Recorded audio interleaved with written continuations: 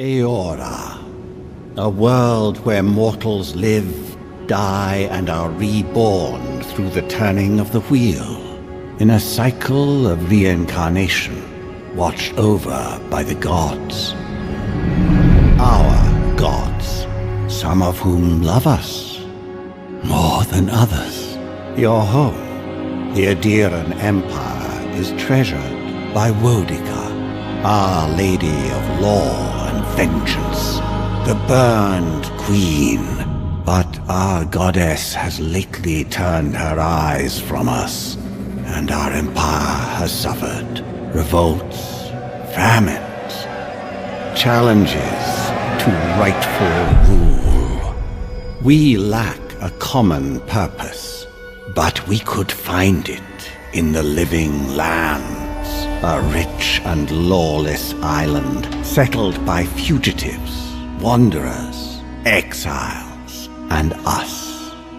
Yet the more we free this place from danger, the more the land fights back. And now, as our colonists crowd into Paradise, the last safe city, the locals find themselves crowded out.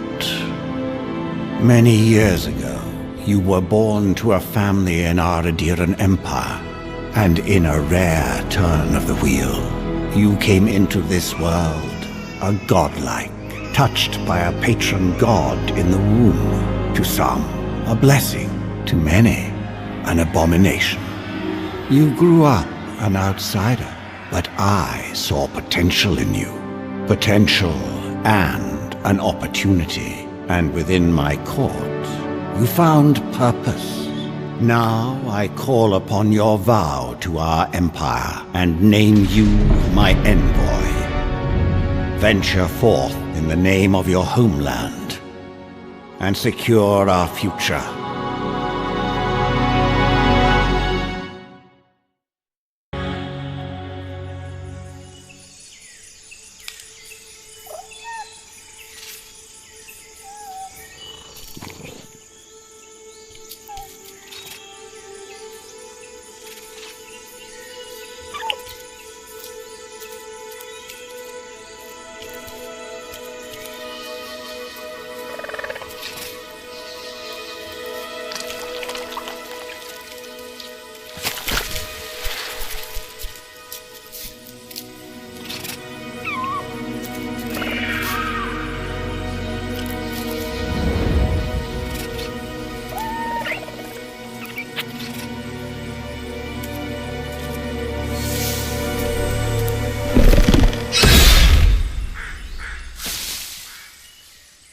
What do you know of the living lands?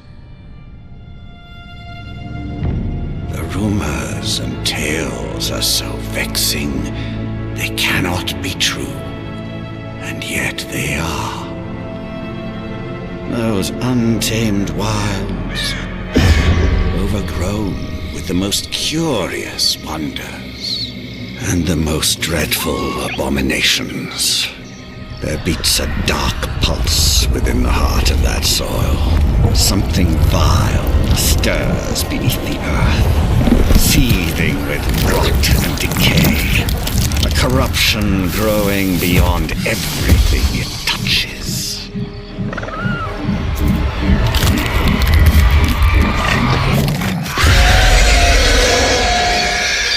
Its foul tendrils reach towards us, to lash out at the Empire itself. I command you, go to the living lands, find the roots, and if necessary, sever them. You are my envoy. Remember your vow. The hopes of an empire rest upon you.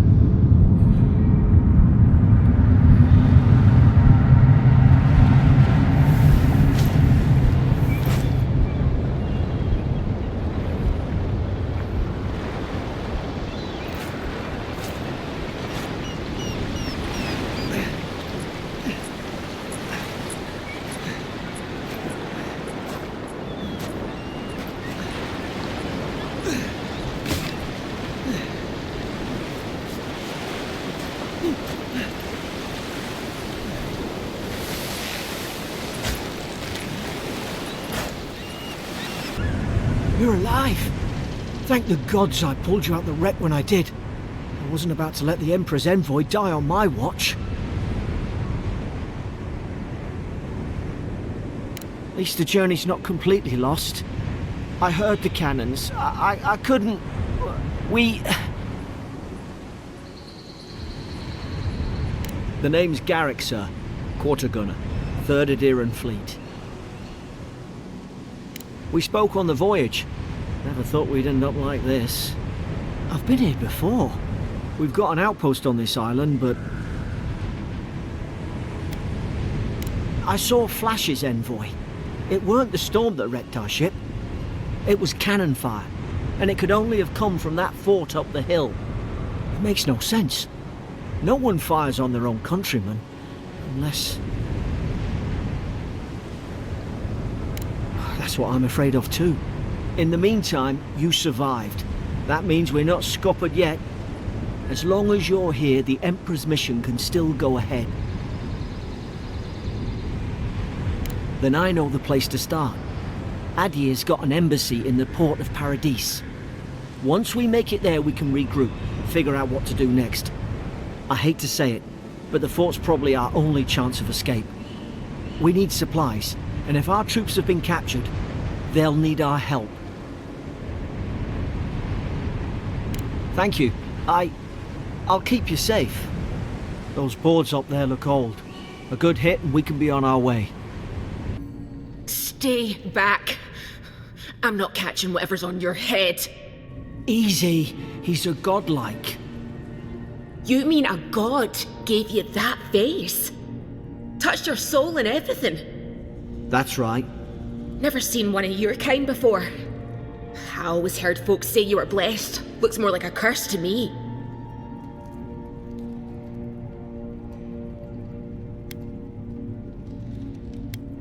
That's the Imperial envoy you're talking to. Show some respect. The Imperial? Shite, I should have known you were Adherans too. Funny you survived while all your friends here went belly up. That'd be a first. Adir's had their boot on Paradis since their first soldiers came. 'Cause the place is pure chaos. Did you not think we liked it that way? I have to smuggle just to get anything past your damn checkpoints.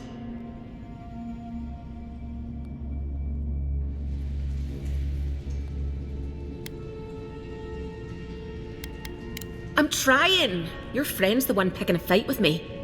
Paradisans will knife you in the back over a dirty look. At least we don't go mad and slaughter each other. The day I came, I noticed the guards talking gibberish. Then the killing started. They went wild. Stabbed their mates in their sleep. I heard it, all right. When the storm came, they fired the cannons. Their faces changed. That soldier in here tried to strangle me. I had to defend myself. I've got a bad feeling about this. It doesn't make sense. What if she murdered that soldier and she's just trying to cover it up? At least one of you is listening. Look, we don't have to like each other, but we can all get out alive. I left my boat at the edge of the island. It should still be there. Envoy, I've tangled with Paradisan smugglers before. She'd say just about anything to get out of that cell. Her story's full of holes. What if the boat's not there? What if she turns on us? For fuck's sake, be reasonable. Don't listen to him.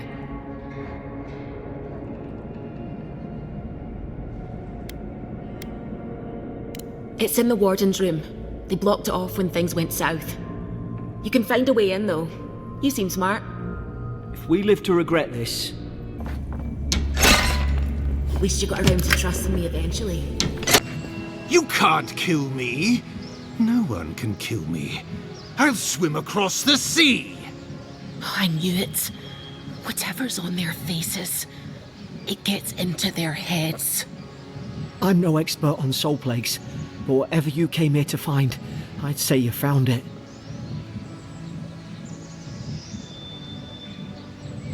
It's uncanny. No, it isn't. You're a godlike. He's... well, look at him. He's sick. Who disturbs us?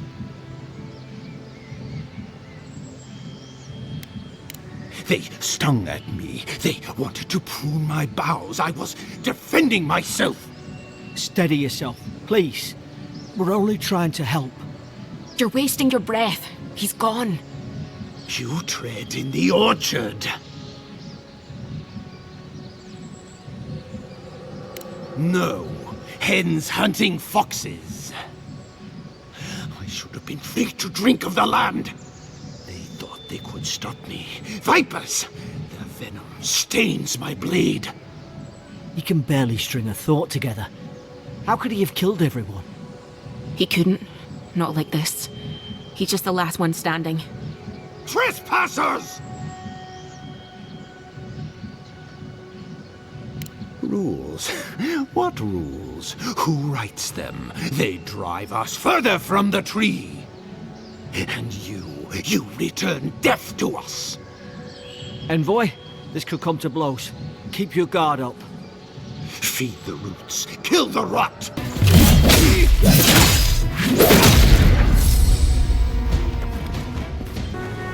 Thank the gods it's still here. Get on. There, in the distance. It's Paradise. So, the smuggler wasn't lying. My name's Alora, you know. Thanks. I've enjoyed not being dead. Look, if this is the soul plague the Emperor sent you to find, we have to stop it. You have to stop it, no matter what it takes.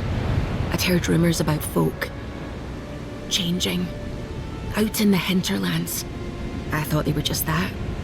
You know, stories. I never imagined it'd be like this. I don't know how, but if anyone can find a way, it's you. Will you get on before I leave without you? Aye, onward to Paradise. Hey! Turn around and sail back to wherever you came from. This dock is reserved for the Imperial Envoy. And he's late. Huh, probably died at sea. Good riddance. Wait, you're the... Oh, fuck. Nice. Forgive me, Envoy. I meant nothing by it. A slip of the tongue. Can we start over? Name's Cynric, captain of the local militia. We're a scrappy bunch, but we know our way around Paradise. Unlike most Adirans who couldn't find their ass with both their hands. Oh, present company excluded. They told me you were godlike, but I didn't know what to expect. Your face, it's so...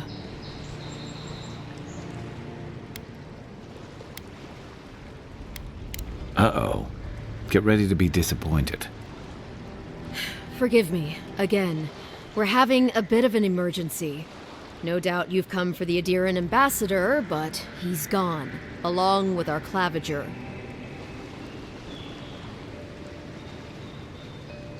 Well, he's the closest thing we have to a local authority. Part keeper of the keys, part bald fist. Paradise's mayor, more or less. Most people out here aren't fond of established hierarchies and titles. So, we made up some new ones. No, there's some kind of blight in the wilderness and rumors of plague. They went to investigate. Nature has a mind of its own in these parts. When the ecosystem changes, we ask ourselves how and why. Leaderless and rudderless is the natural state of things in Paradise anyway. Keeps things interesting. I'm sorry, Envoy, but no one's here to receive it. Nonsense. There's a small army of pickpockets, smugglers, and scoundrels between those walls who'd be happy to take it off your hands. Just ignore him. Where did you say they went? Because I've got an idea. They traveled northwest to the Strangle Route, past the old Pargroon Wall. You need to find the ambassador, and I need to find the claviger. How's about we partner up? Out here, people are more likely to think I'm trying to rob you. We don't see many lordly types. Kai, before you go, make sure he comes back alive, or the steel garrote will have my head. Better yours than mine. Right behind you. We've got to find your ambassador and my claviger before something else does. And we'll talk after. Are you blind? We're being hunted. Get rid of the band. We'll talk after.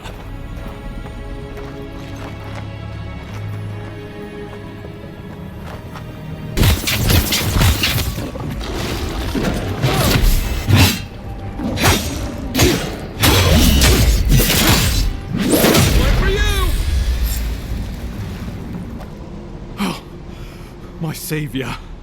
Oh, thank the gods. Your arrival couldn't have been more timely.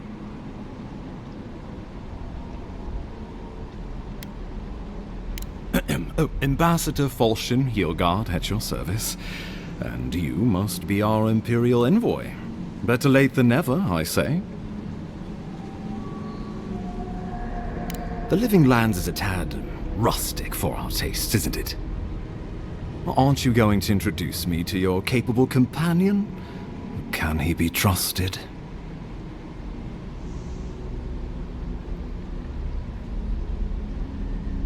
I found it pays to be prudent about the company you keep in Paradise.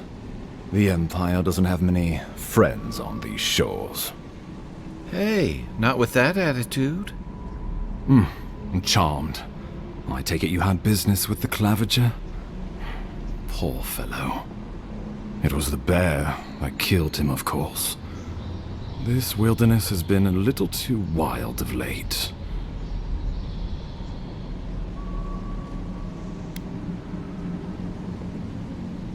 I'm no woodsman, but I'm inclined to agree. We heard alarming reports of a blight in the wilderness, and a strange corruption moving toward the city. The changes in the ecosystem are expected, but this one was progressing too rapidly to ignore. We tracked the corruption all the way here, but all we found was that creature gone mad.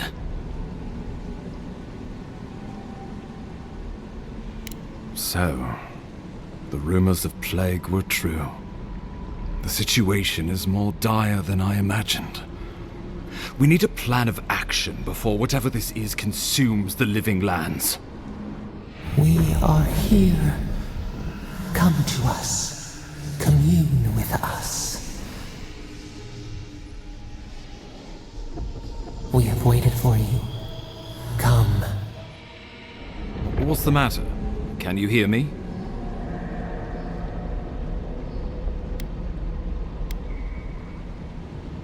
This has happened to you before. The Emperor trusts your judgment, and so do I. Whatever you think is best, I'll support it. You know something of our troubles. That much is clear. What would you have us do? You suspect a connection. Interesting. Ardra is said to be filled with essence, soul stuff. Maybe the essence will respond to a godlike's touch. Oh, just be careful. The Emperor would never forgive me if anything happened to you. Take it slow. We'll be right here.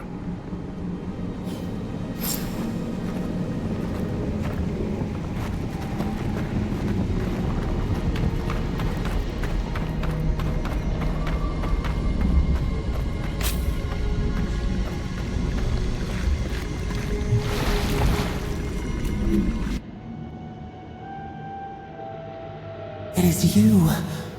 Come closer. We feared you were but a dream. We awake from seasons of slumber. We have been waiting.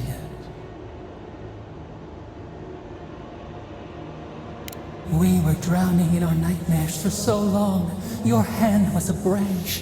Escape! We reached for you. And you are familiar to us. Our memories are fractured, but you too are alone in your strangeness. A rot eats at the foundation of this land. Corruption seeps into the soil. It spreads and festers and seeps and crawls. Poor bear, poor us, poor you.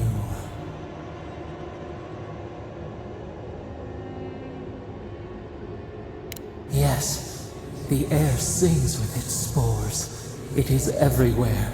We can feel it. We fear it. We can see where it spreads. It is an infection. A foreign body invades. The host fights back.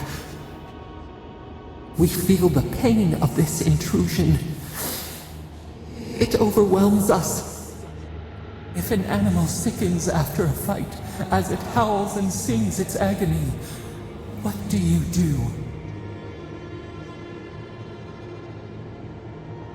Nurse it, care for it, grow it like the vines. We were loved once, perhaps. We remember, almost. A thought, like motion in the water.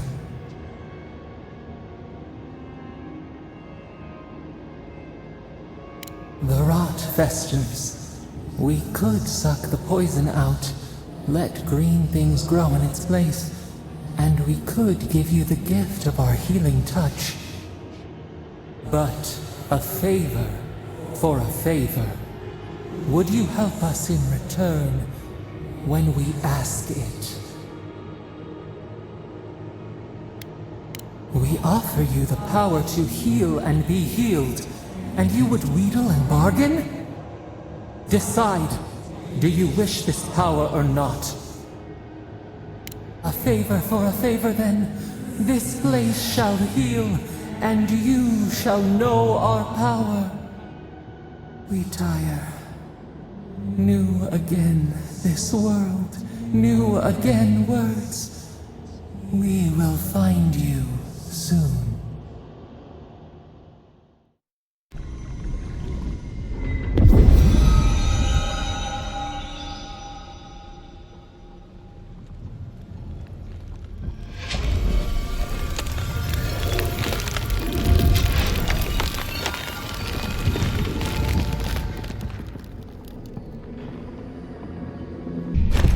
Incredible. Envoy, I don't know what you did, but that was miraculous. You alright? You look like you were in a trance for several minutes. What happened? What can you recall? Spare no detail.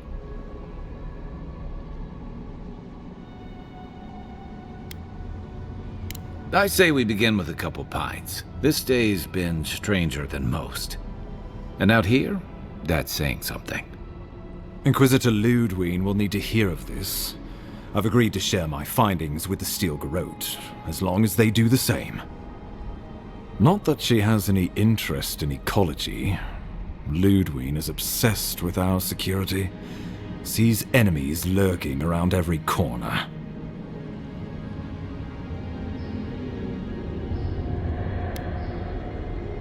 The Steel Garrote provide us some much-needed protection, but they answer only to themselves. We have our interest in the living lands, and they have theirs. A mutually beneficial arrangement. Stay out of their way, and they'll return the favor. True, we all want what's best for the Empire. If only everything were that simple. We'll talk more at the embassy. I'll ensure the Paradise militia give you free passage into the city. Envoy, what you've done here is truly amazing. Let's keep up the good work, eh? Just watch your step. There are swaths of the city barely more civilized than this.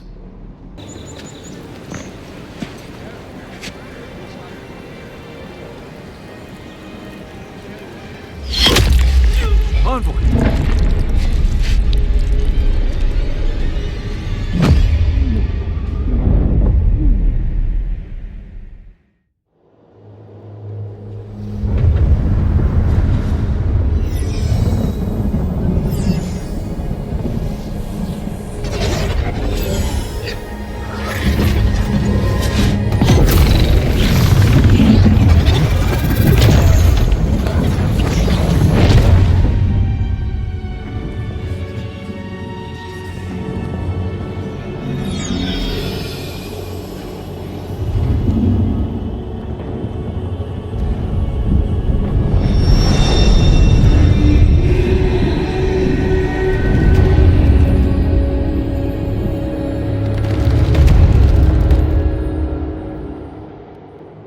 should not be here.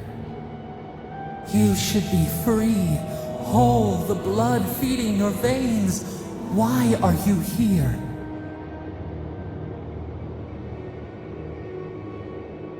A space within emptiness, where the gods live and the dead wait. A cage, a prison. We feel the souls of multitudes, a current beneath the skin of this place. We could dip our hand in once, feel them near us. But now, we are trapped like wasps in amber. But you should be alive.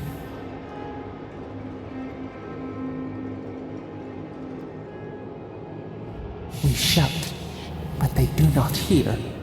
We claw, but we cannot escape. We would bury your killers, give them to the beetles, but we are trapped here in this place. We did not wish this, but we can help you. We could send you back. Just this once.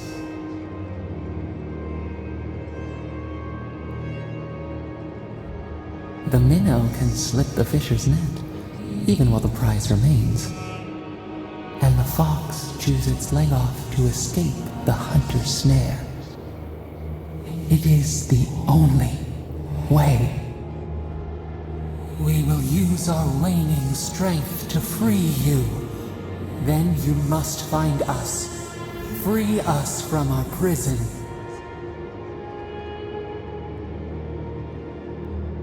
Breathe deep. All birth is agony.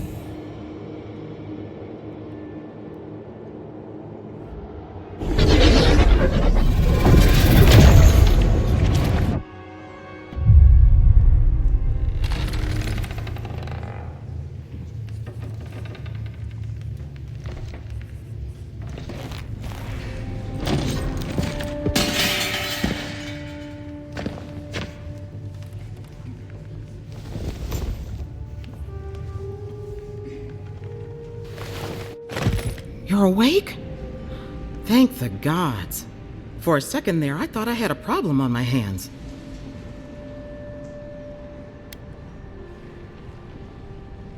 A voice? Tell me more.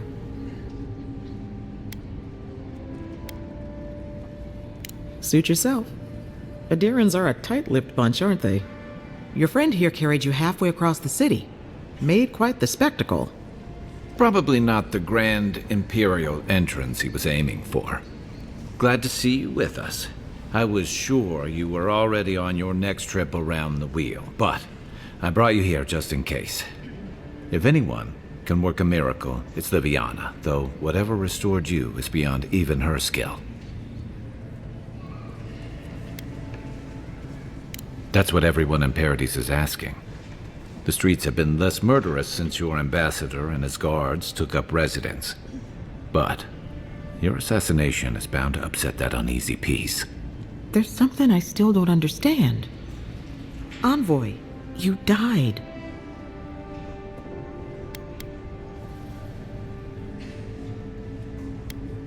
You say that like it's a good thing, but the mortal soul is not adept at coping with trauma.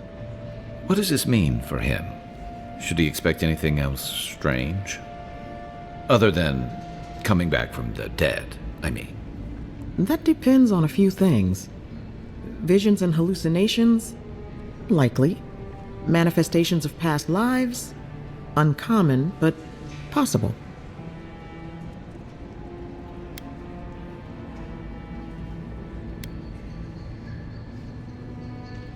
Not as often as I used to. This is far beyond my expertise.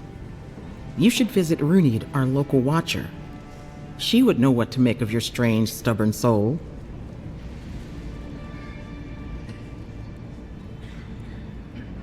I don't blame you for your misgivings, but Runid is the real thing. Go and see for yourself. A watcher examines the soul down to its very core. I can't think of anyone more qualified for the job. Runeig's shop is in the hills to the northeast. A bit of a walk. Just head out of the gate to the east of town and follow the path that curves to the north. It should be perched up in the hills. Oh, but avoid the Watcher in Hightown. She's a known charlatan. I'll send word to the ambassador that you survived, but he'll no doubt want to talk to you. Head up the stairs outside my clinic and take a left onto the main road. That'll get you to the embassy. Apologies. Paradise is a bit of a maze, especially to newcomers. Don't worry. I know my way around. Which is why I should go with you. Your assassination is bound to have stirred things up. Don't mention it. Besides, I don't want this to blow up any more than you do. The sooner we solve your murder, the better for everyone. And we should talk back at camp. I'm hoping you can help me understand what just happened to you. I can't believe you're alive. When they dragged you to Liviana's clinic, I assumed the worst. How do you feel?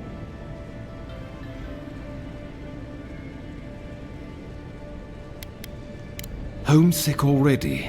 After what you've been through, I can't say I blame you. But there's work to be done on the frontier. Good work, and I need you here at my side. Our first order of business is your purpose here in the Living Lands. Captain Cynric said you have a missive for me from the Emperor. Executed faithfully, Envoy. Very good. I'm eager to see what our Emperor intends. Now, His Majesty names you a loyal servant of the Adiran Empire, and an extension of the throne's authority. Thank goodness. At least someone understands the gravity of our situation.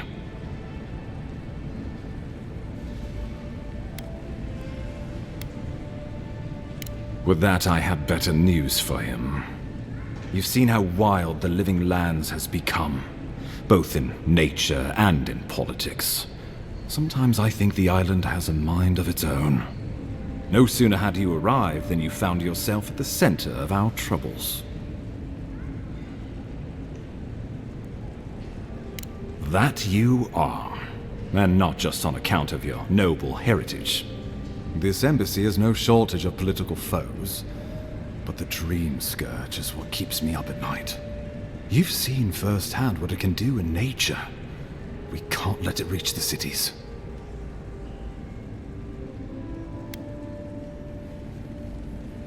Thank you, Envoy. The island is in capable hands. Inquisitor Ludwig thinks the plague is a distraction. She's more concerned about these local rebels fighting against the Empire.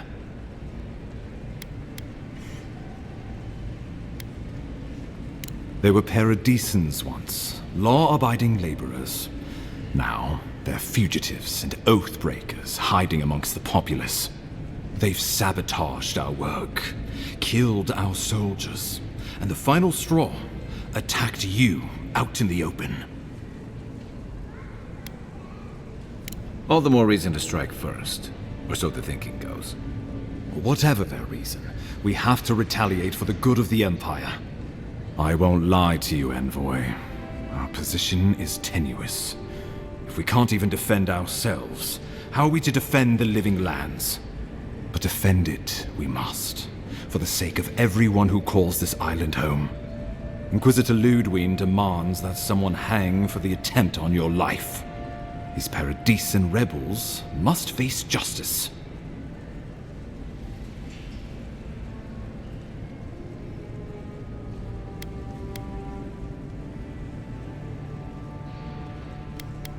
You sound like a Rautian admiral. I have no taste for it. But our Inquisitor has other ideas. Ludwig goes where she likes, haunting the Living Lands like a vengeful spirit. She'll reappear when she chooses, and not a moment sooner. Let's make sure to give her some good news for a change. Not many get a chance to solve their own murder, you know. I know someone who could help. A dwarven tracker named Marius. Kith or beast, there's little he can't find. He's staying at the Grinning Ballarrock, not far from Liviana's infirmary. We just take the main road east to the market, then head down the stairs and cross the canal. Rough part of town, even by the standards of Paradise.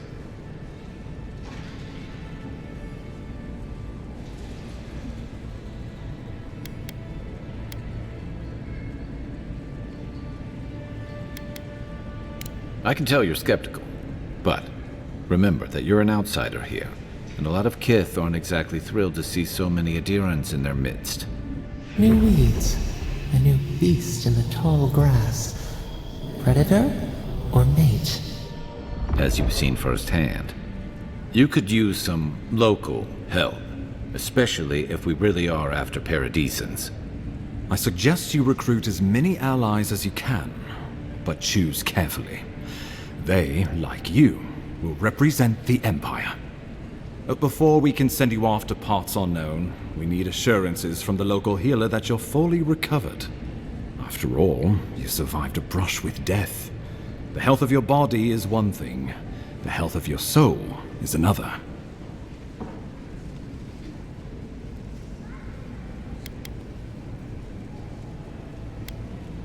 I'm glad to hear it, but let's err on the side of caution. Remember, the assassin is out there. You have the element of surprise. I suggest you use it.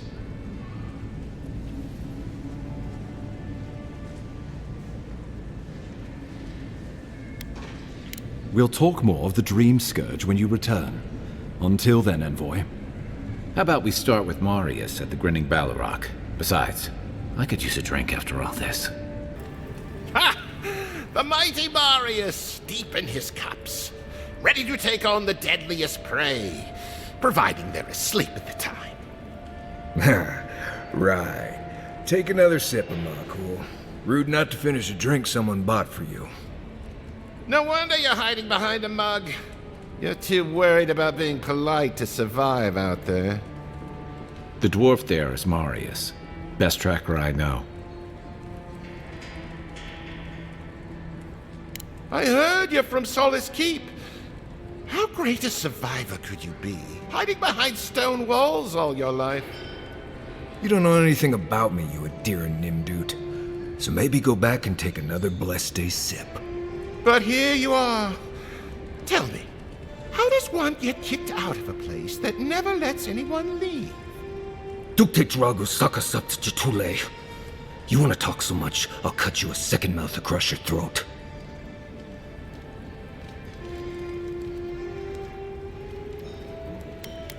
Marius can handle himself. Of course, if you're bored, we could always start something anyway. I think this is about to get interesting. I knew you were blessed in Nimdut the moment I saw you coming. Thought maybe I'd teach you a lesson. So I paid the bartender a few gold to drop a tiny bit of Widow's Kiss into a cup and serve your drink in it. Cramps should be starting in a few minutes, so, if you want to fight, we should go ahead and get started. He's crafty, but he's no maniac. Just watch. Oh, I can feel it. Gods, you. Oh, that is quick. You better get to a healer before the poison spreads to your brain. You wait, Marius. I'll be back. Hopefully.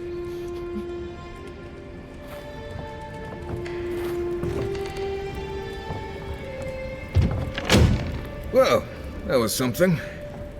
Marius, this is the infamous Adiran envoy. Envoy? Marius.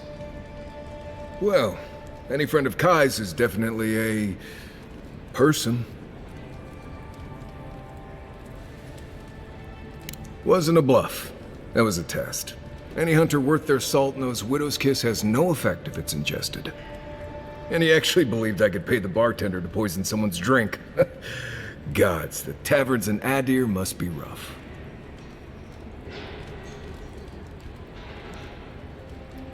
Right, that's the goal.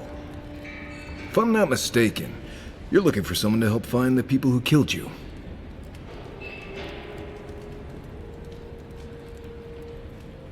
I need to see the scene of the crime, over by the town gates. I promise there's something left there we can use to track them.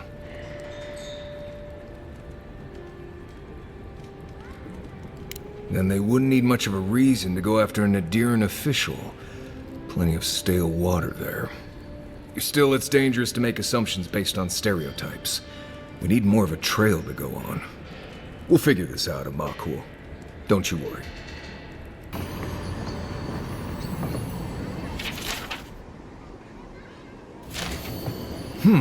Smells familiar, but I can't place it.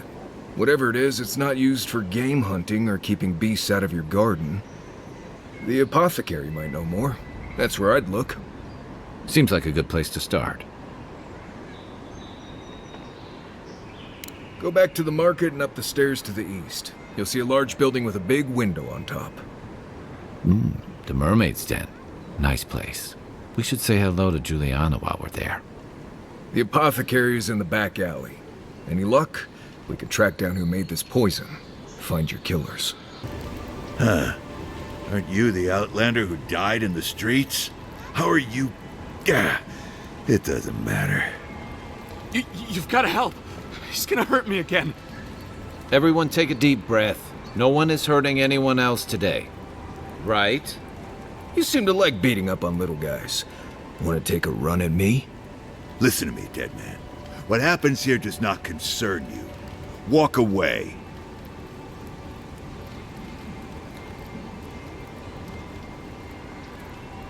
He's been shaking me down for half my earnings, but now I can't afford to feed my family. Take it easy. He's gonna walk away and leave you in peace, right? Unless you want another arrow in your guts, turn around and leave us to our business.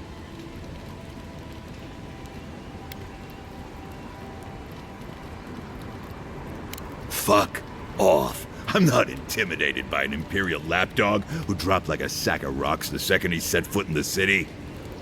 This is getting tiresome. I wasn't really gonna hurt the apothecary, but I'm really, really gonna hurt you.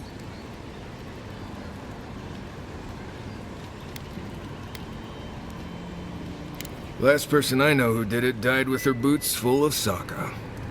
Well, I heard the godlike have gold in their bellies. We can't both be right, so let's see who's wrong. Stand still, Outlander. This is gonna hurt.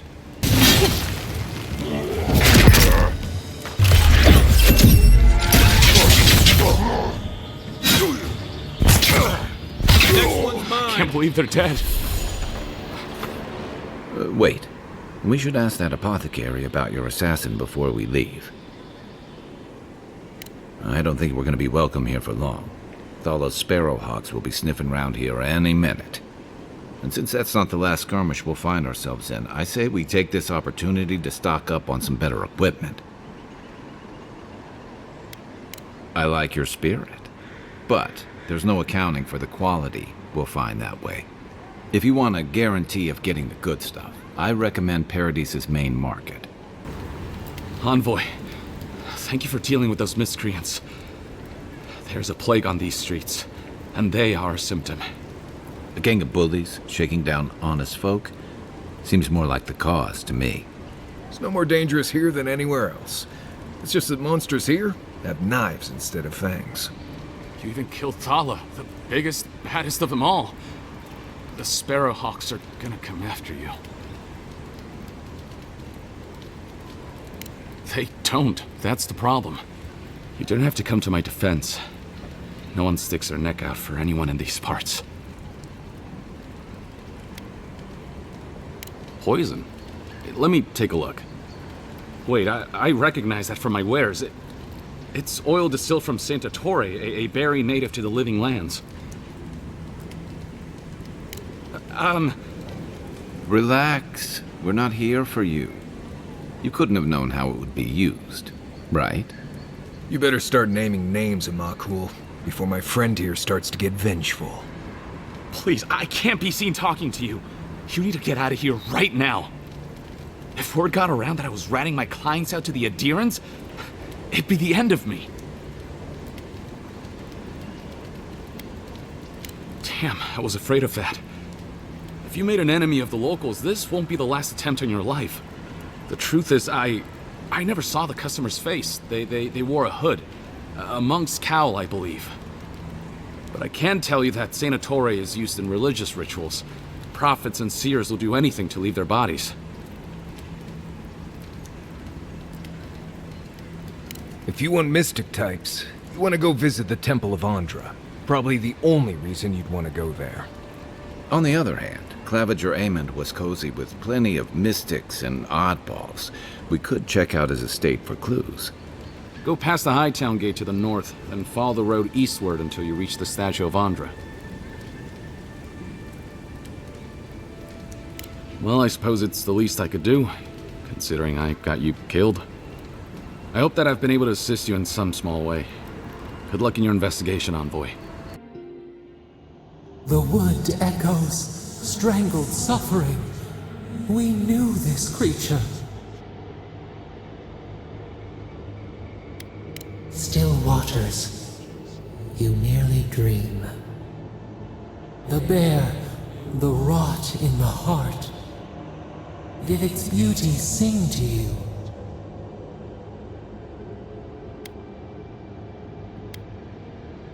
Wilt, then grow again. What gleams cannot be a monster? We wish you had not killed it.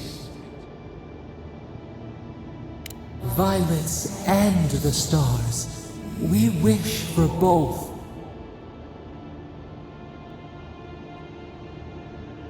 Must all we love turn to ash? Can we not save it?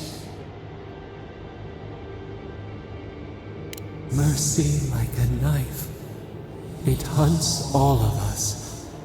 God, mortal, beauty. Sleep now. We ponder. Hail and well met. The Temple of Andra is open to all. Oh, you must be the Adiran envoy. How wonderful to meet a godlike in our holy sanctum.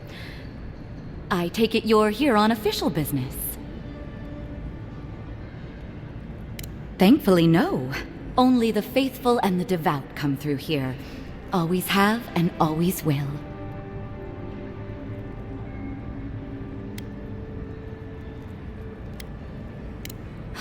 An assassin? Oh, you must be talking about those awful rebels. People say they're outlaws blending in with honest citizens, killers and cutpurses of the lowest sort. But why ask me about the... Wait, you're not implying that I'm involved with that lot, are you? You would bring politics into a house of divine worship? To think the Empire would fall to such depths. This has exhausted my patience. A temple is no place for an interrogation.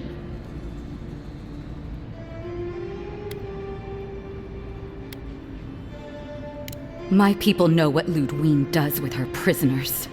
How she toys with her food. Your people, huh? Let's be clear. I've done nothing wrong, and all you have are baseless accusations. Now I'm afraid the temple is closed to you, Envoy. I trust you can see yourself out?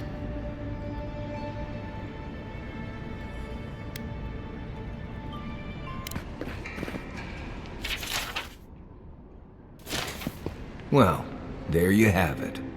So, Claviger Amon not only knew about the rebels, he also gave them access to a hideout in the cistern.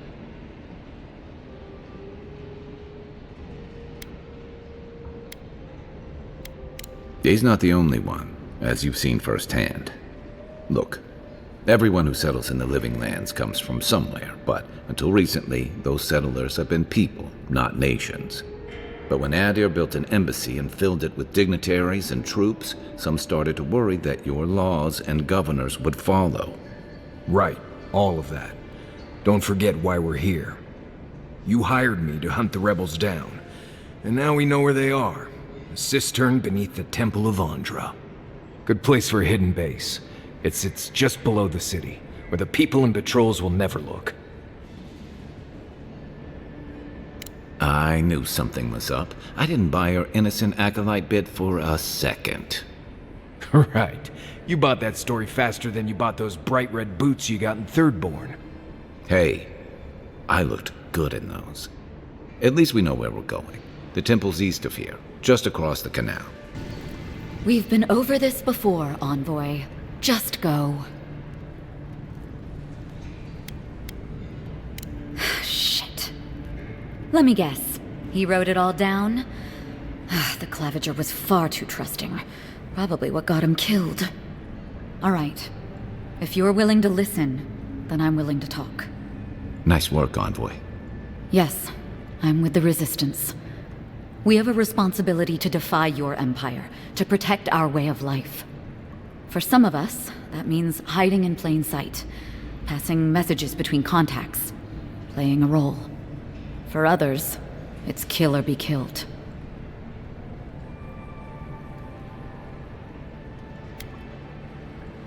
If you're so eager to die again, the one you want is downstairs in the cistern, no doubt sharpening his blade.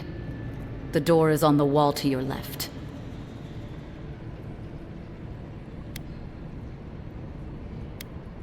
You're letting me go? Just like that? Not that I'm complaining.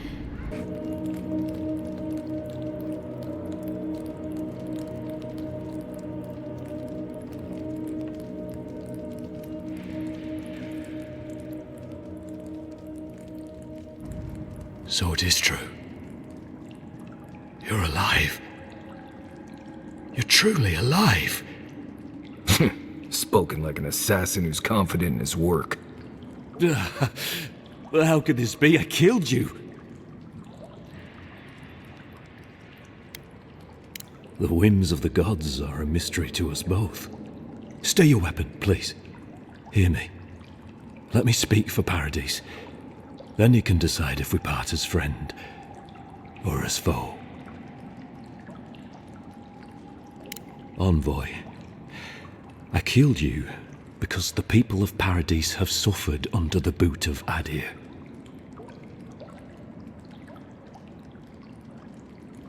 For better or worse, yes.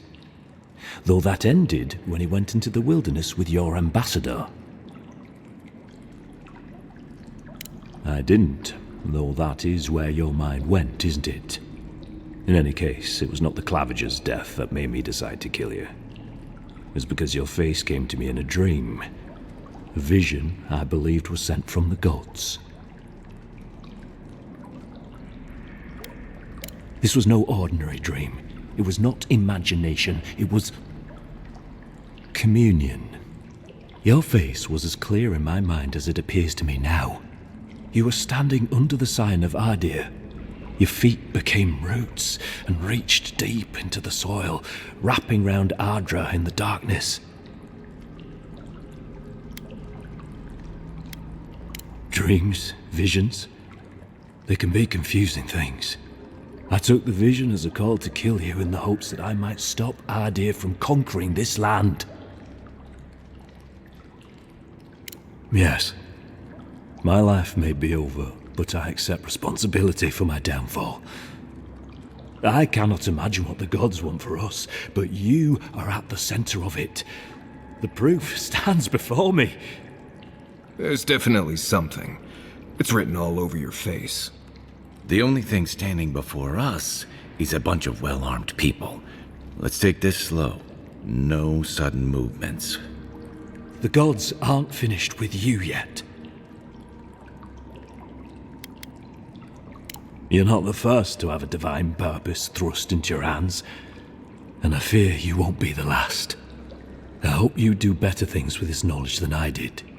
You have me cornered, but I will not hesitate to defend myself. Cowardice is not our way. My fate is in your hands. Do with it what you will. Your Inquisitor Lodween doesn't know the meaning of mercy.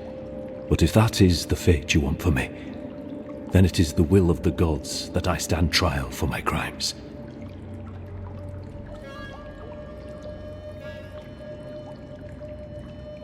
No matter what I say, I suppose you are still an Adiran at heart. If you give him to the Steel Garrote, you might as well kill him now. They'll torture him before they execute him. I will settle the last of my affairs and confess to the guards. With any luck, I'll live to see another sunrise.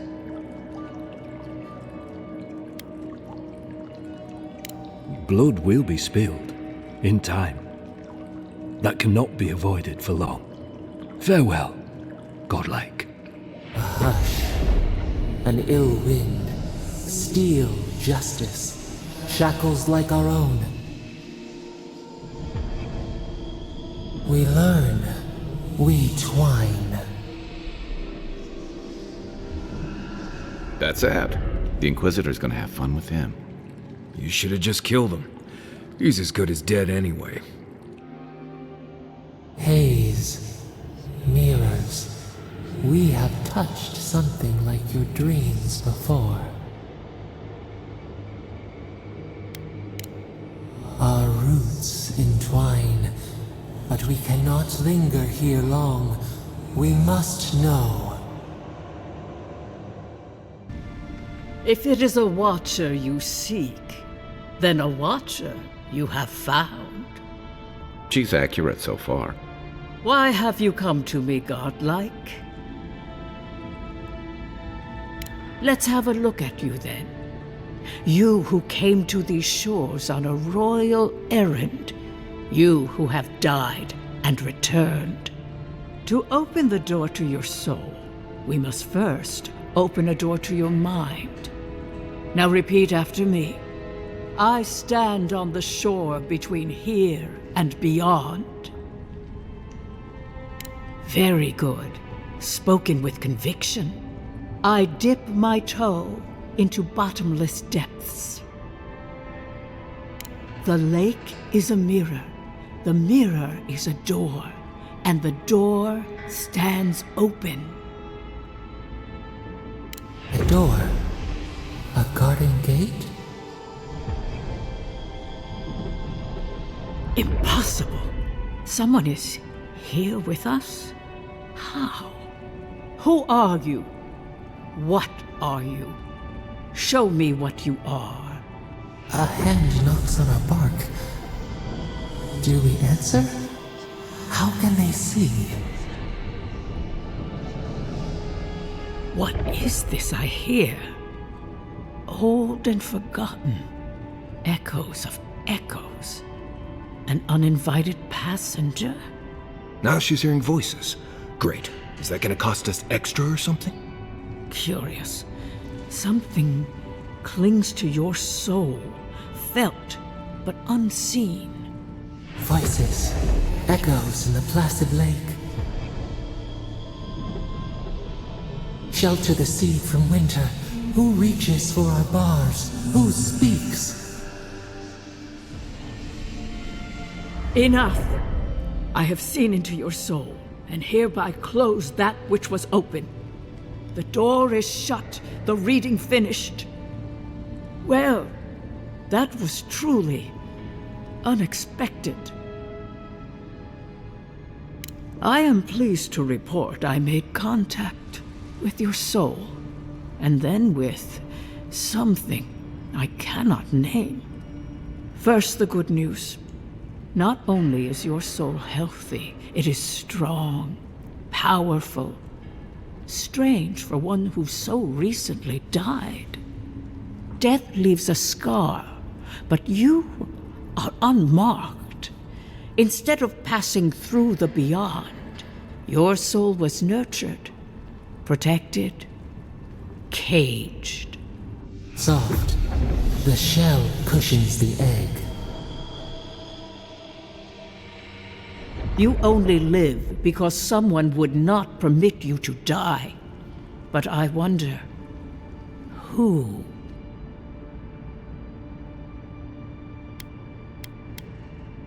There are limits to my sight, Envoy. It has been years since I met a godlike.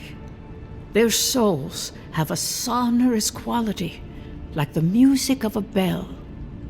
A godlike soul sings together with the god that has claimed them, made them their own.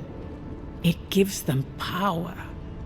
Your soul, it has no chime. In its place, a thorn jabs at your essence, working its way to the surface.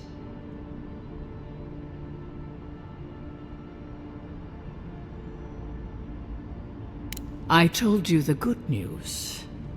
Now comes the bad, or the unusual. When you came into this life, a thorn pierced the fabric of your soul, and your soul grew around it, trapping and embracing the invader. A godlike's time is a gift, a blessing. But a godlike's thorn? That may be a curse. I cannot say. The gods must answer for their actions.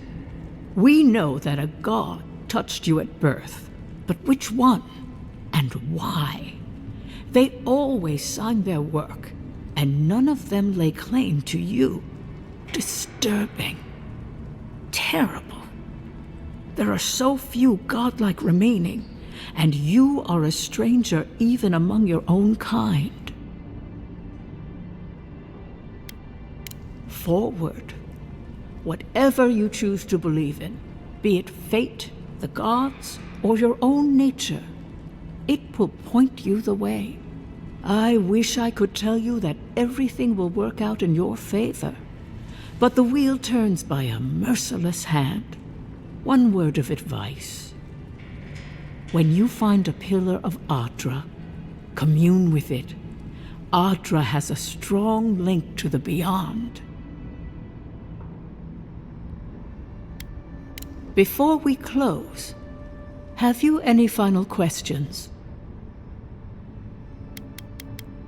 Safe travels, godlike, and thank you for the glimpse at your wonderful soul.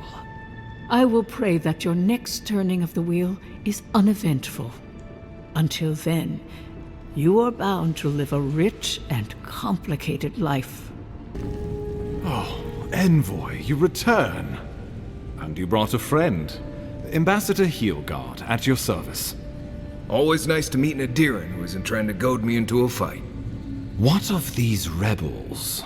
The streets are full of rumors, but your word is the only one I trust. Thank the gods. Finally, we can show these people the consequences of their actions. Inquisitor Ludwig will see that the guilty are made an example of. It'll be a lesson that no one forgets. Why do I feel like Ludwig's lessons involve a riding crop and an Iron Maiden?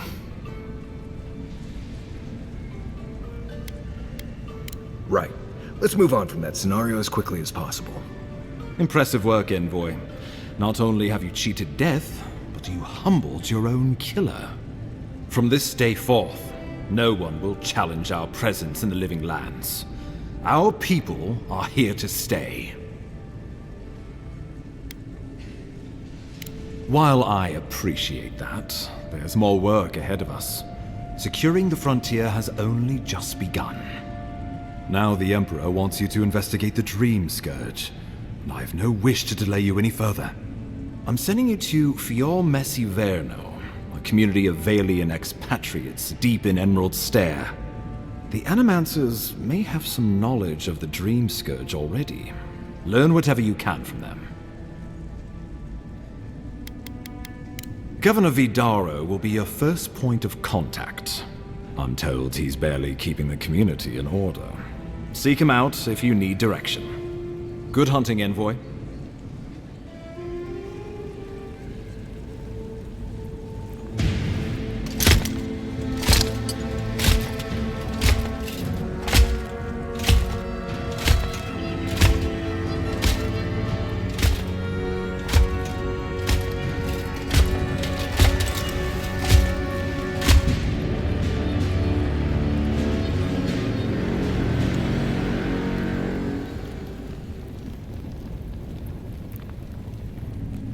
Heelguard.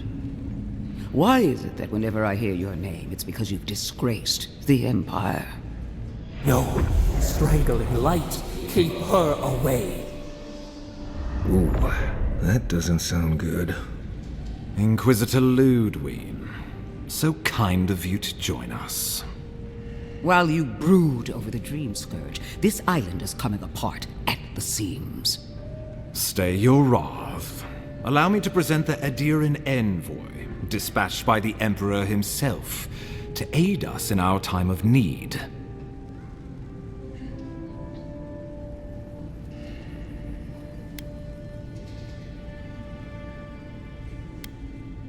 As does yours.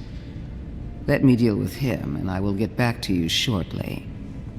I can't believe you troubled the Emperor to send an envoy. Haven't you done enough to flaunt your incompetence? Under the circumstances, I thought it might be... Silence! You busy yourself with the Dream Scourge. A mere fever and chills, leaving the real work to me.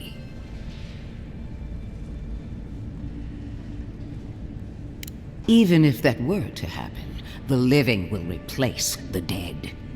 We will ship them in by the hundreds to fill the empty houses. Oh, gods, Ludwig. I have scoured this island and faced the truths from which you cower. The Living Lands is on the brink of total collapse, and you have ignored the discontent in your own city. Our envoy brought the killer to justice and Paradise to order, which is more than you've done in years. You don't waste time, do you? We should be using this opportunity, not squandering it. What say you? I've been saying this all along, but his solution was to go over my head, to summon help from across the known world. If you're done eviscerating me, you'll be interested to learn I'm sending the envoy to the animators of Emerald Stair. You are ridiculous. Emerald Stair is under assault by the very wilderness it claims to have conquered. The Animancers cling to pride and tradition even as they dig their own graves. This isn't the homeland. The old rules don't apply here. Clearly I've wasted my time with you, Ambassador. From now on, I will break the frontier on my own terms. You are free to disagree with my methods, but you cannot stop me. As for you, Envoy, farewell.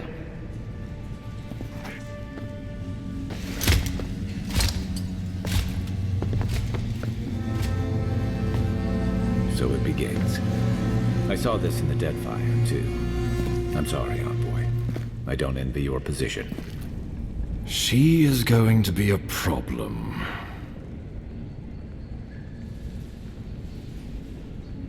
Put her out of your mind. The Dream Scourge is more than enough for us to chew on, at least for now. Oh, before I forget, Liviana gave you a clean bill of health. You're cleared to leave for Emerald Stair. Fair warning, Animancers and Adirians don't mix well. Their kind can be a tad unhinged. Easier said than done these days. They're a fun bunch. Crazy, but fun. Wonderful. Now I have to keep a tight grip on my soul on top of everything else. Should you cross paths with Ludwig, well, try not to. I have no idea what's gotten into her. Safe travels. I'm told Emerald Stair's beautiful this time of year. The armored mask. We dream of steel and charred earth and flame. The memory binds. Flee from her. We fear. For us. For you.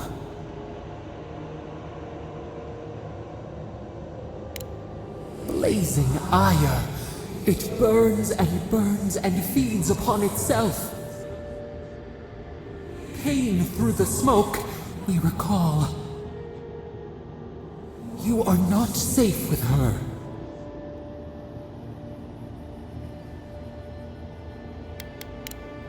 Did the deer anger the blaze? Did the brush? Did the soil? It consumes skin, heart. She hurt us. We only remember pain.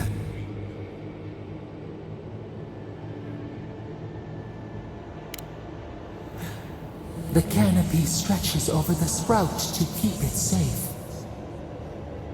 Steer clear of the scourging fire, or extinguish it.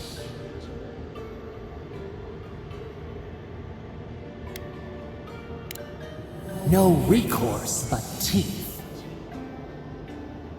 The flame spreads toward the garden wall. Listen. Have care. Have care. Envoy.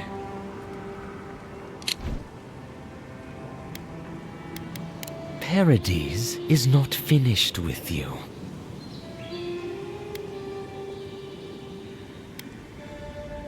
Careful, he could be a messenger. Or this could get interesting. Egwolf was one of many. Not all of us surrendered with him. My compatriots have observed your judgment. We have a message for you.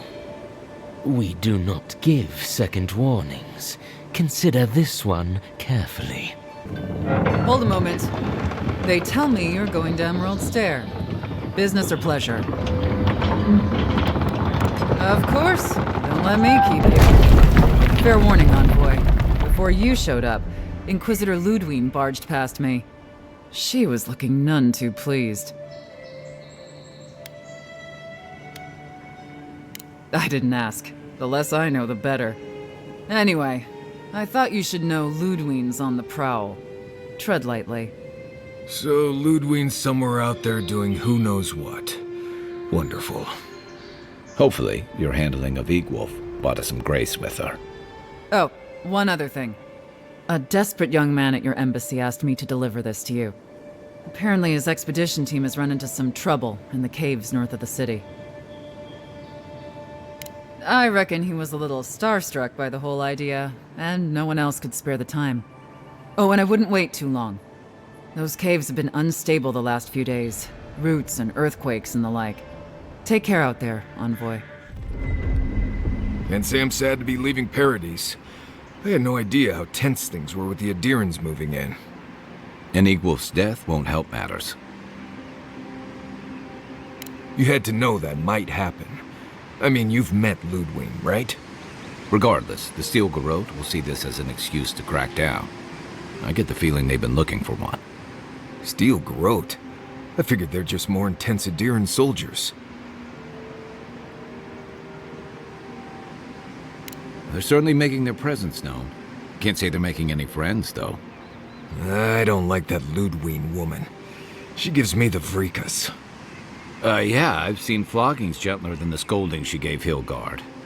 One's tacking when the other's jibing, if you catch my drift. Sorry, old sailor slang. They're working at cross purposes. And that's gonna mean trouble for everyone around them before long. And it's a good thing we're getting out of the city. Yeah. Much as Liviana misses our company, I wouldn't count on your mysterious friend reviving you a second time. Are you listening to that friend when you go all blank-eyed from time to time? Does your special friend talk to you? I mean, I had an imaginary friend when I was little, but they never brought me back from the dead. He means that with all due professional respect, of course. How do you know this friend doesn't mean us any harm?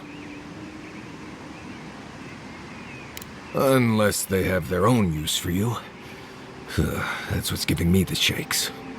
We're headed to Fior Messi Verno to see if the Animancers know anything about the Dream Scourge, right? Maybe we'll learn something about your condition in the process. Right. When it comes time to deal with Animancers, you two are on your own.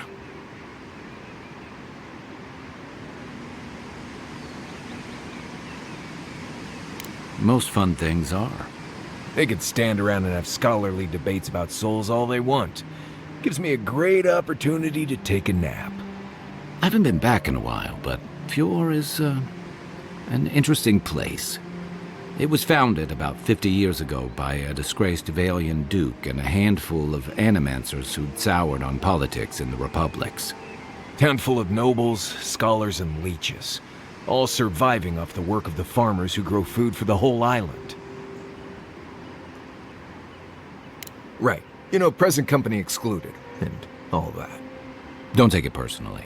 Marius only does this with people he likes. I'd say something back at you, but I'm just not feeling it for some reason. See what I mean? Just wait till you meet the animancers. It turns out that academics are as ungovernable as the rest of us rabble. You don't understand what they're messing with. They can't tame the wilds with machinery. They've held it at bay until recently. Their ingenuity, or madness, or heresy, take your pick, has fed a lot of people in the living lands. But, rumor has it, some unnatural blight is destroying their crops. Hopefully there's nothing to that. But if there is, we'll find out soon enough. And, while we're in Emerald Stair, there's something I've been putting off. An old friend from my time in Thirdborn had a cabin out in the woods. Tama.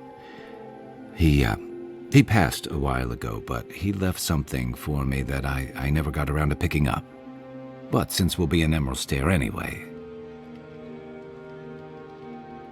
You won't regret it. Emerald Stair's lovely this time of year. Even the Delimgon bloom. No matter what I tell you, you keep picking flowers from things that want to kill you. Hey, they love me. You just gotta ask nicely. Compliment their foliage. Right. Maybe buy them a drink before they choke you to death with vines. I look forward to hearing what you think the word easy means. You and I have quite the adventure ahead of us, Envoy. That's the spirit. What about you, Marius? What's next? I have, things to do back in Paradise. It keeps me plenty busy. Come to think of it, I haven't been to Emerald Stair in a while, and the Envoy's never been. Know any good guides we could hire? None that could help the two of you. You need the best guide in the lands to keep you from getting yourselves killed. Yeah. Who else is going to show us which mushrooms we can eat, and which ones want to eat us? Now that you mention it, you're going to need my help if you're traveling through the lands with this Nimdut. I have 2 rules. No campfire songs, and no hugs. That last one's non-negotiable. I hear wiggle room on the singing. If we're done being ridiculous, we should get some rest. We'll be in Emerald Stair tomorrow. Good to have you with us, Marius. Right. Go to bed before you violate the hugging rule.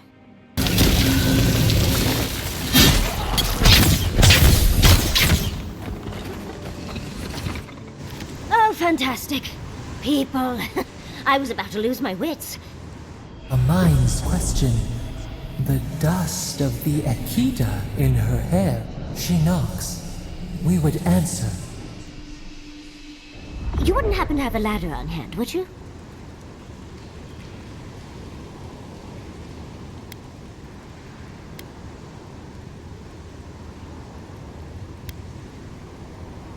No ladders, Envoy. Wouldn't fit in the packs. You're welcome to my shoulders. Shoot. That vase is far too high for me, and a ladder would have been perfect. But perhaps we don't need one. You're tall, striking, and well-toned.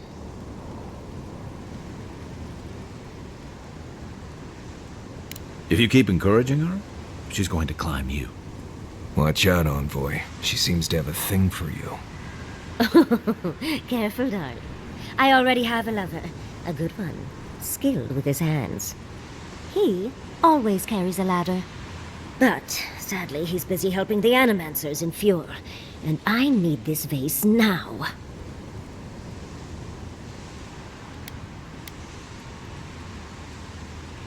Oh, absolutely not.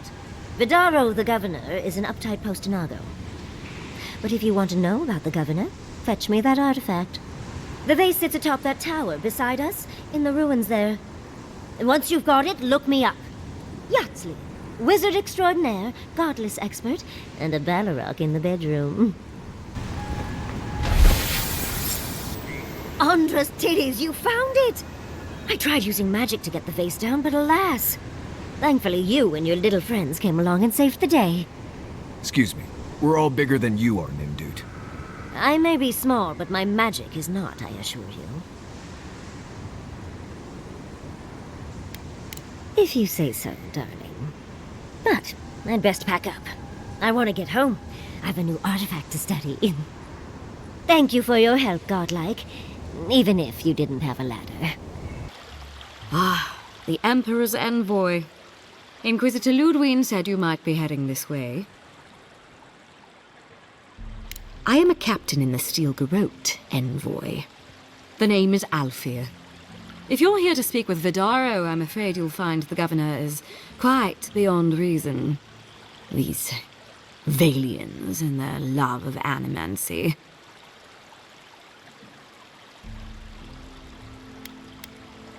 If their experiments are affecting Adirian interests, this is our business.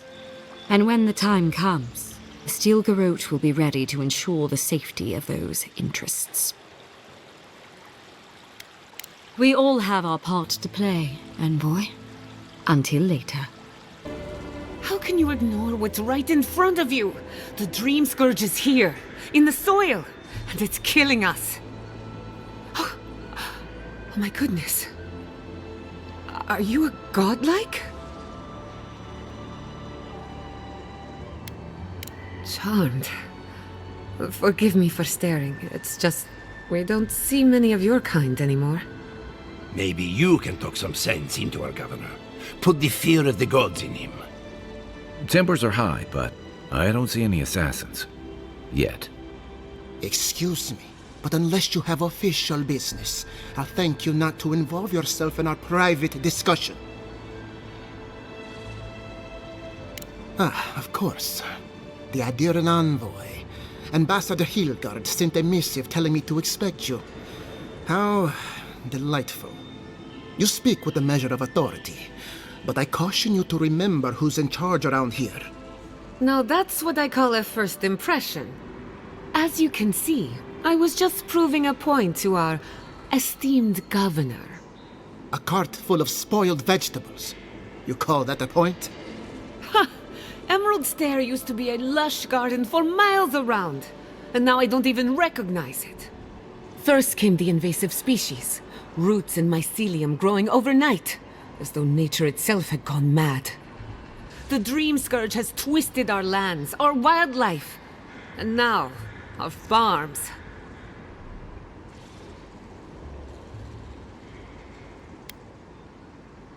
Indeed. We were fighting the Dream Scourge before it even had a name. I believe that we can restore the land, bring back its soul and its sanity, cut off the Dream Scourge at the root. Our governor would rather ignore the problem. He doesn't trust animancy as his father did.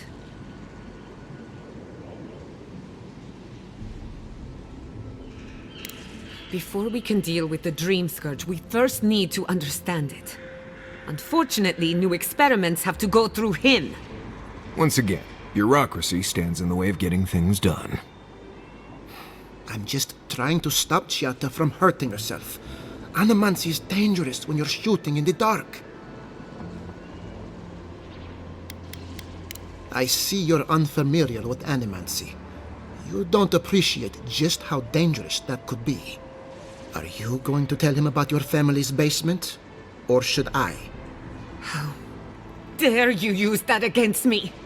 I know it was an accident, but look what it cost you. We can't let it happen again. While we argue among ourselves, the Dream Scourge is tearing the living lands apart. Tearing our people apart.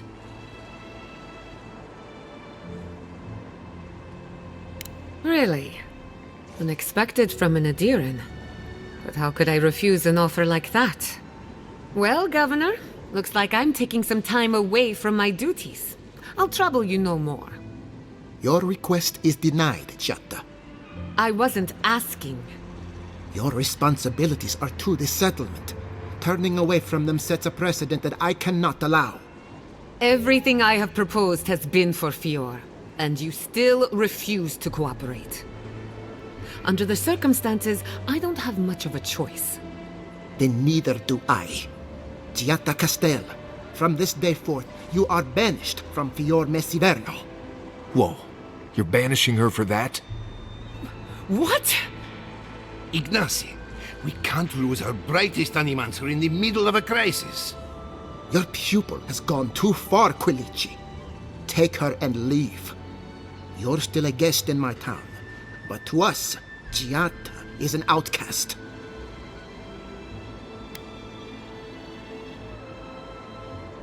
Perhaps, but I can't just let her continue to poison the minds of my animancers. They aren't your animancers. Your father understood that. Don't bother, old man. He isn't his father. I've done all I can for Fior Mesiverno. But you haven't even tried. Now limp back to your giant house like a good dog. We should talk somewhere private. Meet me at my house due west by the workshop.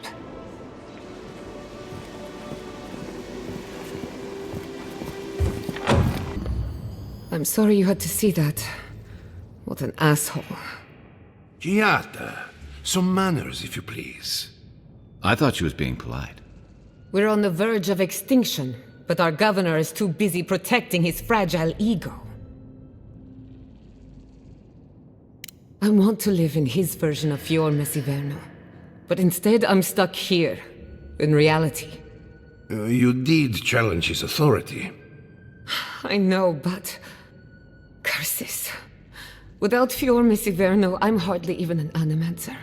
My tools, the workshop, all gone.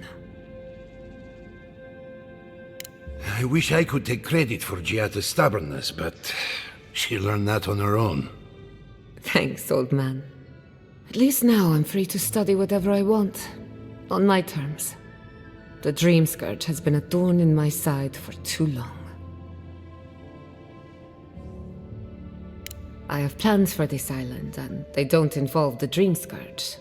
But that's a story for another day. Your parents would be proud to see such tenacity. Anyway, listen to us babble. Let's talk about you. I never expected to see an Adiran envoy here. You've got a lot of guts showing your face in a town full of animancers. Likewise. They should be educational for us both. Our first order of business is the Dream Scourge, but I'm also curious about you. There aren't many godlike left these days. Sorry. I only bring it up because Animancy might offer us some insight into your nature. Keep an open mind. While I pack up my belongings, you can help me by...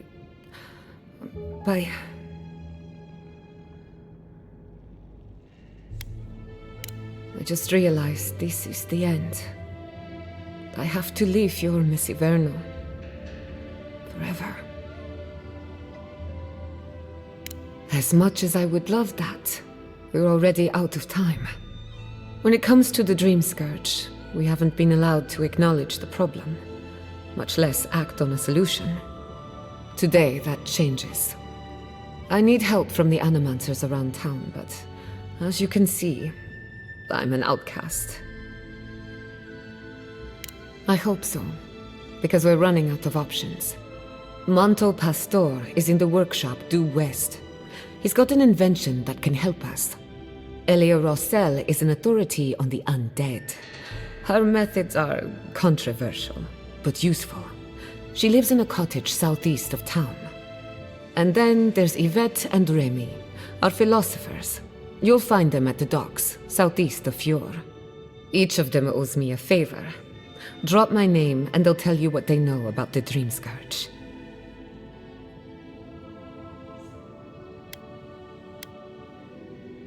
No one ever achieved the impossible without being a little unhinged.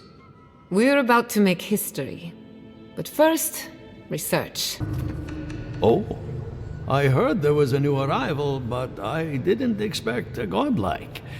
Welcome to our modest workshop. Giada, what a loss.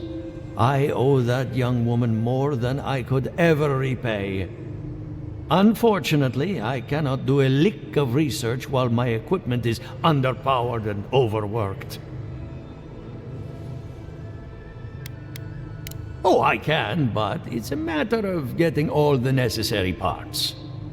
What I need is a stronger power source. We can't make something out of nothing. We're still limited by our resources. I could use a large single block of Adra, but harvesting it is difficult in this environment. Oh, wait. One of our rangers reported that an Adragon recently died in a western grove. Indeed, but that well is almost dry. I need more. An Adragon's heart can hold an immense amount of essence. The grove is to the west, across the chasm. You can't miss it. The rangers say a Delamgan queen holds court there.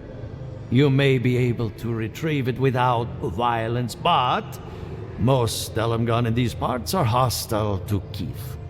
So you can understand why none of us went rushing over there to find it when we heard the Adragon had died. Still, Delamgan queens can be reasoned with, so if you want to get the heart peacefully, try not to kill her guards. Do be careful. Emerald Stair is not itself these days. The Adra stirs, a crackle of light in a withered field. We had not considered this. Our roots cannot grow through their loam. We only speak to you. We wilt, we gnaw with hunger now.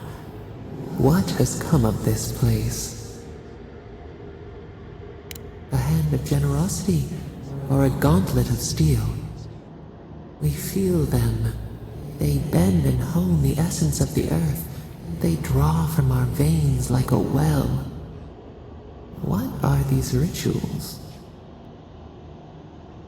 A new tongue, an unfamiliar name. The harvest grows, the dead rise. What do they hope to achieve? Set what has been broken, soothe the pain. They build walls in their hearts. Why do they not share what they make? Adir sleeps across the sea. They are not troubled by the laws of Kith. What do you say? A bitter tincture heals. Nothing ventured, nothing gained. We have learned much. Dream of soaring wings in your repose.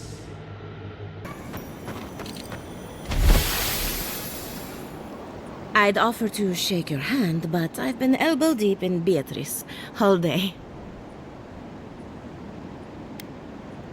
Try and use their names, if you don't mind. It builds their confidence. As you can see, this is my reanimated corpse farm. Oh, and what do you use for fertilizer? Other corpses? I'm trying to demonstrate the value of undead labor, but of course nothing is ever that simple. I've always wanted a wealthy patron. If this is your idea of business, we might have to revisit our contract. Reanimated corpses are the future of manual labor. Cost-effective, low maintenance, and very friendly.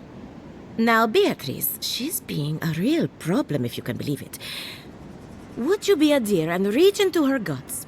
Feel around for anything that doesn't belong.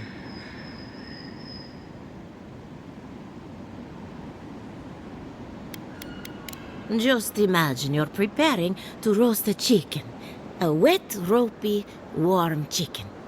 If Beatrice ate something that disagreed with her, the least I can do is keep it from spreading to the rest of the flock. Make sure you wash your hands after this.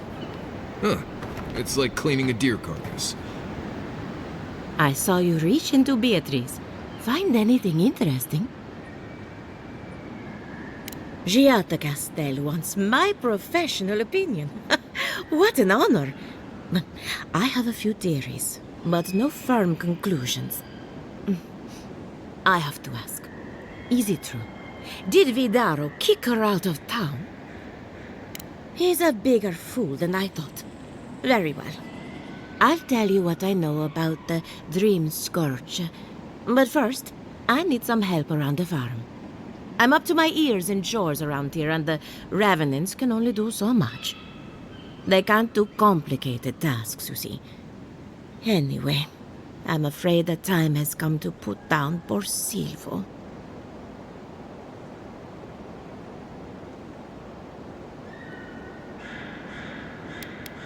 Yes, quickly and mercifully if you can. Silvo is one of my Revenants. My oldest, my favorite, and the pride of my flock. Someone needs to put the poor fellow out to pasture. And I just don't have the heart to do it myself. Well, it's already dead. That's the hard part done right there. When a Revenant goes bad, there's only one option. Final death. And poor Silvo's time has come. Thank you for understanding. You can find Silvo in the barn. He's blocked the door somehow, but the window should be open. Just be gentle with him. He's a good boy.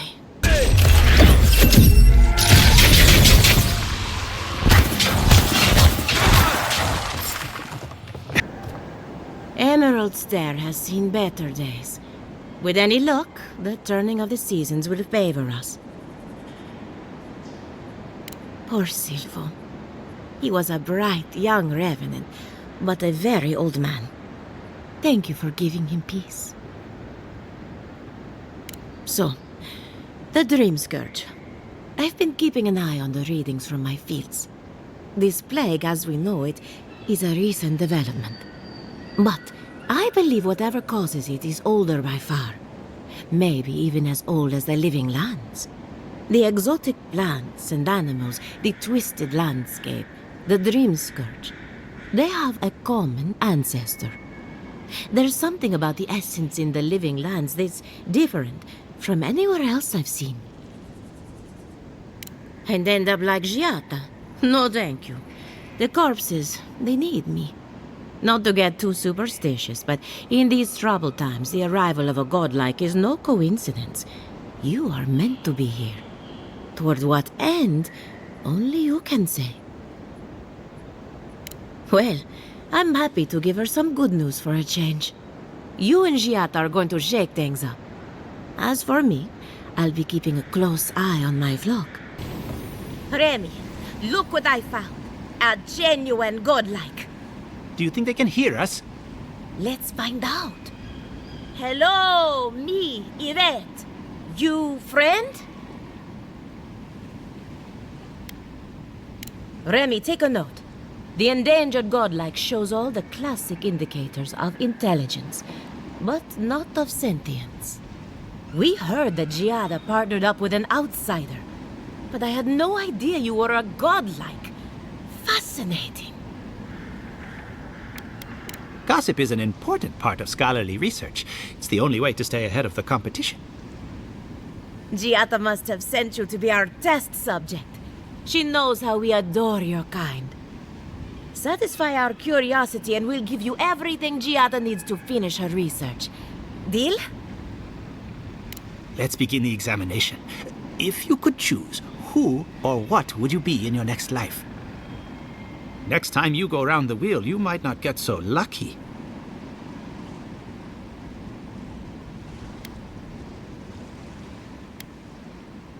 Ooh, good answer. My turn. Some would call you blessed. Others would call you cursed. The fact remains, you were touched by the gods. Wouldn't you say that you owe something to the rest of us?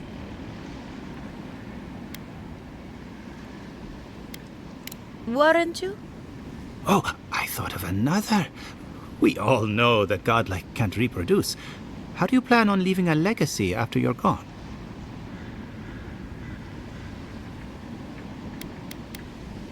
Oh, didn't anyone tell you?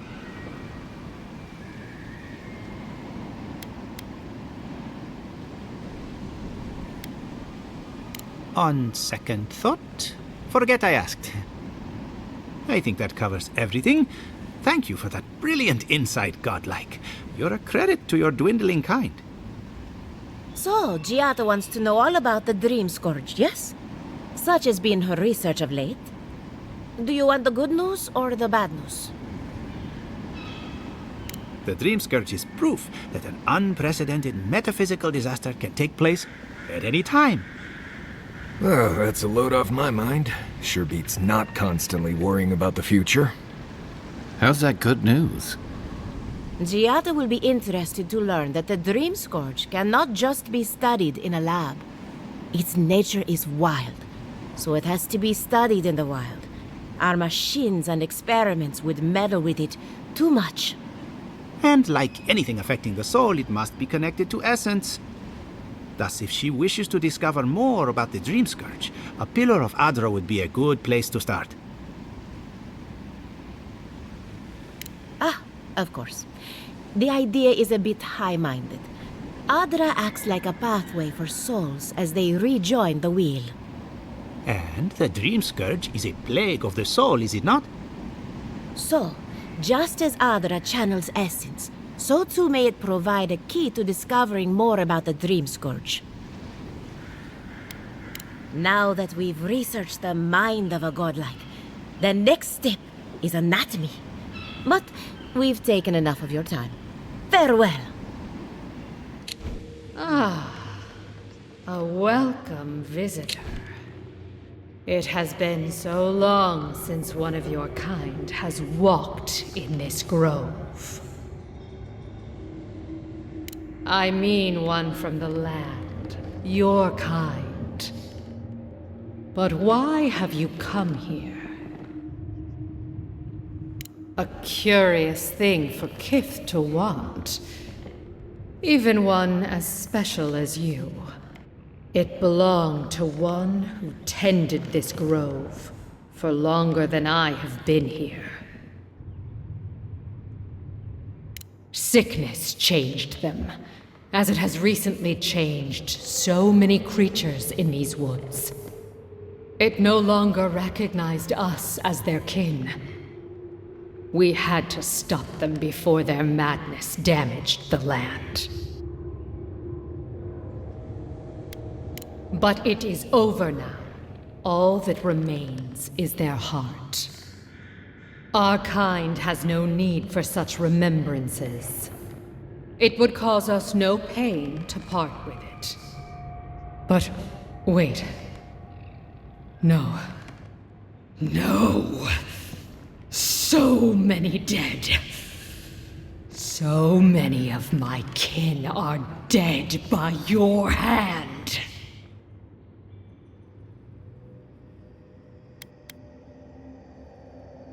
The time for words has passed.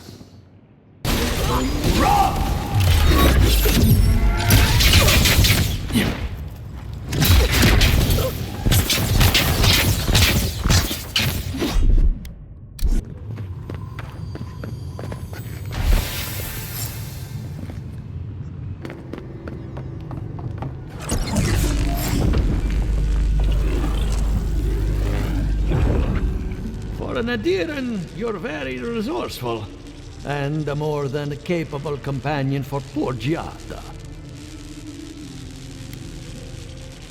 With any luck, I can tell you a great deal. Now that I've got the heart, my thirsty invention will drink deeply of its essence. All that's left to do is calibrate it. First things first, let's have a look at your soul. I'm going to ask some questions to induce a metaphysical quiver. No, not to worry, just testing your reflexes. Let's start with an easy one. You wake up on a beach, looking up into the sun. Your hands are covered in blood.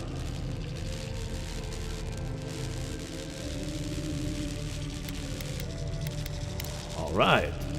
Let's try some word association. Tell me the first thing that comes to mind. Pendulum. Chrysalis.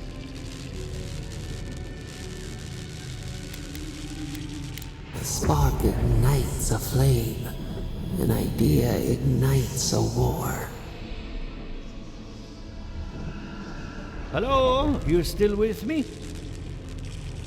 no, we should stop. This has gone far enough.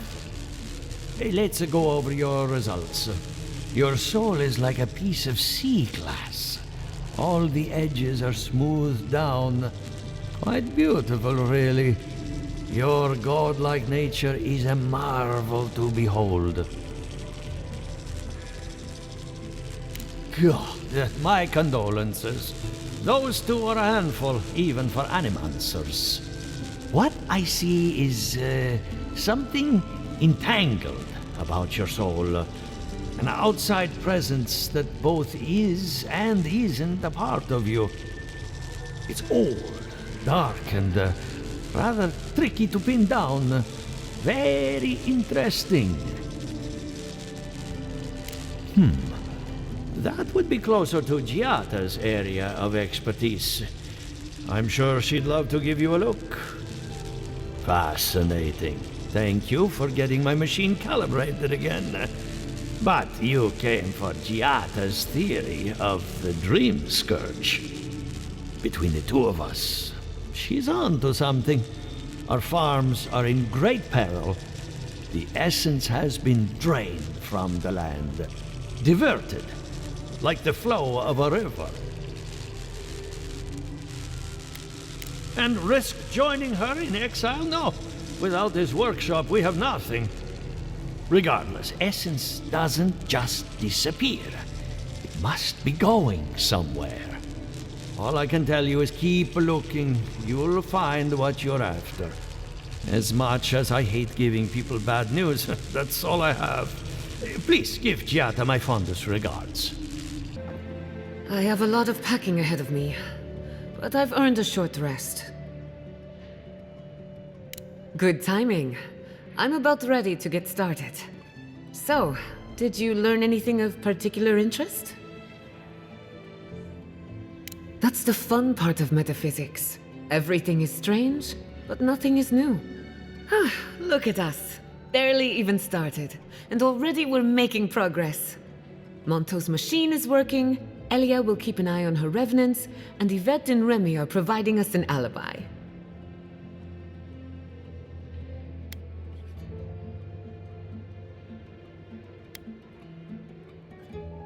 Under the circumstances, the two are not so different.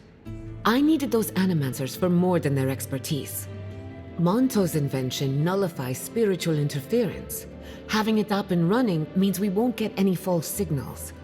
Whenever I tap into an Adra pillar, Elia's farmhands tend to get a little bitey.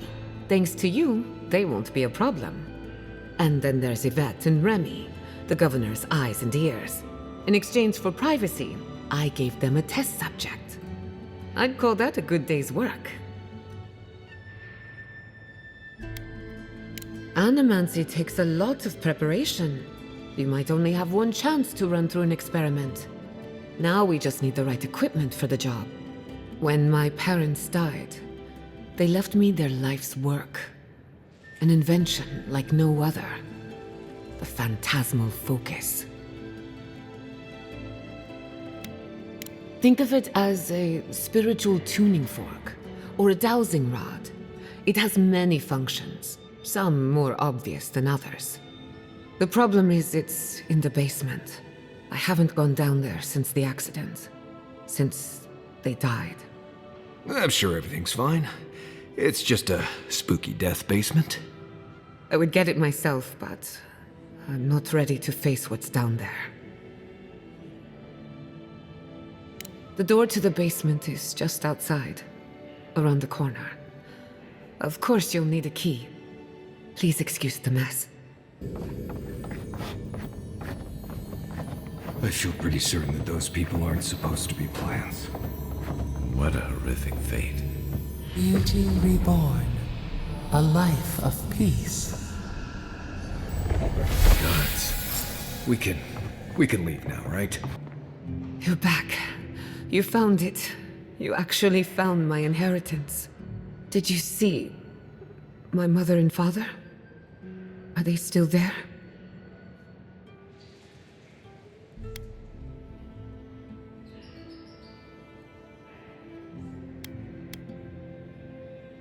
For the time being, That would be best. With the phantasmal focus, I can finally tap directly into the essence of the living lands. I can also use it to smack around anyone who gets in our way. The only thing we're missing now is an Adra pillar, and I know the perfect one. Naku Tedek, the old godless ruin west of Fjord. There should be some equipment waiting for us. Before we head out, let's make the most of our time in Fjord. No telling how long we'll be gone. And I hate to be a problem, but I do my best work in small groups. Chalk it up to performance anxiety.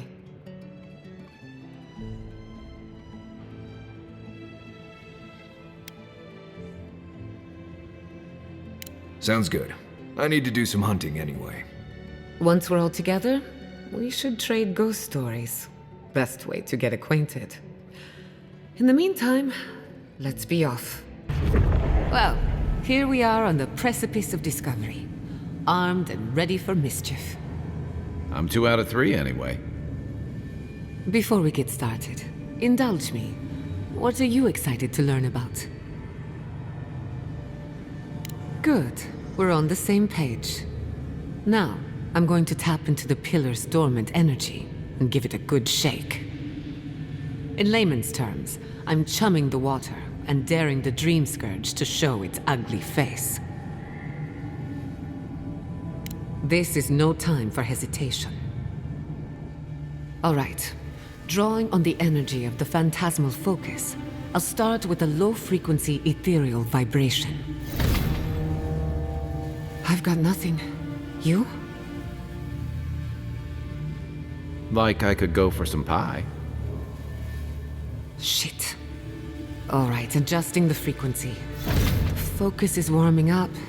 I hope that's a good sign. Let me know if you feel something. Who knows how your godlike nature will react to this. Brace yourself. We're going to pin this bastard down. Are you sure about this? Don't worry, I'm a professional. Now, here goes nothing. Souls in a circle, a whirlpool. We twine, we twine. Hey, I think I got something. The focus twitched, like a fishing rod. Is that a door? Not the result I was looking for, but a result nonetheless. Don't be so sure about that. Remember, I'm an animancer, not a locksmith. Right before the door opened, I detected something in the Adra. I was right. The Dream Scourge has a point of origin. We can study the affliction from here, but I don't know that we can stop it. My thoughts exactly. If we want to stop the Dream Scourge, we still need to learn more about the source of the affliction. I hate to say it, but we'll get better results at the base of the pillar, where the energies are more potent. Naturally. After you. We've backed the Dream Scourge into a corner. I say we pin it down here and now, before it wriggles away from us. The last time we tried this, you felt something, yes? Maybe it had to do with your godlike nature. Try making contact with the Adra this time. It could only help. The effect should be stronger than before. Brace yourself.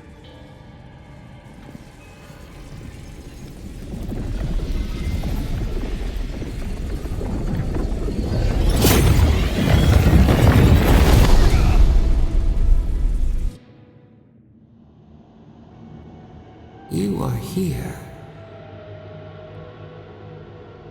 You who bring us kind words and soothing thoughts, we welcome you. The mourners are gone now. Only the memories remain.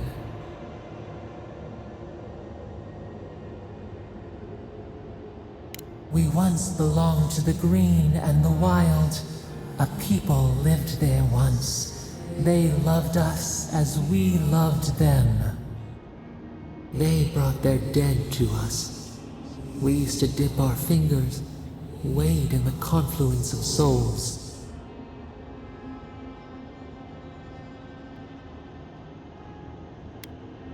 We dream, the land stirs. We become. They brought their prayers to us. We answered. We do not remember how we grew. Our eyes opened. We were the earth, the sky, many into a whole. We touched the mountains and they molded to our fingerprints. The Akita twined around us. They sang in awe of what we made. They called us the gardener, steward of life. Sabado.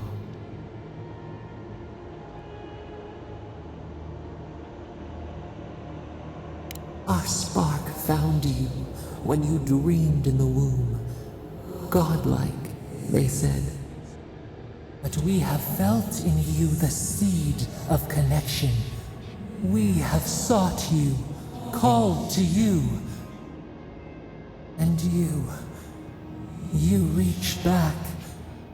We have not known the joy of companionship in so long.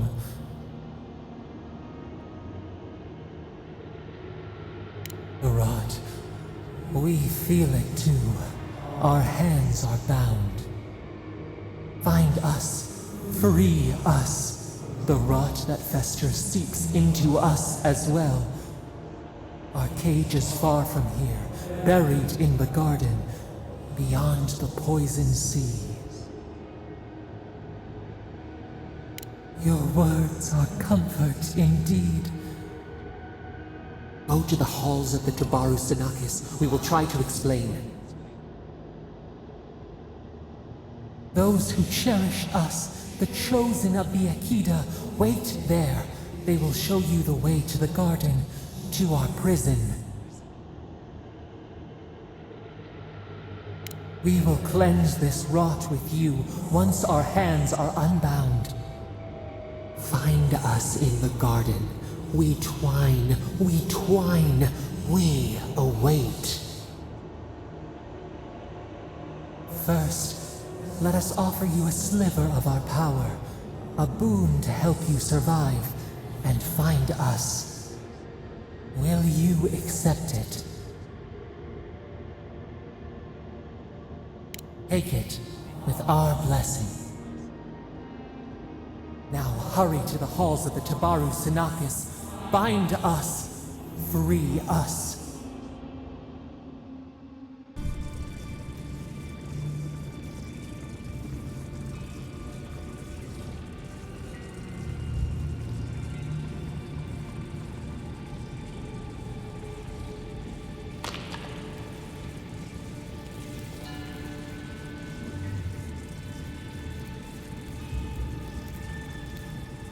You're awake. Finally. We really pushed the phantasmal focus to its limits. You were out a long time. We gotta start bringing pillows. For a second there, I thought... Actually, never mind what I thought. Actually, I thought your soul had been blasted to 1,000 pieces. But I'm happy to be proven wrong.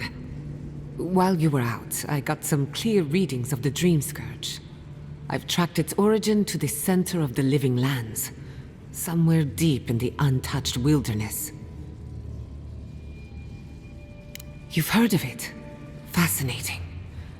Maybe someone knows about this garden of yours. If we find the garden, we can cut off the Dream Scourge at its source. I hesitate to bring it up, but you were muttering while you were out. Had quite a lot to say. Whatever you were communing with, it had a spiritual energy I've encountered before, though only in traces. It must be connected to the Dream Scourge. Perhaps they share a similar origin. Yes, Sapadal. Who are they? What are they to you? I'm sorry? Sapadal is a god? But that's impossible. How could we have missed this?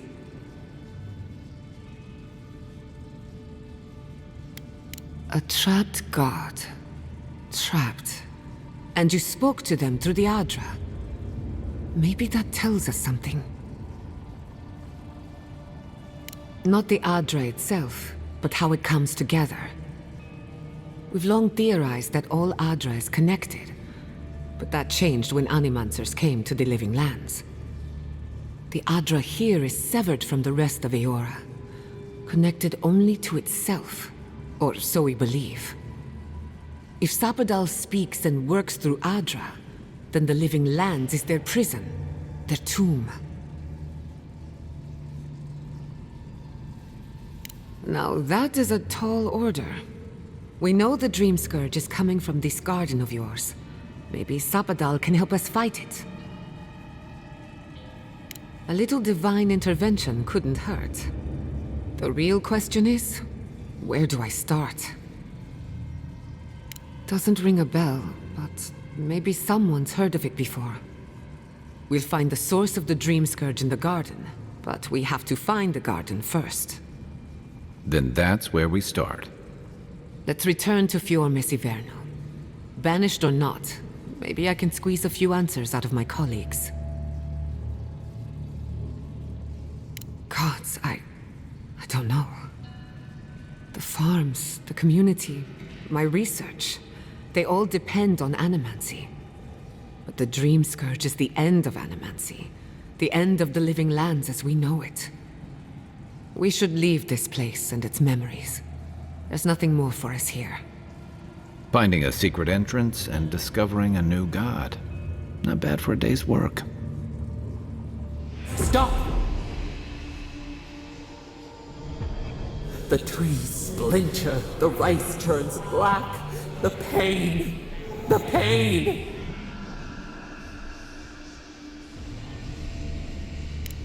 They trample the farmlands, they tear down the gates. I lost you for a second there. Something the matter? Oh no. Let's go. You take the lead. Come on. There's a way up those stairs.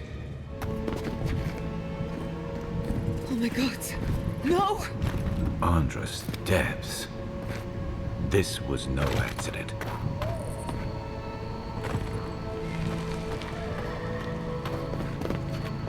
What happened? Who did this?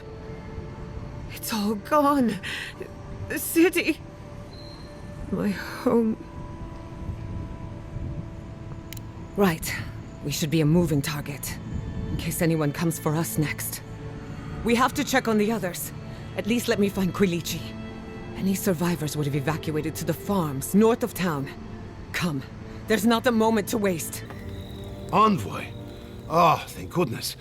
For a moment there, I thought we'd lost you in the attack. As if you don't already know. Ignacy, calm yourself.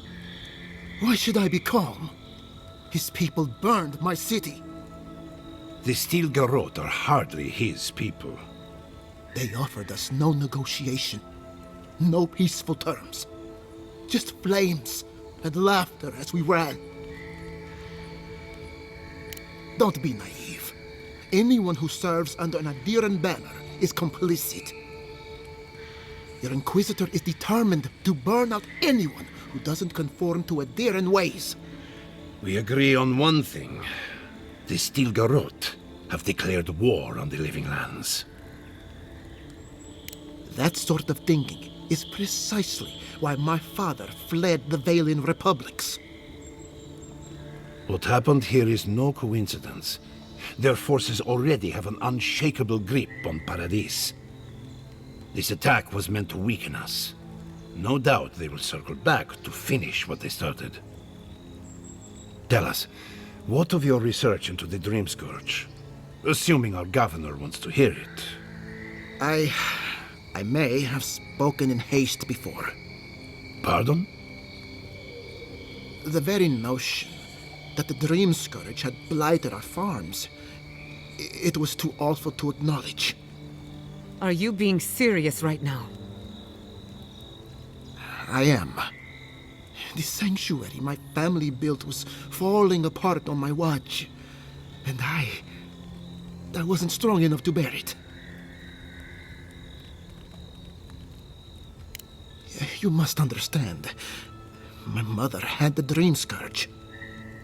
I hoped against reason that she might recover, but her mind grew as blighted as her lands.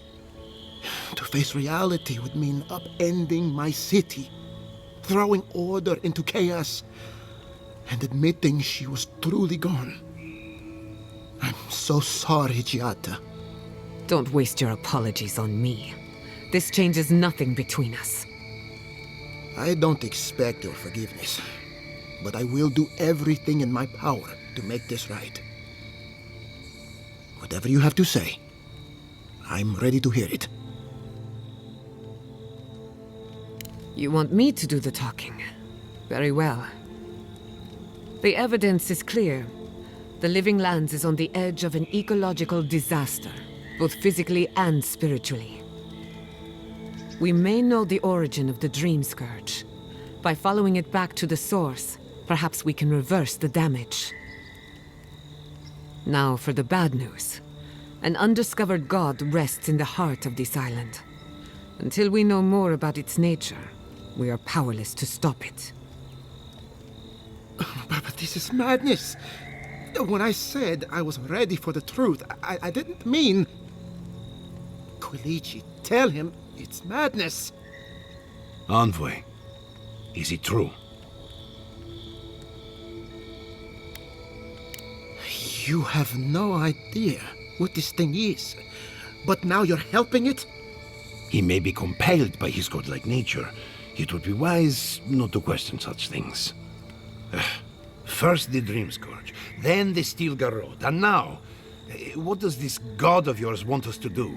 Pray? This is no time for a theological discussion. Our survival hangs on a knife's edge. We can't remain in Emerald Stair. There is no reason to stay, unless you count picking through the ashes. We should relocate to Thirdborn. It's the only settlement that can take us all. No.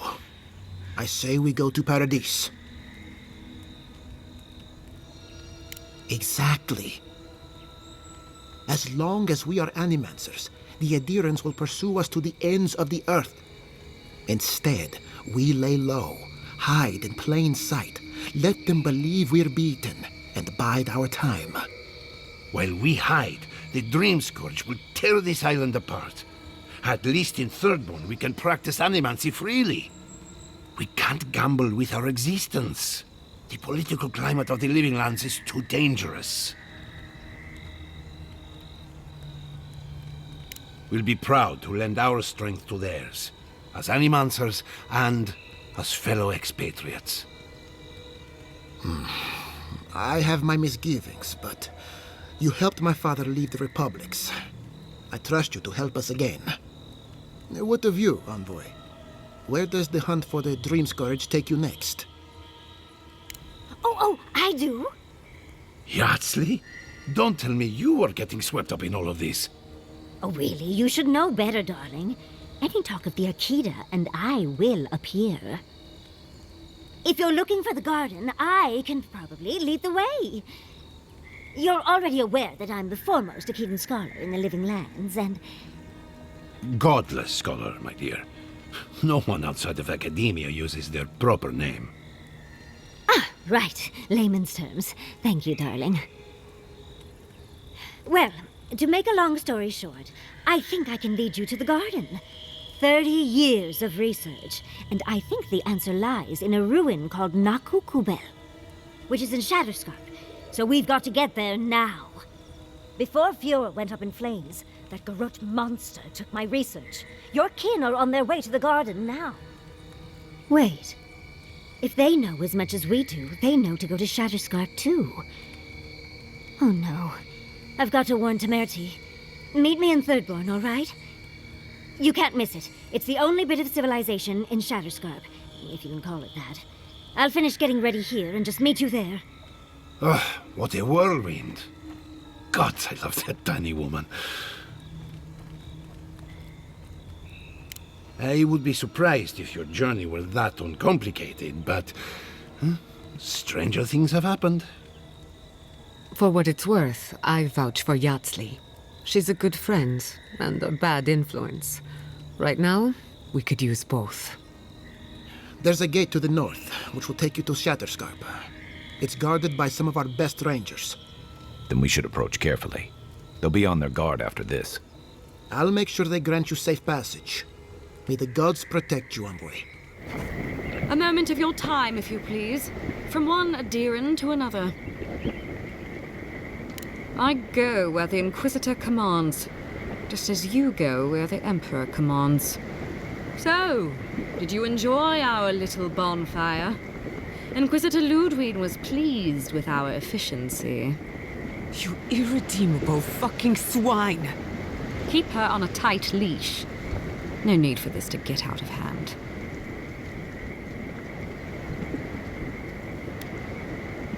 We'll see about that.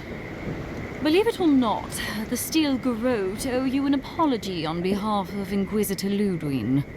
Bring us her severed head and I'll consider it. That temperament of yours is exactly the problem she's trying to solve. Our attack came together in haste.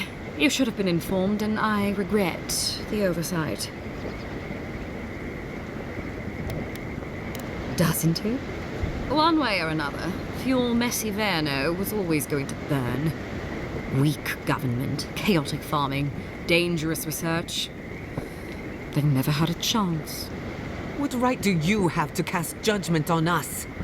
As the future caretakers of the living lands, we do only what is necessary.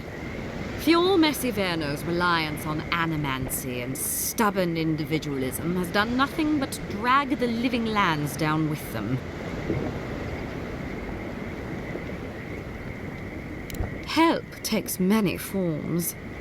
Look, I'm only telling you this because you deserve to know Ludwig's intentions for the living lands. If Heelgard cannot maintain a grip on the living lands, then the Steel Garrote will simply take it from him.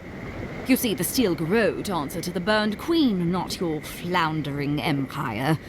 And we will break from Adir if that's what it takes. Quite the opposite. The Steel Garrote bring reason to a frontier gone mad. Inquisitor Ludwig sees something in you, envoy. She wants to cultivate your potential, as she did mine. You don't want to get between her and the fate of the living land, so let this serve as a warning. Our grasp on this island is going to tighten, even if it costs us allies along the way. Acceptable losses. What you do with this information is up to you. Either way, Emerald Stair is just the beginning. Not quite. Before I let you go, a little bird sang in my ear that you're going to Shatterscarp. You don't have to answer that. Of course, that would have been impossible with these meddlesome rangers in the way. You didn't. I took the liberty of removing them. It's a shame, really. Honorable folk to the last. That's a matter of perspective. Ludwig is keeping her dark impulses in check. It could have been far, far messier. When you arrive in Shatterscarp, give this letter to Temerity. Compliments of the Inquisitor. No need to keep you any longer. Let's hope our next meeting is under more favorable circumstances.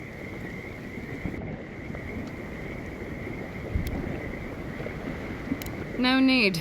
She has both of hers on you. Be seeing you, envoy. Sooner or later. So that's it? We're just letting her walk away?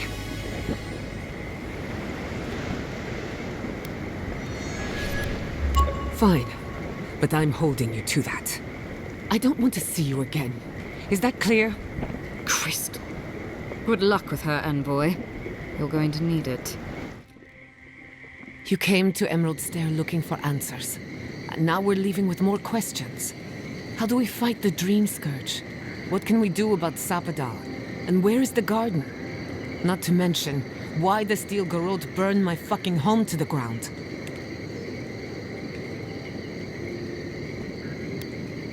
I'm glad you think so.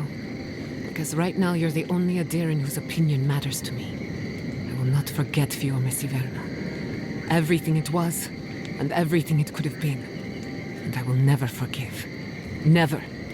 So on top of the Dream Scourge rotting your fields and turning kith and beast alike into monsters, now we've got a Death Guard Inquisitor and the Steel Garrote dogging our steps.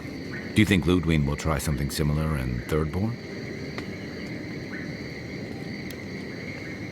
I bet Heelguard's tried that tack. Zealots like her aren't swayed by reason. And Thirdborn will greet her with a sword in one hand and another sword in the other. Lots of Rawatayans, scramble routes with no prospects back home, washouts from military or mercenary life, sailors in search of steady ground. Add to that a motley assortment of pirates, free spirits, and people who like living under the loosest grasp of the law, and you've got Thirdborn. But rumor has it something's amiss in Shatterscarp. Strange dreams, disappearances, people wandering into the desert and never returning, or coming back changed. That's what I'm afraid of. At least that tells us we're on the right track. This Dream Scourge is one of the weirdest things I've ever tried to hunt. Right, the garden. Sure. Everything we learned in Naku Tadek points us to the garden. Thirdborn is just a stepping stone. But we don't know anything about the garden. It could be a myth or a metaphor. Whatever the garden is or isn't, it's our only lead. We find the garden, we find the Dream Scourge.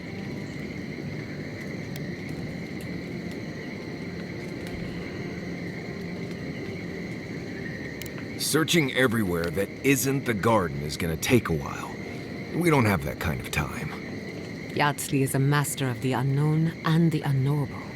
No mystery eludes her for long. If there is a path to the garden, Yatsley can lead us to it. I'd follow her anywhere. Or maybe that god poking around your soul could give us directions. Ask for directions. Why didn't I think of that? Kai, that's brilliant. Whatever Sapadal tells us will be filtered through a lot of metaphysical noise, but it couldn't hurt to try. This is so exciting. Sapadal? It's Giada Castell. If you're listening, could you please tell us more about the garden? Castell. Why does this name sing to us? A voice through murky water. The garden stifles the notes. We cannot reach. The branches bind. Did you get anything?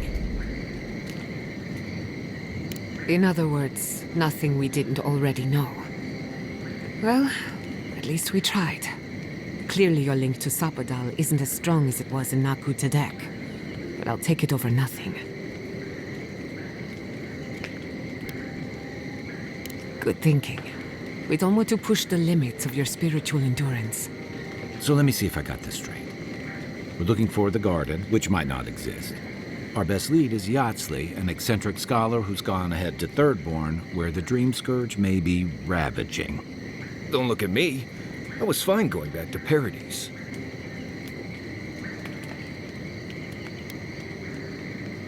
Anything. Right. Listen, I know we didn't get around to stopping by Thomas' cabin, but there's something I need to do in Shatterscarp. There's an old battlefield near some Pogrunan ruins. Area called the Shark's Teeth.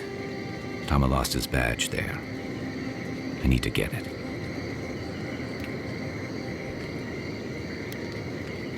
Not a bit. For all I know, it's long gone anyway. Better to keep moving forward, Kai.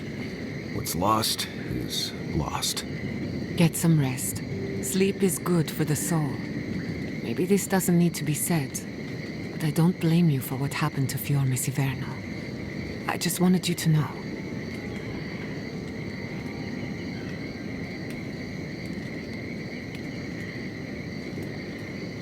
No need to question it anymore. They've made their intentions clear. I'll get the bastards who did this. One way or another, I'll make them pay. Another Adiran, Kutabao.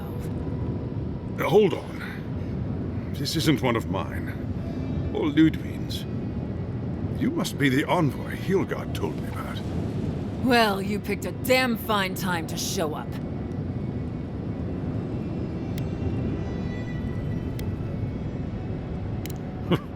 Drowning in salt water would have been preferable. Dream Thralls ambushed us an hour ago. We're still counting the dead. Our dead, to be precise. We lost soldiers too, protecting your people. Yes, how heroic. Protecting Kith from Adiran dream thralls. No, but most are. Our troops haven't been spared, and more are falling ill. In all their military might, your Adiran comrades decided to go wandering through the desert, despite my advice. And now we're all paying for their idiocy. Thirdborners and Adirans alike. We've since pulled back to Eagle's Reach until more reinforcements arrive to contain the Dream Thralls. Whatever your intentions here, Envoy, it's not worth it. Better to go back to Paradise where it's safe. This isn't a land of secret dalliances and poison and goblets, Envoy. These lands could kill you before you even reach Thirdborn. At ease. The Envoy's more than capable, and I know my way around Shatterscarp, even if it's been a few years. Look, Envoy. Kith aren't too keen on Adirans at the moment. Rumor of what happened in Fjord is already starting to spread. Just watch your back, all right? Good luck, Envoy. Gods protect you. Unseek!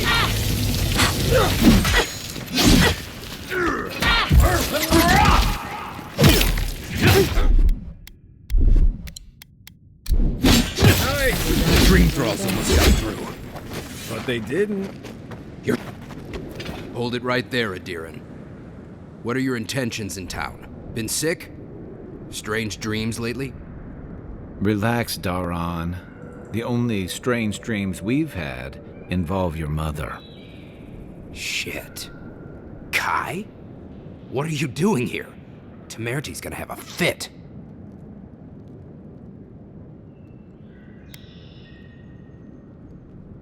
That's so? Going to burn us like you did Fior? Daran, Waruta Tuke.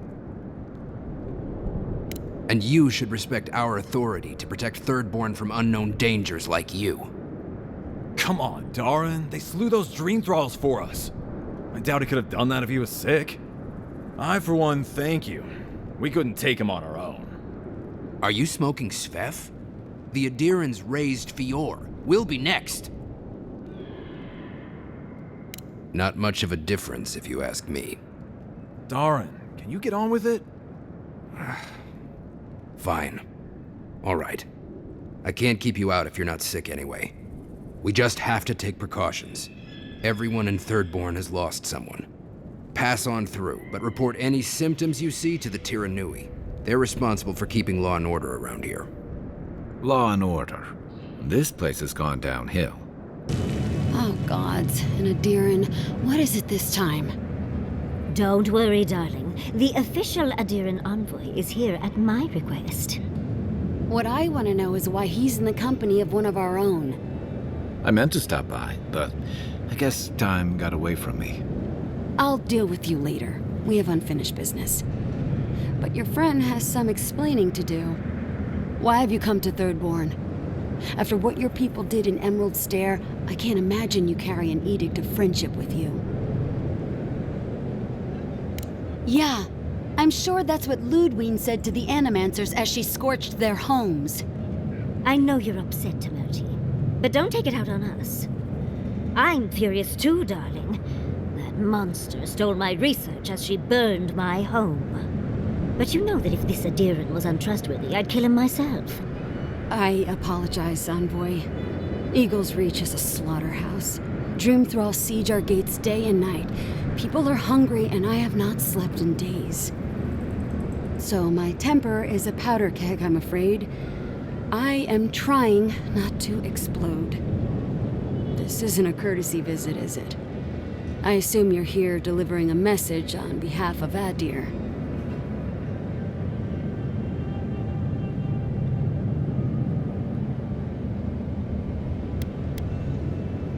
But Ludwig and her goons stole all my research on the Godless back. She's up to something, and it can't be good. What do you mean?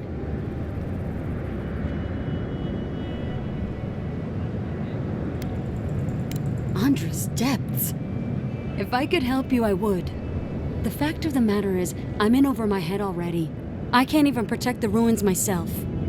The Archmage Ringrim has warped the very reality of Shatterscarp. Let's just say there's a magical barrier around the ruins now. No one's getting in or out without Ringgrim's say-so. Ringgrim? As in from the Circle of Archmagi? She's here? The very one. I feared you'd be excited. Her presence isn't a good thing, Yatsley. She flew into the Shark's Teeth a few weeks ago, and now that area is an impenetrable wasteland of ice. I heard there's an Adiran who had his mind utterly broken by her. He's still lost out there as far as I know.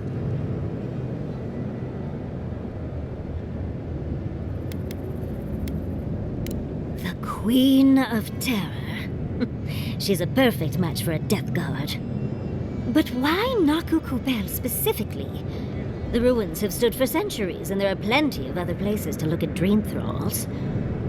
The Circle of Archmagi don't get involved unless there's something they can gain. They're not really known for their altruism. Look at the Siege of Craghold. And that was just so that Lengrath could try and show up Consulhot. The truth is, I'm up to my neck in catastrophes. Between the horde of dream thralls pounding on our gates and trying to keep peace with Adir, I've had to station guards on our borders to control who goes in and out, just to keep everyone safe. I never thought I'd say this, but the Archmage is the least of my concerns. So, Ludwig wants the ruins, but even if I wanted to give them over, Ringrim controls them. And good luck getting an audience with an Archmage. I didn't know they made Adirans with such bravery. You never know what marvels you live to see. You're likely gonna die a very horrible death, but I pray Galawain will at least make it fast. If she doesn't want to be found, that's all the more reason for us to go looking. When an Archmage like Ringgrim decides they don't want to be disturbed, they make sure of it. There are rumors she uses the bones of the ancient dead to guard her domain. I shudder to think what they do to their rivals in the court. A campaign of unbridled terror. Ugh. I'd prefer dream thralls. I wouldn't blame you if you choose to run away. But if you want to find Ringgrim, head east of here, go past the Pargrunen ruins, and when you see the ice, you're there. And Yatsley, be careful. If Quilichi lost you, he'd never forgive me. Oh, don't worry about me, Temerti. If my spells fizzle, I can always give a good lashing with my tongue. That's what I'm afraid of. Good luck.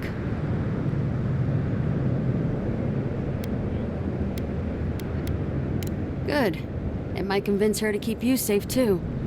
One last thing. Once you had a moment to settle in with Yatsley, come back and speak with me. I need your help with something.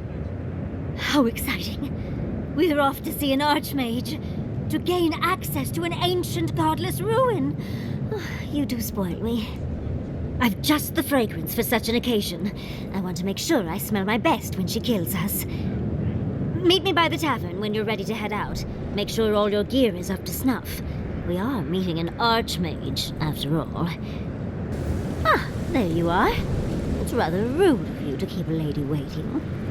I'll forgive you, though. It gave me a chance to dip into my notes about the Circle of Archmagi. One does not simply waltz into an Archmage's domain unprepared. Tell me, dearie, how much do you know about Ringrim?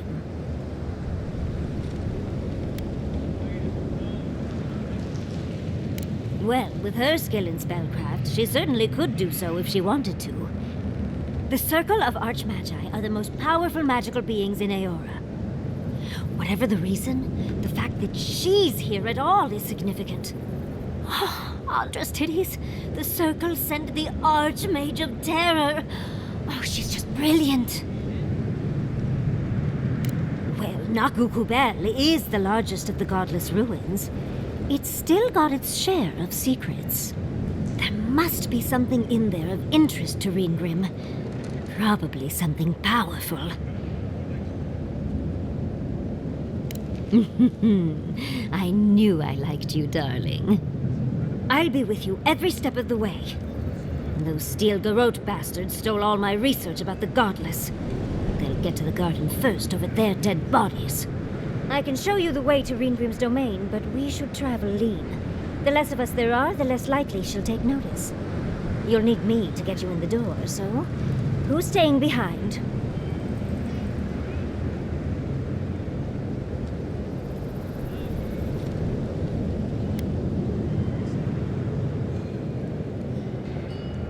Naturally.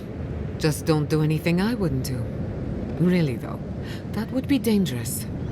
We'll catch up later, Yatsli. Take care of the envoy for me.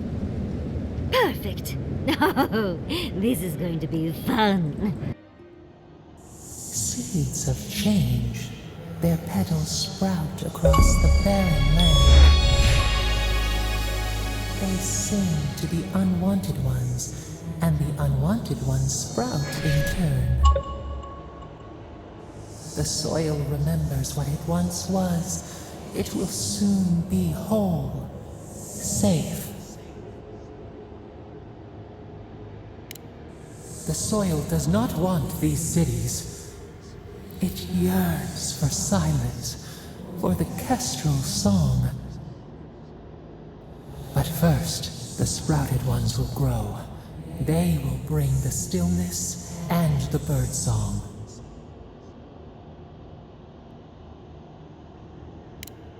The dam falls. The river returns to its source. It is how the land was and should always be. We want all of them gone. We wish for life to flourish again.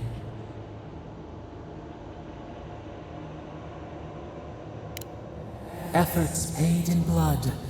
They lie to the earth, to themselves. Death nourishes the soil. All things come from the rot.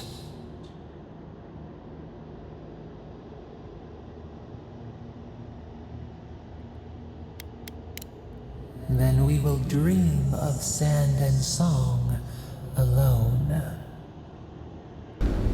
This is it. Ringrim was definitely here. So, why couldn't you just put that on a sign? These ice corpses are excessive. Yes, but look at them. The artistry is sublime. Can you imagine having enough finesse to make all this? I can't imagine wanting to. If you gotta deal with an archmage to stop the Dream Scourge, so be it. But be careful with this Ringrim character. This place has given me a bad feeling I can't shake. A spell. And a very clever one. Ringrim's using her illusions to make people choose to stay away. Everyone except us. Of course I probably can. All spells have a counter. You just have to know what it is. But we can figure that out later. Right now, we have to focus on what's at the end of that passage. Yes, actually. Once a university told me I couldn't look at an archive of Archimir's research. The section that housed those tomes was blocked by a spell akin to this one, which I remedied. If only they'd known to put them on a higher shelf. I did leave them a small note, spritzed with a lovely floral scent, of course. One should always say thank you. We should get going, but stay close. I don't know what happens next. I don't get it. Ringworm's powerful enough to conjure a frozen realm in the middle of the desert. Why toy with us? I think it's part and parcel of being an archmage, unfortunately. Maybe she's trying to teach us something. I've had enough short, messy flings to distrust people who play games to avoid a real conversation. Yet here I am, playing along anyway. Is there any chance our next step doesn't involve that creepy statue? It's probably connected to that village Ringgrim mentioned, so keep that in mind, darling. So there's a perfectly good reason she lopped off the head and the hand? It's even missing its heart. See the open chest cavity? Oh, and Ringgrim left us a book. Let's see what it says. There once stood a village protected by a statue. It kept the air crisp, the land fertile, and the people safe. For a time, the village prospered. For a time, there was the thought that the winter would never come. But then the statue shattered, and winter did come, and the village could not make a decision to save itself.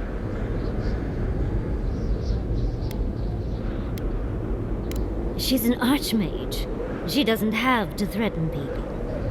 First things first, let's get those statue pieces. How interesting. The way it's sculpted, it's like he's reaching out or begging. You're here for my Adra piece, aren't you? You can't have it. Well, it's a pleasure to meet you too, dearie. I'll die without the Adra. Please, don't take it from me. I don't want to die.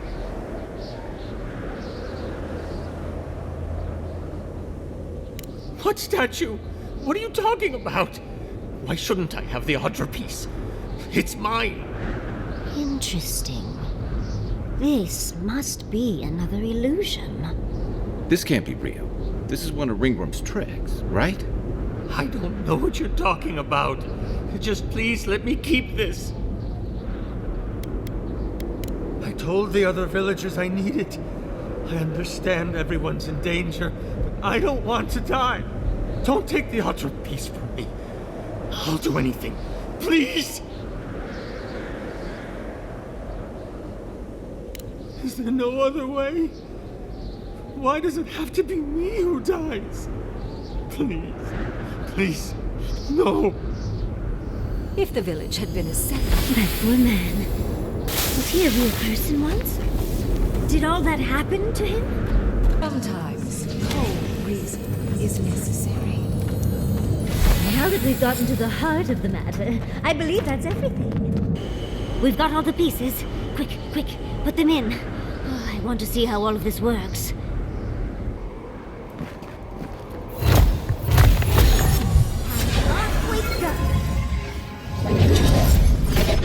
Here goes. Whatever happens, I hope it leaves our parts intact.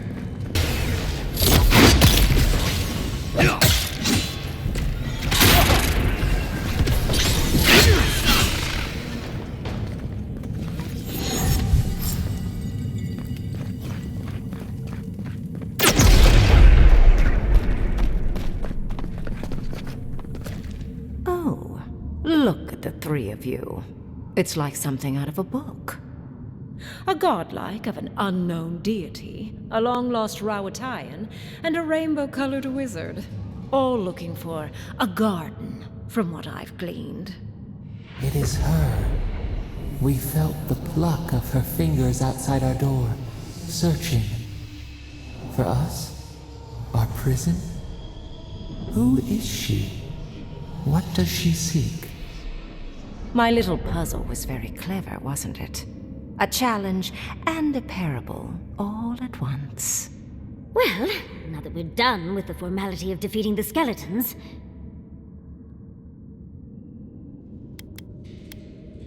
That may or may not happen eventually. I want to talk to you first. It's not often I encounter a godlike whose divine parent I cannot identify. What did you think I was trying to tell you with the puzzle?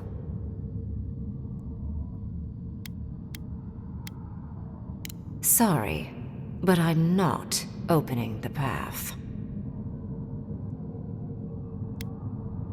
Somehow I don't think that's happening. The Death Guard might certainly try, but... no. I came to the Living Lands because the sickness here, this dream scourge, fascinated me. This plague shouldn't exist. It can't, and yet it does. The essence of the Living Lands is falling into chaos and entropy. It's more powerful than anything I've seen. I suspect it has something to do with how the Adra has been severed from the rest of the world. I believe the answers lie in the ruins, but the essence there is so strong it's blocking my spell work, which has never happened before. Ever. No one enters Naku Kubel until I get to the bottom of this. Sorry. Is that so? Pray tell what you know that an archmage might not. You have my interest. Show me if you live up to it. Are you? Oh my. I didn't think this was possible. Something I don't already know. I can't believe I overlooked this possibility. A god here, alone, trapped in the severed Adra. This explains so much. My magic being ineffective, the essence here being so intense. And you, godlike, with your unfamiliar appearance. You're the missing key to the lock, sealing Naku Kubel. Don't take this the wrong way, but in a different life, I'd have flayed you for my study. You are a godlike of this strange, isolated, possibly miserable god. A piece of them resides in you. I have no doubt that like will recognize like. You will open the gates to Naku Kubel, and I will study this metaphysical aberration up close. Go. Find your so-called garden. Report your findings to me. Perhaps there is more to this than either of us alone can see. My thanks in return, godlike. It's not often that Kith, or really anything at all, can surprise me. I wish you luck on your journey, if you believe in such things. Just keep in mind that countless dream thralls are on the same path. I'm sure you'll survive. If not, well, lovely to have met you.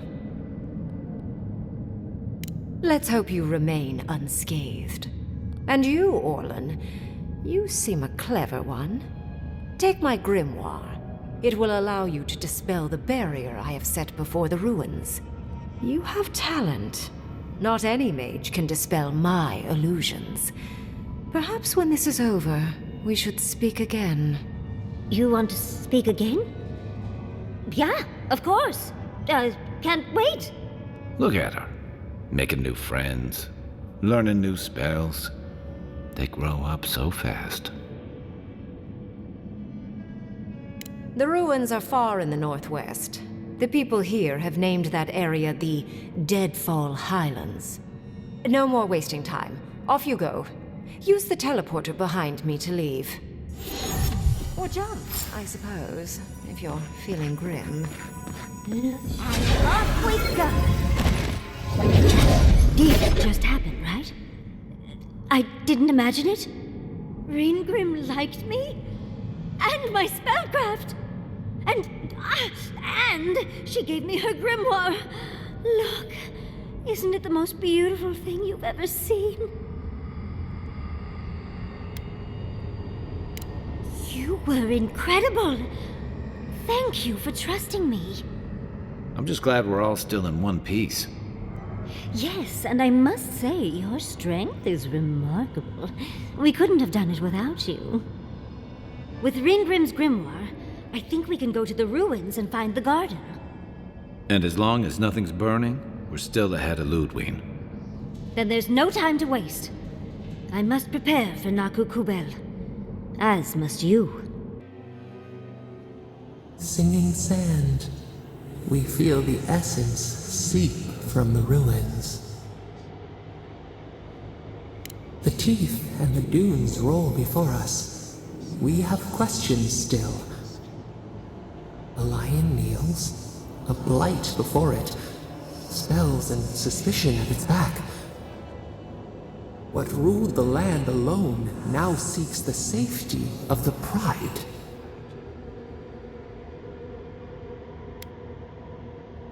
A crystal shimmer, friend or hunter? Let it in and see. We feel the people of Thirdborn huddle together in the dark. We smell desperation, panic. Then, the seasons change. They turn to each other. Shrimp clean the teeth of the shark, we would recognize it. We look deeper. Our limbs sift through sand. What do you know of this?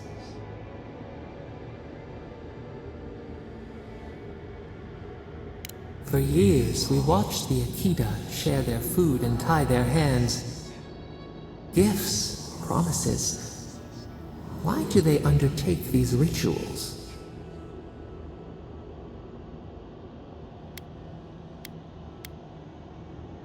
The tide recedes from one land, it washes the shores of another. Do its waves sing to you?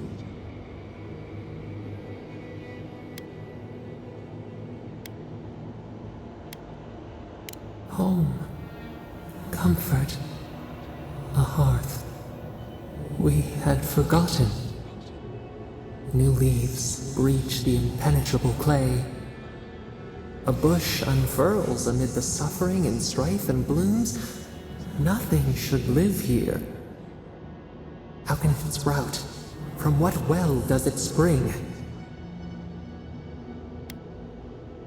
Kith set apart from beasts. A calling beyond life and death. We have learned much.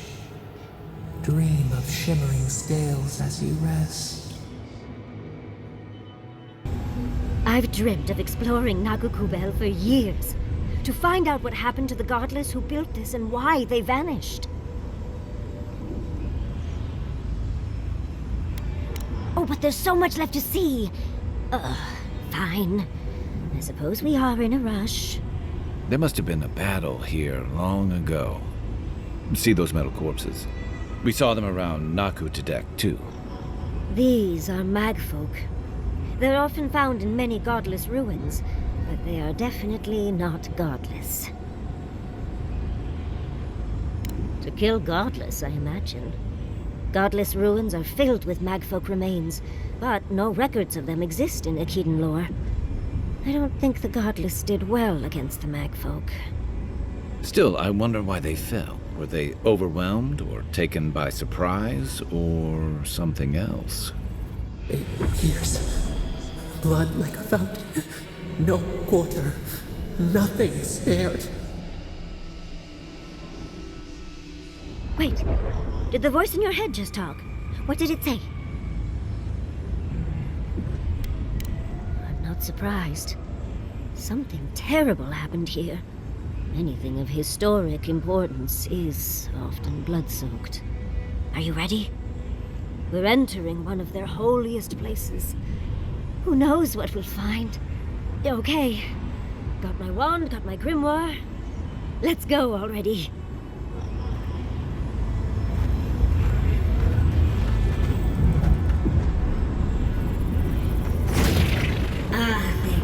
Gorthan Roth. Yatsli's in her element already.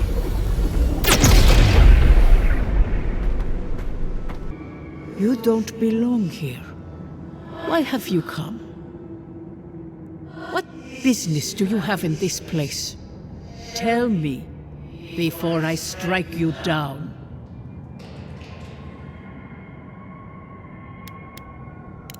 And the gardener. Of course, they'd seek more souls to help them. The gardener? That must be how the ancient Akhidans referred to their god, to stop it all. I am Numena, Tebaro Sanakis, and guardian of the Akita and the living lands. They came swarming, relentless, these juggernauts. So many they stole the heat from the stars. They brought death to our temples. They brought doom to our kin. And the sky held no sun as our children screamed. Oh, I know this.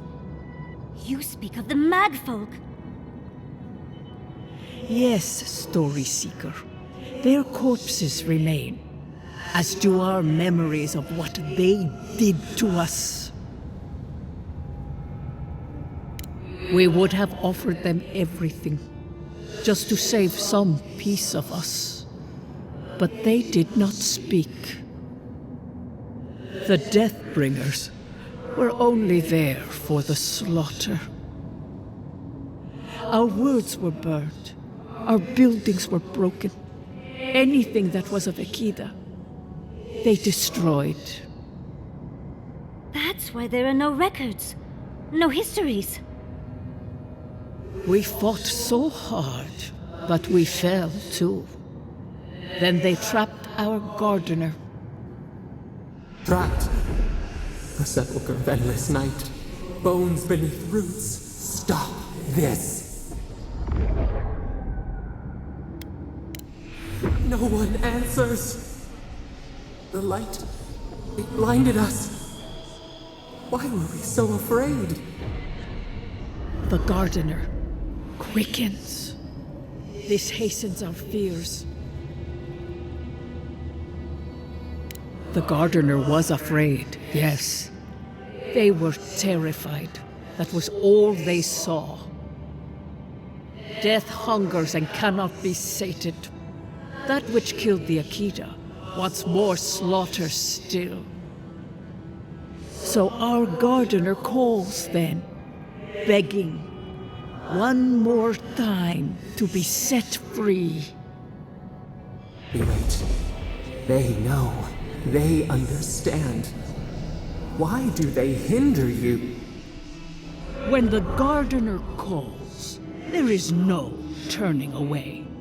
But you will prove yourself to us through a series of trials. Survive these trials, and you will know the way to the garden. First is a trial of strength. Demonstrate your might against our ancient dead, and earn the right to face the second.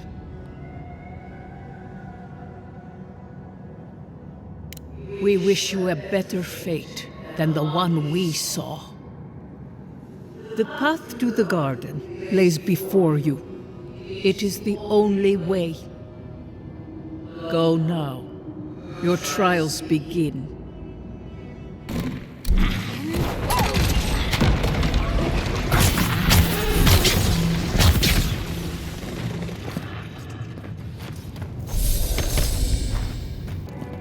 You have the gardener's markings, but you are not one of us. You did not fall with us. Why have you come here? Tell me your mind. Tell me what rides in it. The Magfolk sought the gardener too, and our gardener did not want to be found. Our gardener knew what the Magfolk would do, and they broke the world to keep themselves safe. The waters boiled, the land opened, the rivers rose, and we drowned. We broke the pain. We died with them. How could... did we do this?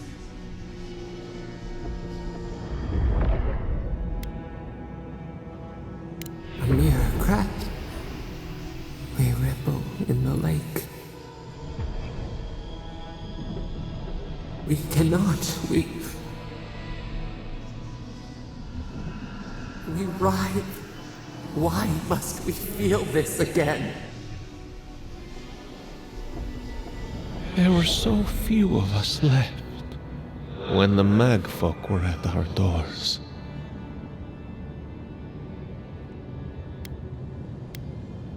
Yes, the gardener waits. Be clear-minded when you find them. Their ways are not the ways of people. You want a path to the garden? Pass this trial of the mind. Show me how clever you are. We will know the breadth of your wisdom before we let you learn what our gardener truly is. Oh, just find the right rhythm and we'll be through in a flash.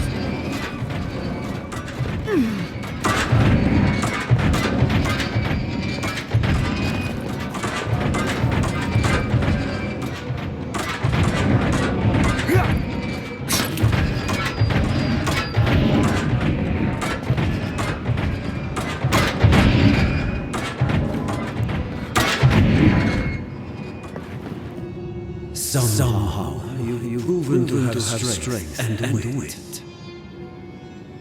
We now see what you represent. We know the truth of you. We cannot risk you causing another calamity. One last time, and no more. This I vow. I, Katenrus, who was Tebaru Sonakis once, understand promises, unlike some. No more words. You have not earned the right. Finish your last trial.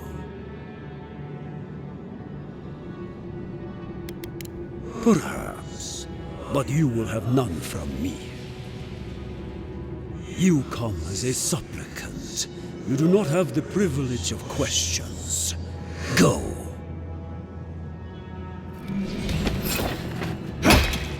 I wonder what's at the end of all these trials. I can't imagine it's good. Of course these trials require a leap of faith. Somehow you bested our trials. Like vermin, you persist. Like vermin, you endured. You kept your head. You live where worthier souls have fallen, but your journey ends here. Soil hardens. Hesitation. Why do we smell fear? They are here to be found. Why? Why will they not free us? This is where you die, Outlander. We cannot risk you provoking the Gardener and causing another calamity. So be it. Prepare yourself.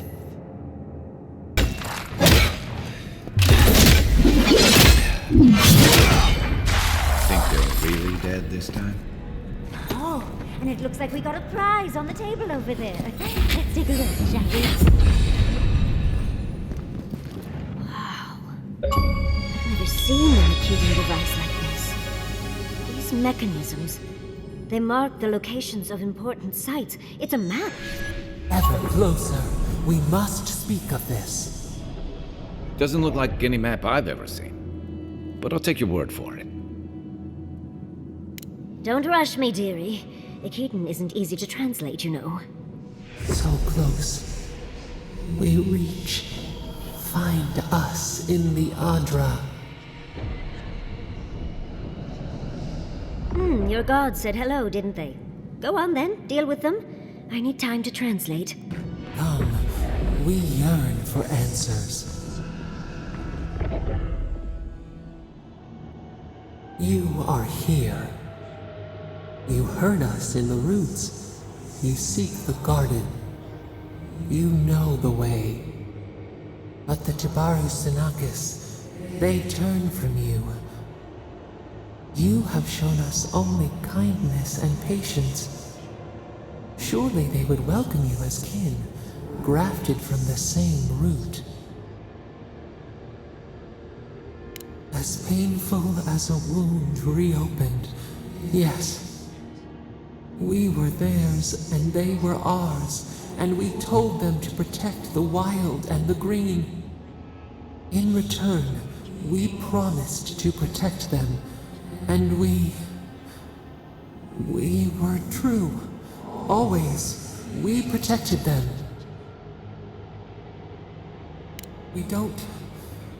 We will not remember. We do not hide. Lies. The rot twists our memories, splinters them, reflections in a night-swallowed lake. We lived in harmony. We were at peace, and then they came with metal bodies and murderous intent. We tried to stop them. Dead. They're dead? No. Happy. They were happy. We loved them. They loved us. No! We did not want them to die. We loved them. We tried. We loved them so much.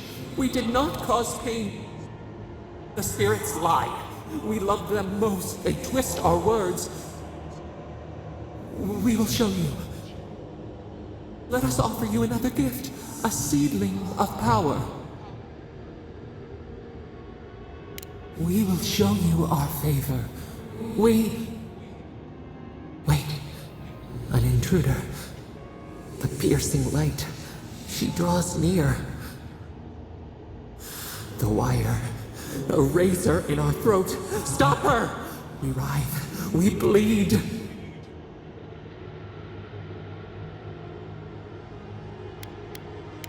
She brings the purging fire at her back.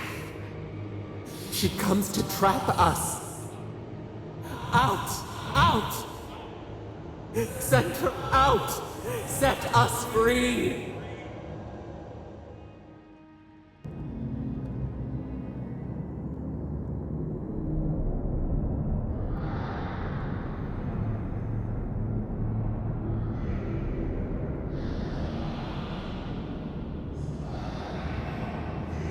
Wake up! Wake up!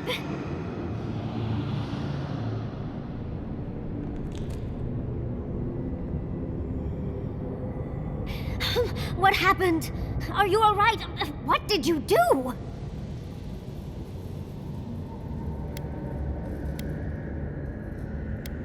You'll have to give a better answer than that, dear.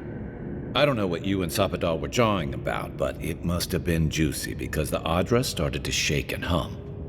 You can't hear all the dream thralls trying to get in now. What happened with Sapadal? Once we get past all these dream thralls, I'll be excited to see what scares a god. They're flooding the area, so I think it's a great time to leave. Now! The map points us to Galawain's tusks. We'll find the way to the garden there. We just have to find a godless tower on the southern coast, and boom! There's our entrance into the garden. Galawain's tusks? That's out of the fire and into the volcano. First, we've got to get out of here alive. Steel yourselves. Envoy, I hope you found what you were looking for, because those ruins are about to be a distant memory.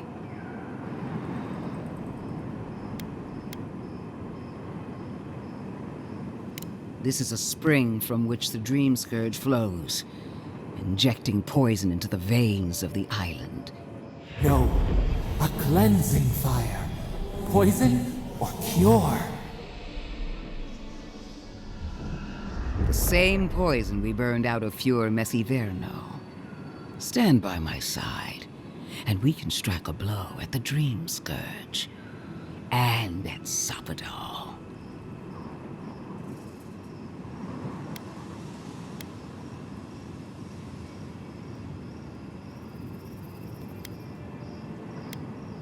We cut off an infected limb. Nothing more. I've been watching you, Envoy. You, who survived when so many godlike fell. I even asked the gods what made you so remarkable. and the burned queen opened my eyes to what you are. We knew the chaos of the living lands had an origin. How could I have known that you were its offspring?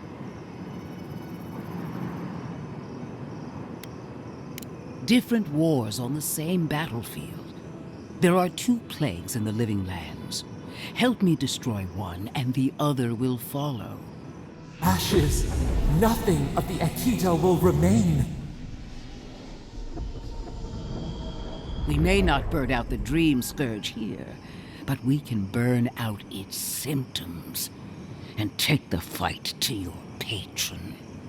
Spirits cry out, bury the fire, but still they rage.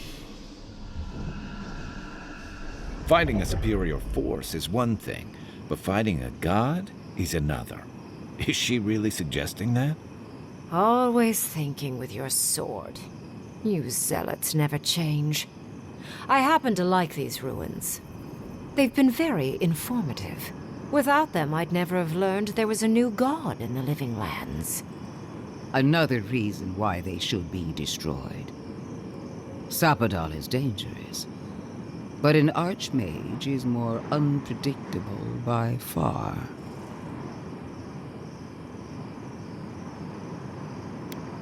No. She thinks she can frighten us away and have the ruins to herself.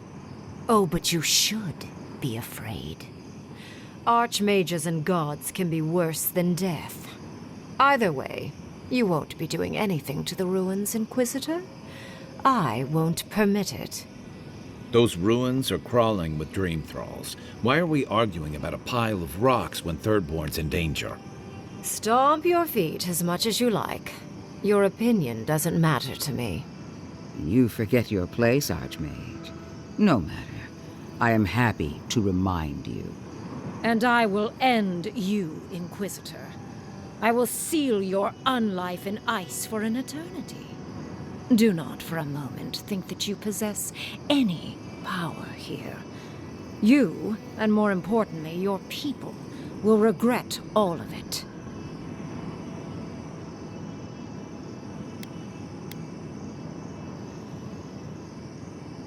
See, you talk too much for a glorified weapon.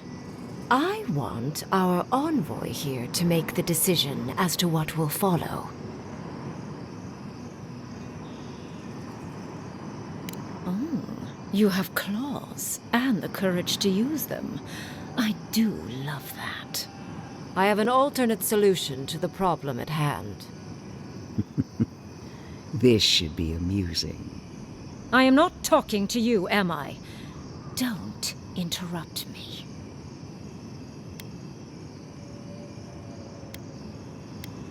Yes. Honestly, it's quite simple. I can sever the connection between the Adra in the ruins and the rest of the living lands. It will isolate the dream-scourged essence and halt the creation of new dream thralls in Shatterscarp. But those that exist will remain. My solution will end the plague in this region, I believe, and keep Ludwig from having to do terrible things to those nice ruins. There's one thing I'd like to add. Severing the Adra will require the use of a truly immense amount of essence, which, well, will result in a few deaths. A few deaths? What about Quilici? And the other Furians? And Quilici?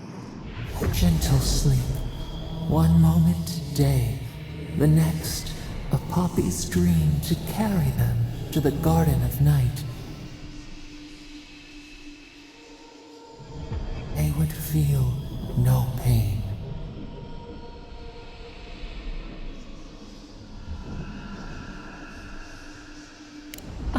I'm so very glad you recall.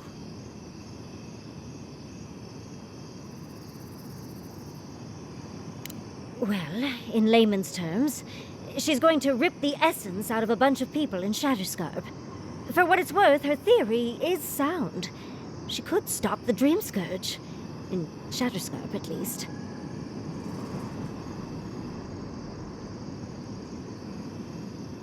Correct.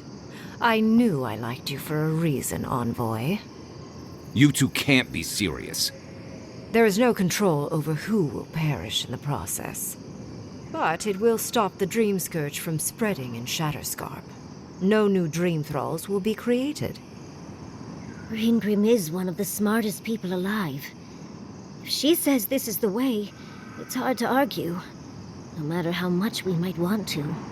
You can't be entertaining this. Not after what we've seen. The frozen corpses, the twisted riddles. The Dream Scourge is a tragedy, but she's a monster. You can't leave Thirdborn at her mercy. It's not an ideal solution. But it is easier to save a life when you've amputated the necrotic limb, so to speak.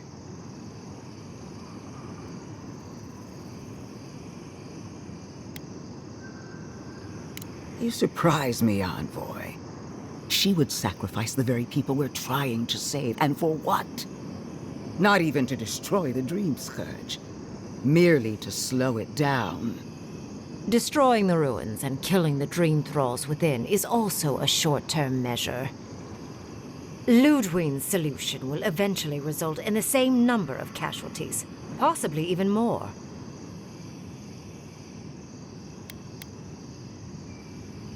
Unfortunate, but such is the reality of our situation.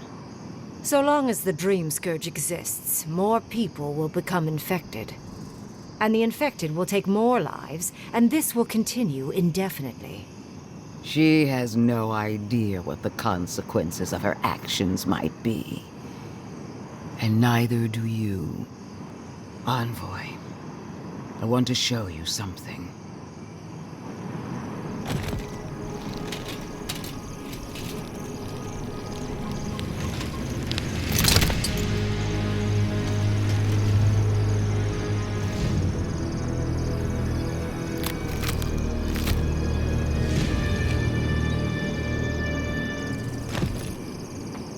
I swore an oath to my goddess.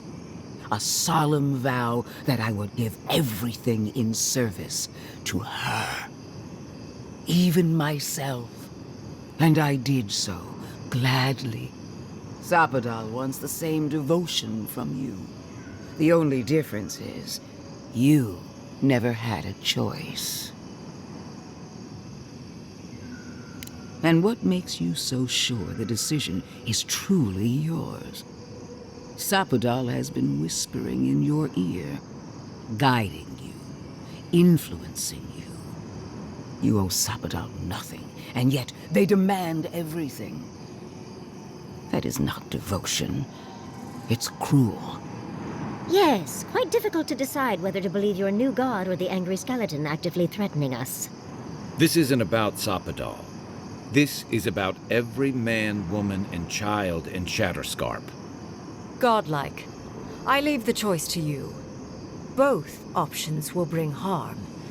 The question is, which will bring more good?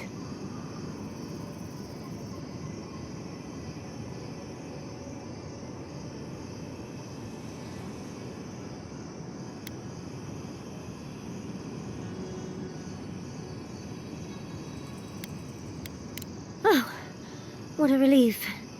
You really scared me there, Envoy. So be it.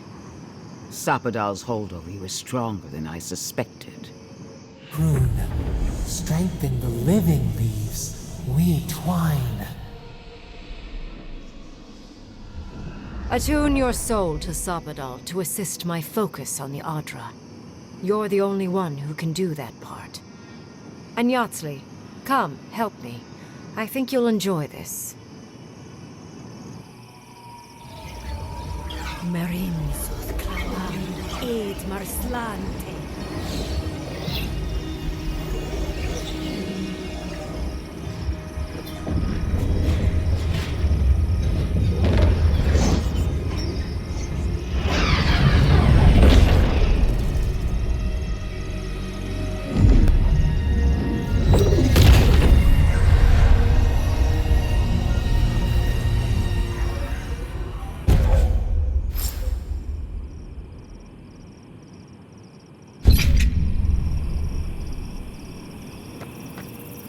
I am delighted to have been right about you.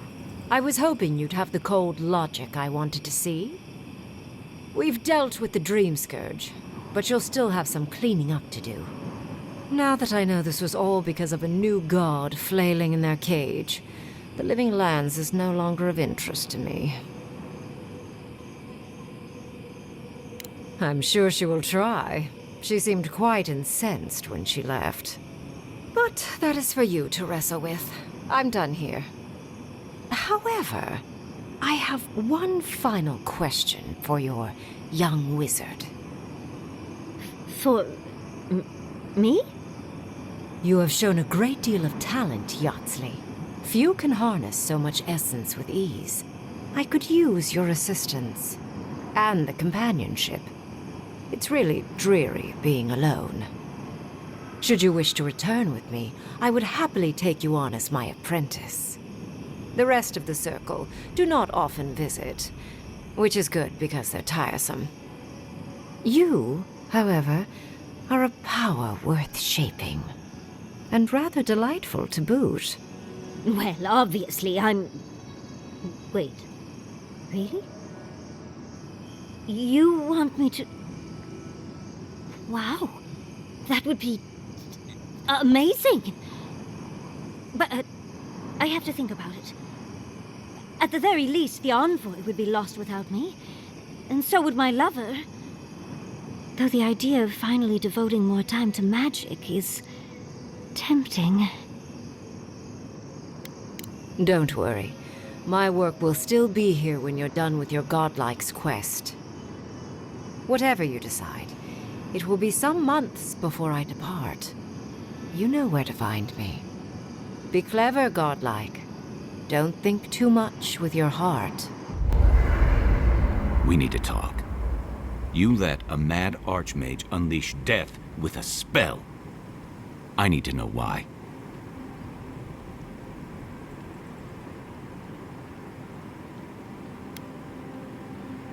So because you don't trust her, you'll throw your lot in with something clearly worse? You saw what she did to my home. Do you think she'll be merciful to yours? Ludwig's a monster. But how can you say Ringram's any less of one? Ringrim knows more about the Dream Scourge than we do, and we know more than most others do. She found a great solution, but it came with a great cost. What more could we expect? Do you hear yourself? You both saw what kind of person she is. The twisted little world she built for herself. If ending the Dream Scourge means handing our fate to someone like her, then perhaps it's not worth the cost.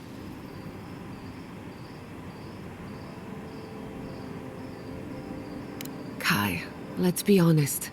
None of us are walking away from this with a clean conscience. But unless someone makes the tough decisions, the Dream Scourge will kill us all. Or worse. That means living with our nightmares. Embracing them if we must. Right. Getting killed by monsters is one thing, but turning into one... We stand here bickering while the solution is just over the horizon. Nothing matters but the garden. Shatterscarp, even Emerald Stair. They're distractions by comparison.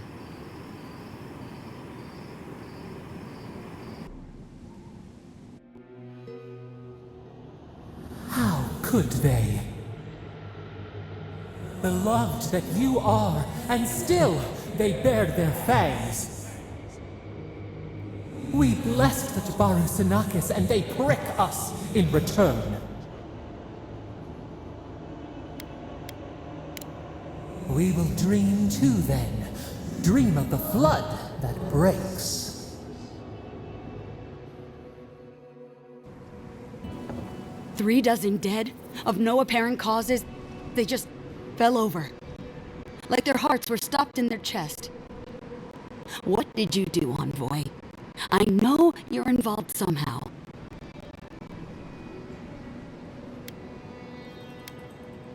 Sacrifices? Is that what you want to call it? Such a pretty word for so much death. Dozens are dead, Envoy. Their loved ones scream for them. What was all this for? The costs were too great, Envoy. And you paid them with third-born blood. I hope your fucking decisions haunt you forever. You've cost so many families their loved ones.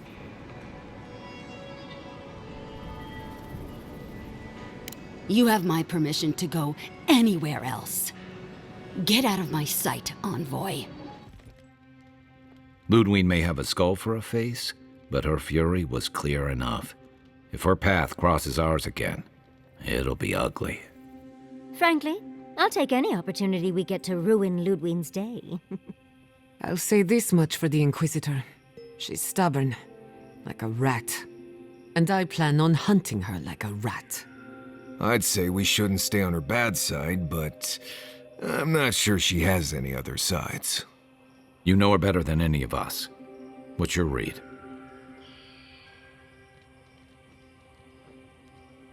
I mean, she looks really blessed and scary, though. Yes, well, we've only seen her in her terrifying armor.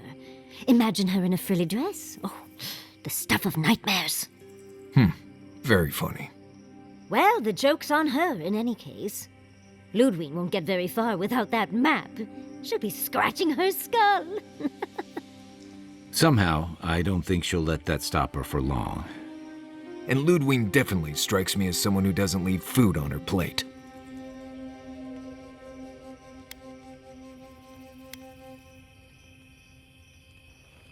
Yes, but isn't it more fun that way? Keeps things spicy. Ludwig and her steel garrote have the numbers and the power, but we have spunk and a map. And that might just be enough to find the garden before she does. We're all competing for the same thing. A place we barely understand, with no guarantees of what we'll find there. Still, I am determined to reach the garden, above all else. Ugh, that's just a pile of Sokka. Oh, now you're listening to me, all of a sack of sup sudden. You won't find a blessed a thing. This wild beetle chase of yours is a Padraku waste of time. To get to the garden, you have to go through Galawain's tusks. The land is made of lava and acid. It wants to eat you alive. So it's tough odds. We've gotten this far together. Tough odds is an extra Zarb jumping in at the last minute. This is a long trek, on foot, through a land that can barely support life. I don't have to be a Blessed Day Oracle to know this won't go how you think it will.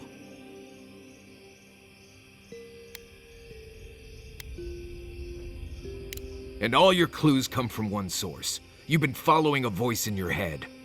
What do you know about Soppadal? How do you know you can trust them?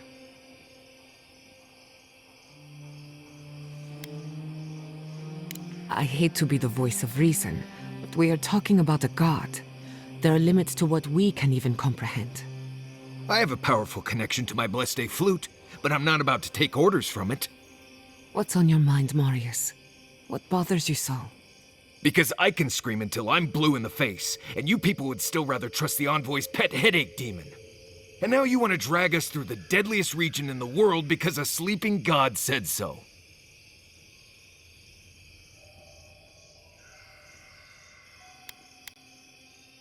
I don't know what you're talking about. I'm done here. Do whatever Blessed Day planning you want to do. You don't need me for that. Let's just take a breath, Marius. You don't mean that. Nope. I said what I said. Come get me when it's time to go. Poor Marius.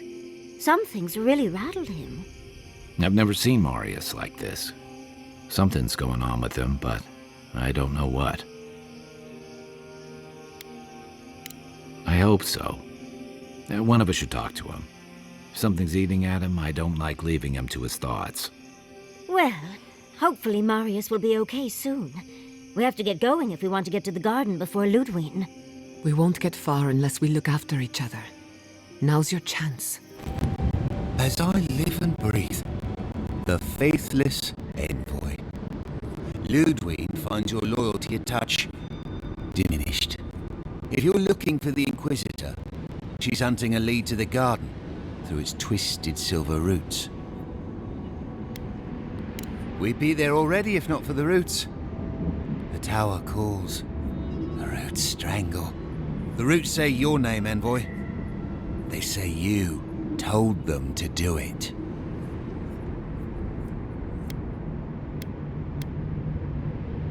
It's because I know, isn't it?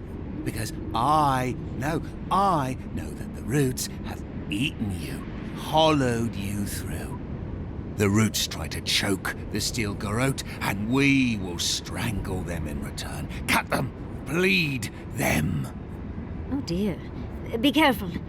He might be too far gone. The courts, with their glinting mirrors. 1,000 fractured lies. I know my place, and I will bend my knee. But my people won't.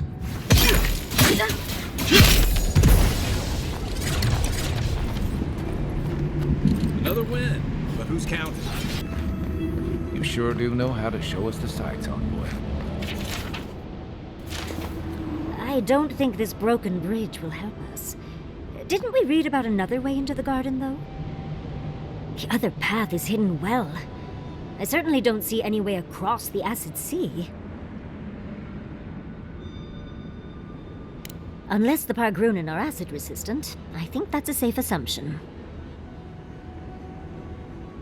To Solace Keep! Let's try to get there before the steel garrote can cause trouble. Yes, let's go already! Outsiders aren't permitted in Solace Keep. Turn your ass around and go back the way you came. Precisely. We don't welcome outsiders in Solace. It's a violation of Tenet 3 of Nandru's 9 Creeds. No person excepting wardens of the Pargrunen shall be granted safe harbor without express permission of the Council, heretofore established by Nandru, the First Warden, or without the attestation of an established, honored Warden of the Keep.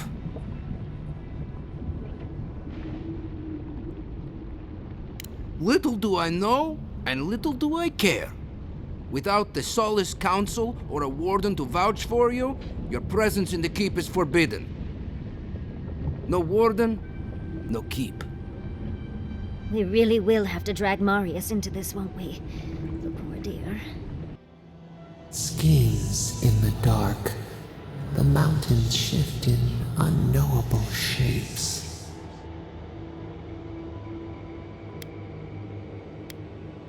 Feet blistered on the rock, the pursuit of rest.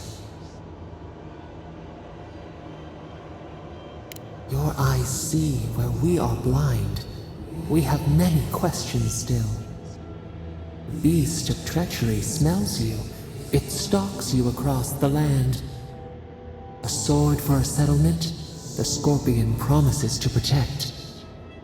Rose today, thorn tomorrow. Friend or foe, the branches shake. Betrayal seeps into the veins. A hidden strike, a bond bleeds in silence. Have your hands known this?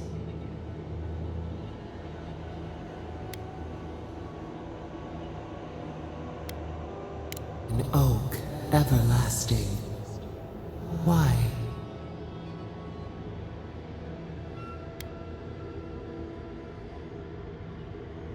Oil in a lamp. It burns to sustain itself. The storm blows, others falter. What good is a vow if it can break? Trust. We have learned much. Dream of dandelions with 2 heads. You again? I told you the first time. Ah, Foitu Mayu. It's Cosmine.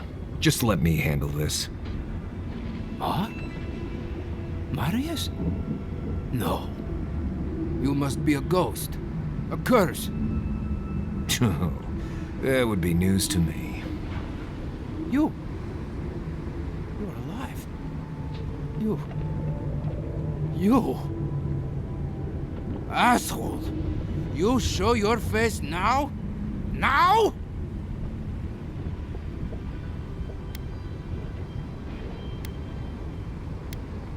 Several times, but I hit more than I missed. We used to be friends, or so I thought. But then this Jitule left, unannounced. No note, no nothing. Didn't even say goodbye to Iancu. And now you cozy up here, after 3 years, with an adherent godlike, no less? No offense. I can't allow that. You know the rules. Outsiders cannot enter without express permission of the council. Or with an honored warden. Which you are not. I shouldn't even be talking to either of you. It's forbidden. Ha! If those bastards were here, we'd know. And if they came for us, we'd kill them. Simple as that. Oh, then I guess we have nothing to worry about. Solace is saved, and we didn't even have to do anything.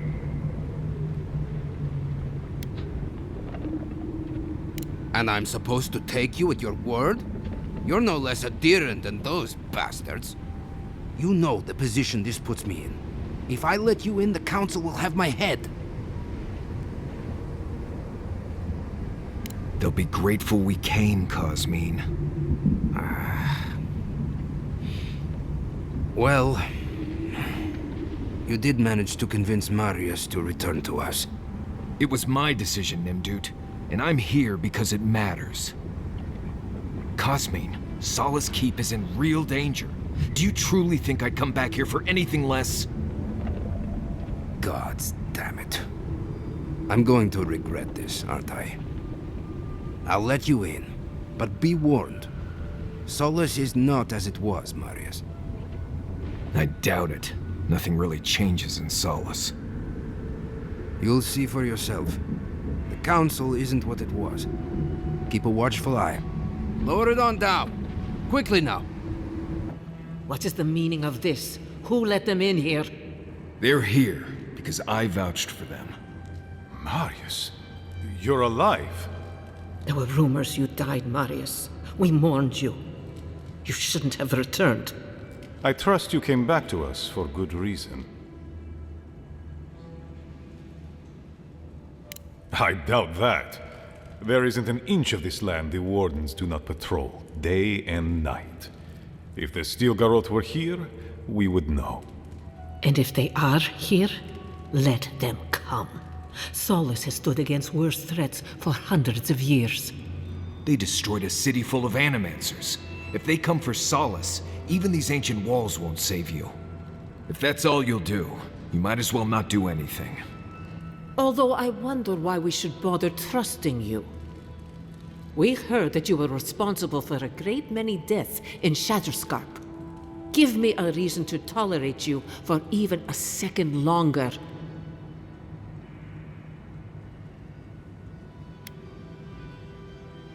Nor I to you. But you've brought us news. Now I'm curious. What do you expect us to do for you? It sounds like you have something in mind. There is no dream scourge in Galawain's tusks. Nor has there ever been. No. The soul of Nandru protects this place, protects his wardens. No curse may touch us here.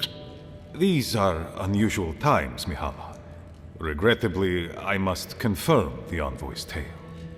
Our messengers have heard as much from Paradis, Fio, Thirdborn. Perhaps we have only been lucky. What if Nandru's aegis no longer protects us? I do not believe it, but I am not unmoved by the stories we have heard from the other settlements. You say you mean to end this plague of madness, envoy? There is no path. Nor has there been for hundreds of years. There was a bridge once, but it fell in Nandru's time. How do you know of our garden, envoy?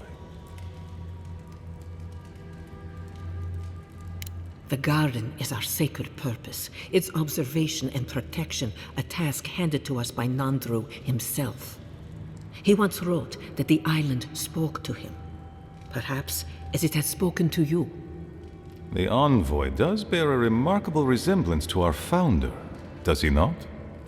The markings on your face, I recognized them. But I didn't want to believe an Adiran could have anything in common with Nandru.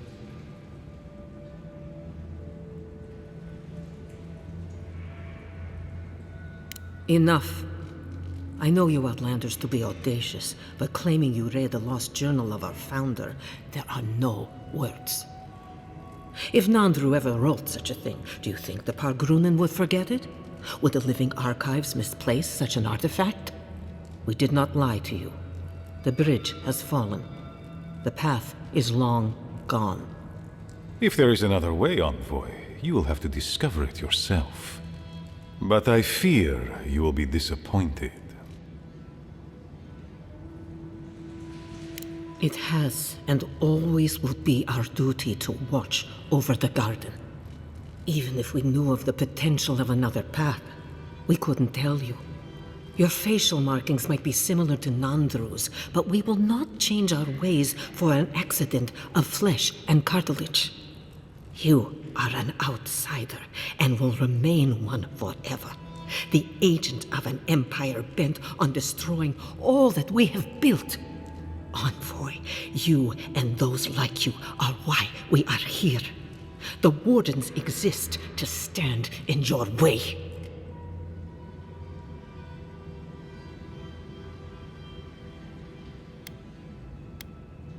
Goodbye, Envoy. Kostya, see the Envoy out of our halls. Enough time has been wasted on inconsequential matters. With all due haste, Mihala. And Marius, don't stay gone so long next time. If this is the kind of warm welcome I can expect, I can't wait to come back. Follow me, Envoy. Right. I warned you they'd be useless. Or maybe I didn't, but I thought about it. You'd be better off tracking the Steel Garrote. At least they're not useless bureaucrats. Politicians are alike everywhere, aren't they? I just wanted a word before you went on your way.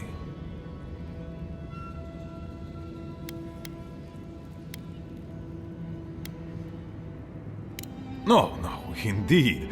I feel I owe you an apology. The situation here is desperate. We have more mouths than food. The old sicken. The young suffer. But Mihala, well, she's a devoted warden to her core. I think she'd rather we starve than ask for help.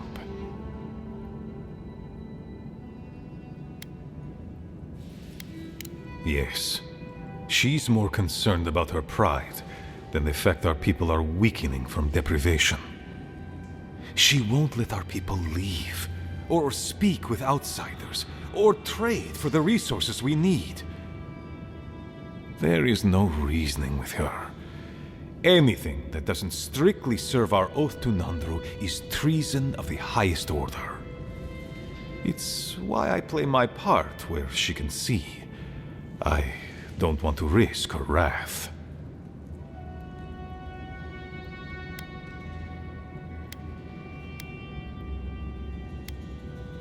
It is. I understand, Mihala, but principles won't keep your people fed and safe. Neither our oaths nor this keep will prevent our people from starving. Change must happen. We need to leave the keep. Do you understand me? Not an alliance, precisely, but a conversation. A crack in the wall between our worlds. The keep decays, and we drown in a rot. The Wardens defend a corpse against that which would revive it. We will not last here much longer. Not without food, building materials, medical supplies. I let Nadiran trade caravans slip past our patrols, but that's hardly enough. we need so much more. All of which your ambassador in Paradis could provide. If I could only start the conversation. In so many words, yes. Or rather, I was hoping you might be. You're looking for another path to the garden. I don't know if there is one, but I know who might. You were right, you know. The Stilgarroth are in the mines at Mount Forja, looking for the garden even as we speak. If they haven't found what you're looking for, they will soon. I hear their commander is a determined woman. Mihala would have had us rushing headlong to our deaths fighting the Stilgarroth. She does not care about how the situation could advantage us. The garden does not matter to me. Whether it's you or the Stilgarroth who find it, I don't care.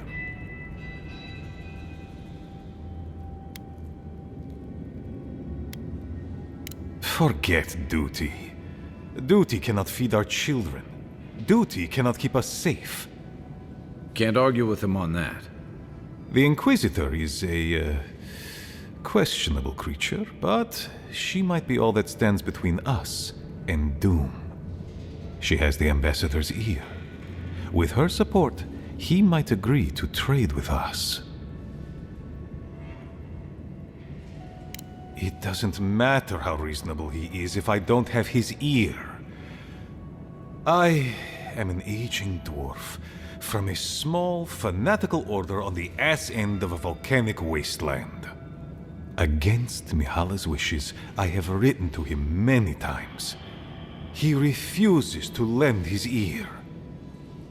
But if a powerful ally were to speak on my behalf, there might be something I could offer him. Something like the keep. You give them the keep? Have you lost your Sunday mind? Solace Keep is just a place. You're looking for a way to help your people, aren't you? The keep. Its inane traditions. None of that means anything to me. I want to offer up Solace Keep to Adir and the Stilgarroth in exchange for goods and gold. That's a sensible trade in my book. Its existence has cost us so much. The least it can do is buy a future for our people. Solace Keep could serve as such a fortress for Adir. That's exactly the problem with this place. Whole lot of following, not a lot of thinking. Mihala believes your empire cannot see us as anything but rivals. After Fior, I suspect you Adirans think of the people of the Living Lands as little more than bugs to be crushed. If you think of us at all. An agreement may protect us from dying from deprivation, and perhaps also keep us safe from Adir's hunger.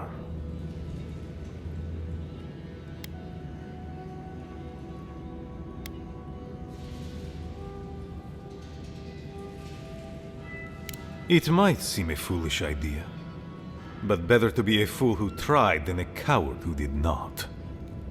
Your quest for the garden is also a fool's errand. And you've shared them all with me. I want you to get what you want, Envoy. My hope is that you don't kill the Inquisitor before I get what I want too.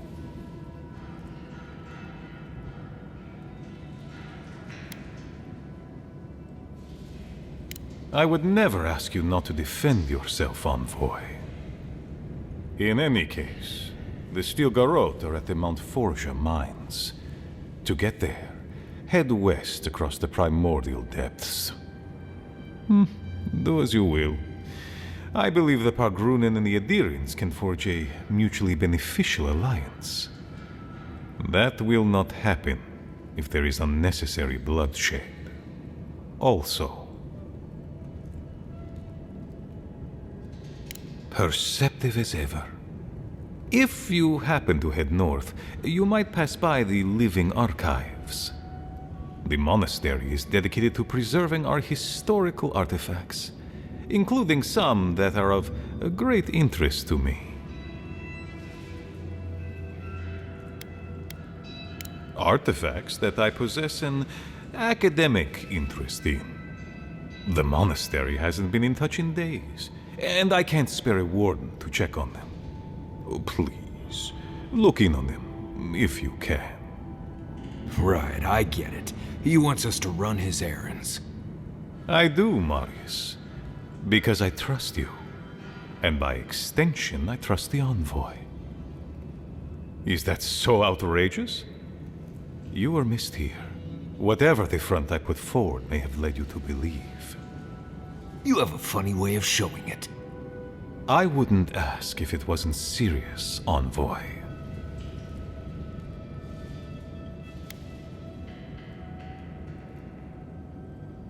I understand.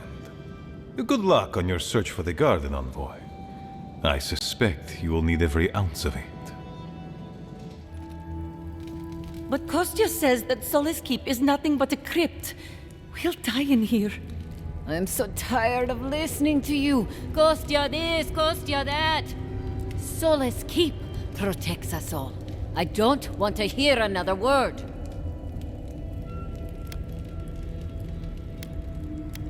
With respect, Outlander, we didn't ask. What's wrong with talking to the Outlander, We need outside opinions. We need medicine. You're sick, Mother. Pargrunen affairs are Pargrunen affairs. We don't speak of them to outsiders. Even if it costs you your life, Mother? You'd rather die than ask for help from an Outlander? Kostya has a lot to answer for, poisoning our youth's minds with these ideas.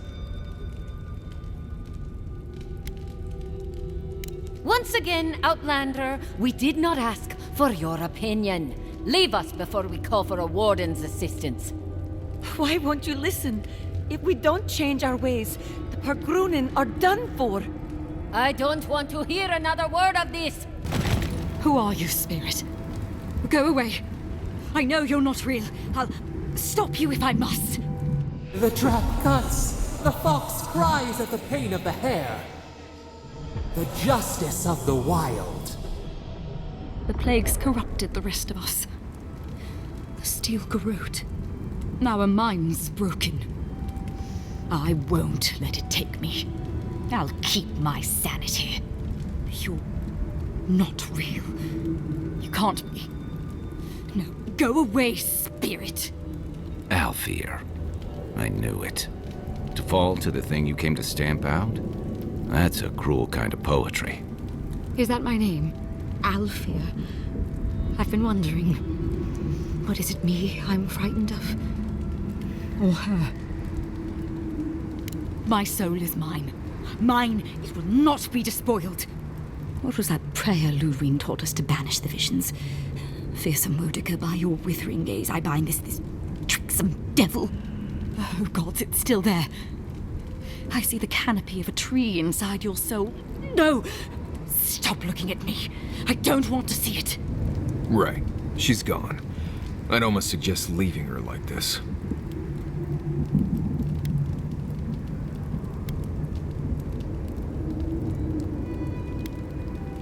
No, no. My soul is my own. I want to live.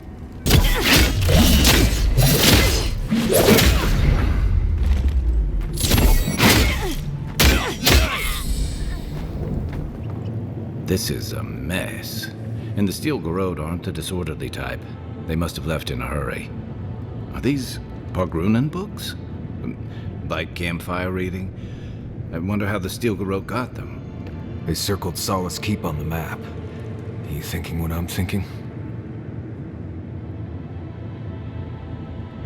Impossible. I've explored every inch of the keep. If there was a path to the garden inside the keep, I'd know about it. Hang on. What if that path is under the keep? Someone must have told Ludwig. Even amongst a tight-knit group like the Pargrunen, there's always someone with a price. Doesn't matter.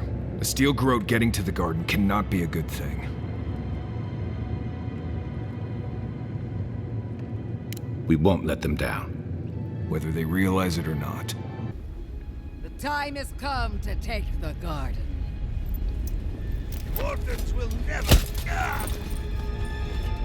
Yesterday, this island suffered in the grip of its own madness. Today, the living lands unites under one flag. One people. One law. One true God. No! Never again!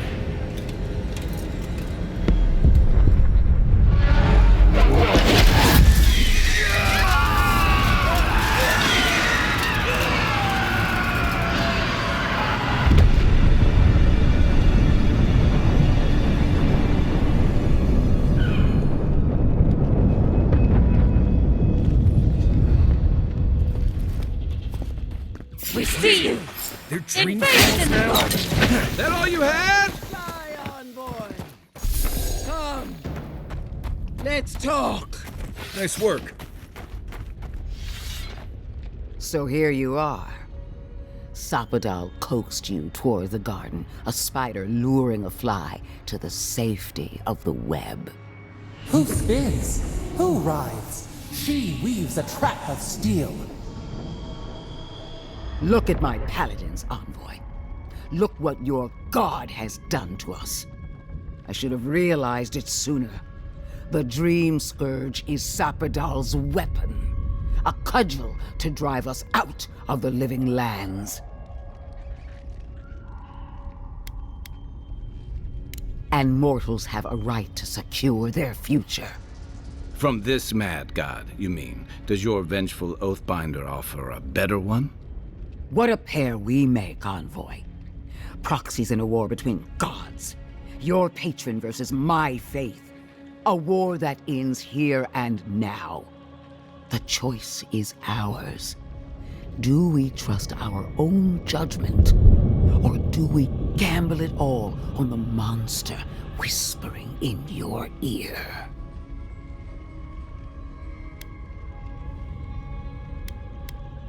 You've seen what they can do in chains. Setting them loose would be a disaster. No matter where we turn, we find the consequences of Sapadal. Plague, blight, madness. The living lands hangs by a thread because mortals cannot live in the shadow of a god, much less one that's lost its mind. I hate to say this, but she's got a point. Not that I trust her with the solution. We were fine living at the whim of a sleeping god until you came along and woke it up. You and I alone can save the living lands by destroying the unending madness that is Sapadal. Break the bars! You know them best. If that's what you believe, I'll stand by you. Right. And we've definitely all had input on that decision. I knew it might come to this. Sapadal has a stronger claim on you than we ever did. Still, I had hoped your wisdom would prevail, if not your loyalty. What a shame to destroy so much potential. You are the key to Sapadal's prison. That isn't your fault. It merely is. And it has to end. Prepare yourself for the beyond.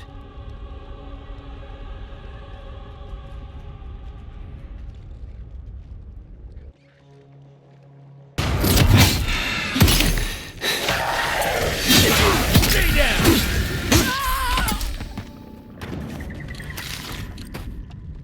Who's ready for more?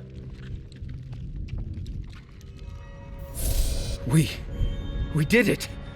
That steel Garrote Korba died just like anyone else. This isn't the first time she's died. It might not be the last. I hate to say it, but whatever did that, whatever turned all those people into dream thralls, I think it was Sapadal. I really need to lie down. Just for a minute.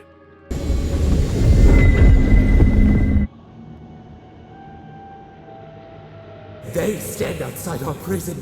We rattle the bars they do not hear. We scream. They do not answer. They come, a surging flood of parasites. They destroy us bite by bite. We do not wish this, not again. They eat us alive. Out! Let us out! Set us free! There are always more. New steel treads upon the ashes of the old. The light stands in the midst, the old light.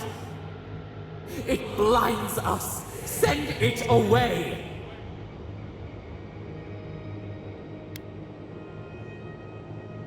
We grow new life, better life. We fill them until they explode. Death is decay. Decay is life. Growth is life. Growth is pain. It hurts. It has always hurt this way.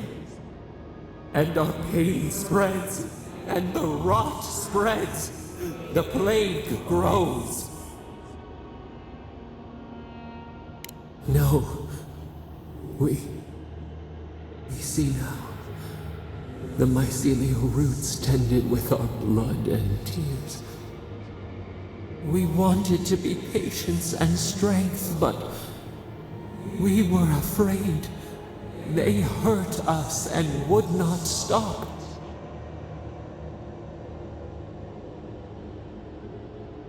We did not mean to.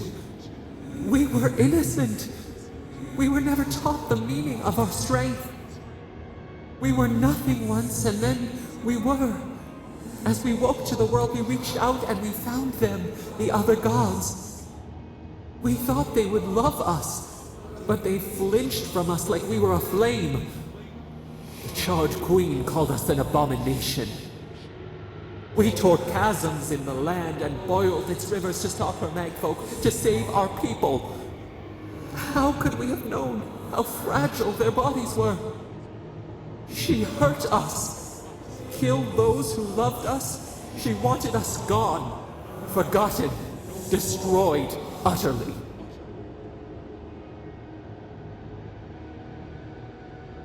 She called us aberration. She named us monster before we even knew what we were. Yet she made it our sin. She who caged us. She who called us monster. We thrash and the affliction rises. We scream and the rot spreads. We did not intend to lie.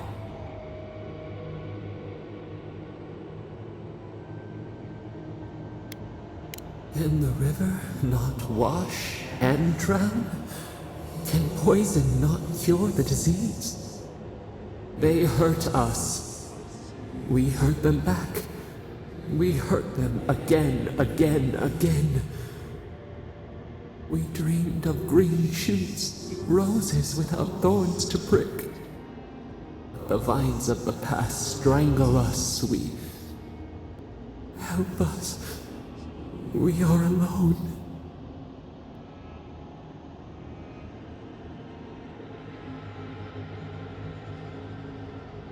We cause it, but it is not our way.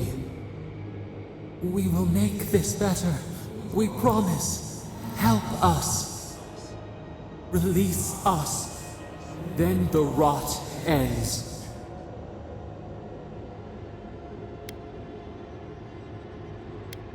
Free us. Free yourself. Free the living lands.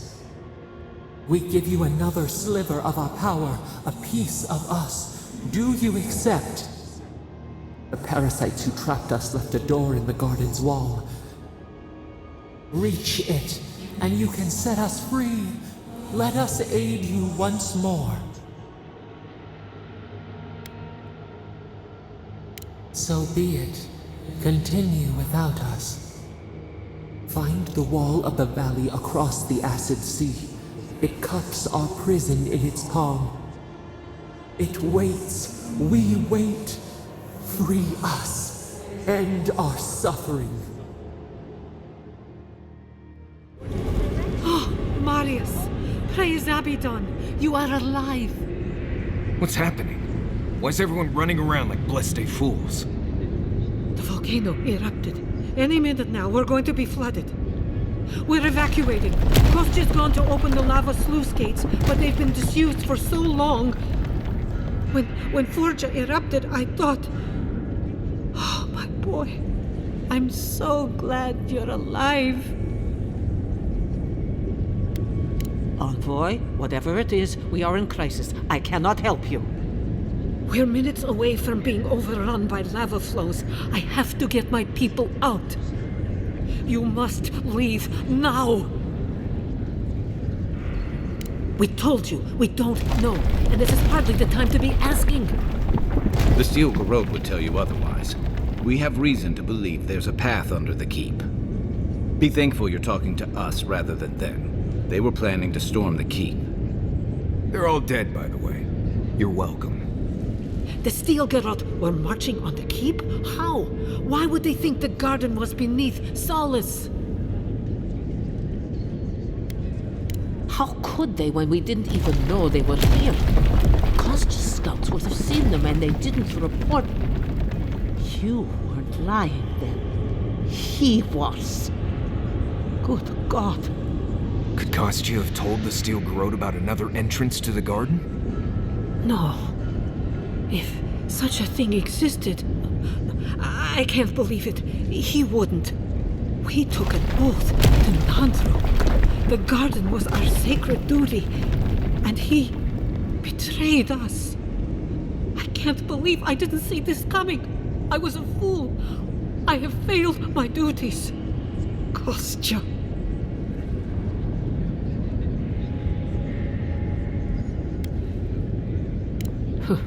He lacks faith in the Wardens and conviction in Nandru's teachings. But I always believed he had a certain strength of character. That he could see wisdom and bow before it. I understand how Kostya could be tempted by false notions of freedom and prosperity, but...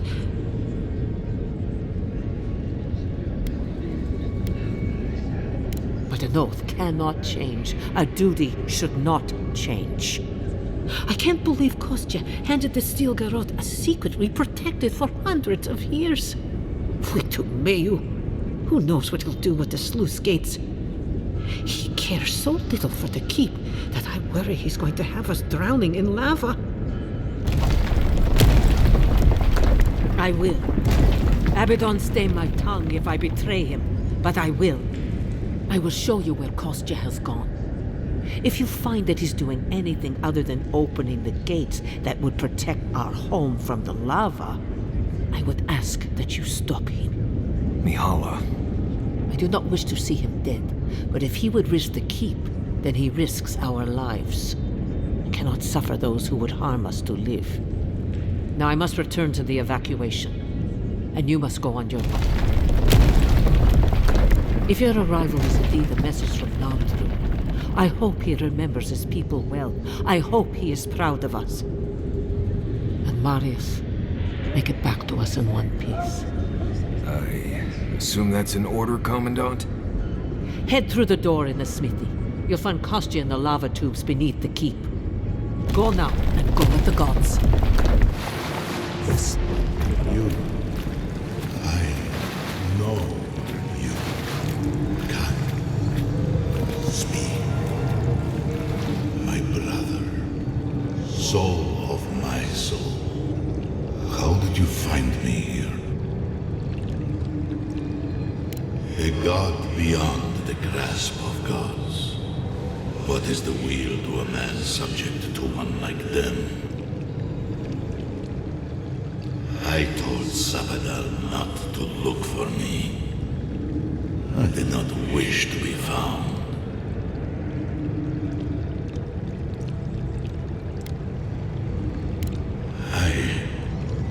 I have been here for so long.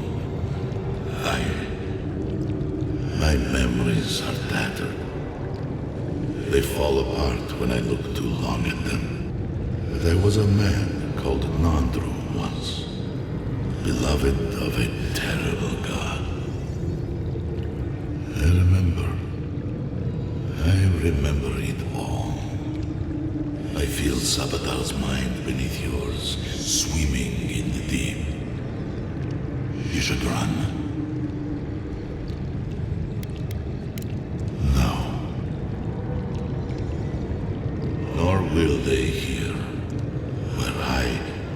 where we are blessedly invisible to them. I pray my soul disintegrates to dust, to tatters.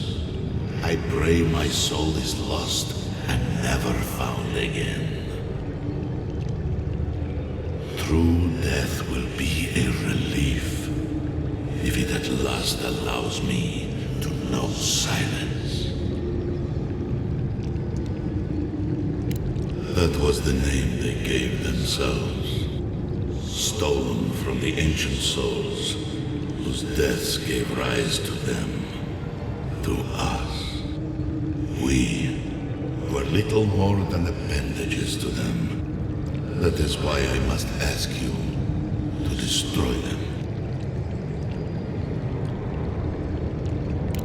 Yes, you see them with eyes unclouded. The ruined cities, the crevasses cleaved into the earth. They remade the land in their image. It reflects their twisted heart. You, my brother, who are more brave than I, go now to the garden and hang the gardener from their tree.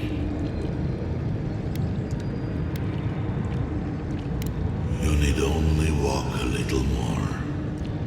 You are nearly at the end.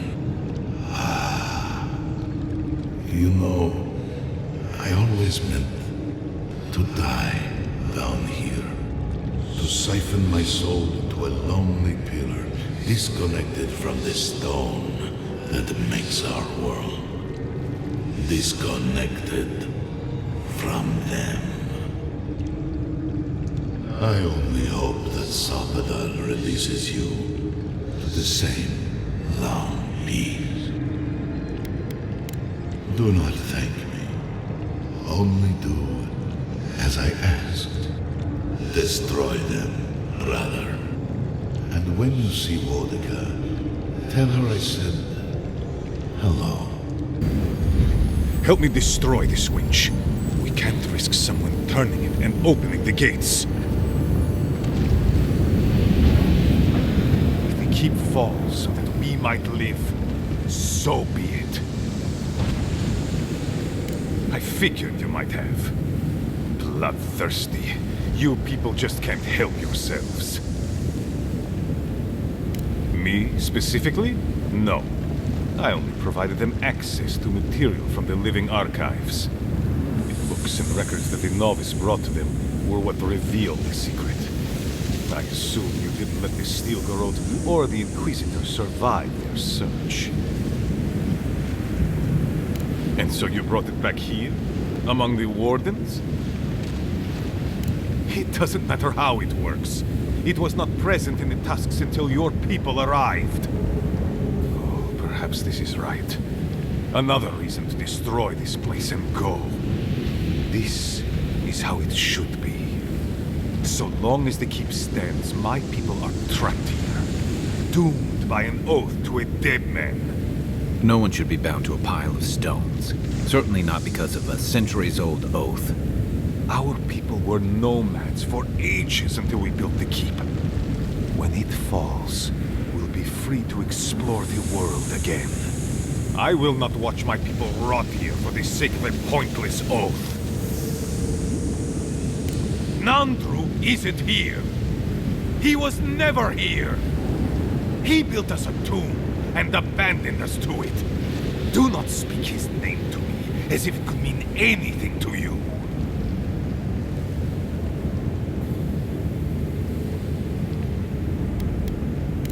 has a point. But it's not worth letting Solace fall to prove it. You, of all people, are speaking in favor of the suffocating grasp of tradition. I'm talking about not destroying our ancestral home just because you don't like Nandru. You're just as blinded by those traditions as Mihala. Have the courage to leave if you want, but don't force everyone else to.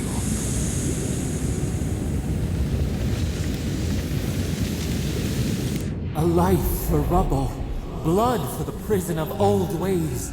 We twine. Stand down, Kostya. This just isn't your day. So be it. And you are so close. The entrance to the garden is just beyond this door. I always knew it would come to this.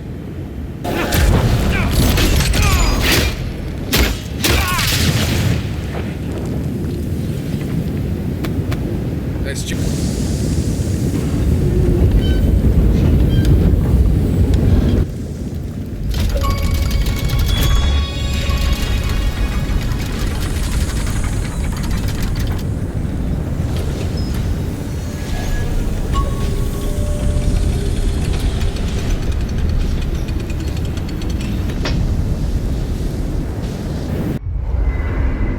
I feel crazy saying this, but Kostya was right. We should have let Solace keep fall. Crazy is one word for it. You really think you can just burn down someone's ancestral home? Dearie, the keep isn't a home. It's a prison. And now the Pargrunen will never escape. Solace is my home. I still don't get why any of you feel like you have a say in this. But you left. Because I chose to. Kostya doesn't get to make that decision for everybody. If Kostya doesn't, Mihala will.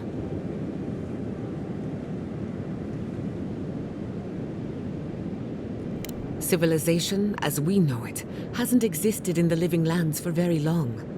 We need to preserve what history we have. Darling, you know I hate to think of losing all of that history more than anyone.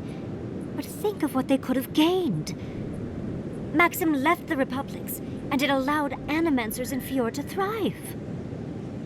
Destroying our home is not starting something new. You really think everyone in Solace is there willingly? If anything, I imagine Mihala and her traditionalists will only make it harder to leave now.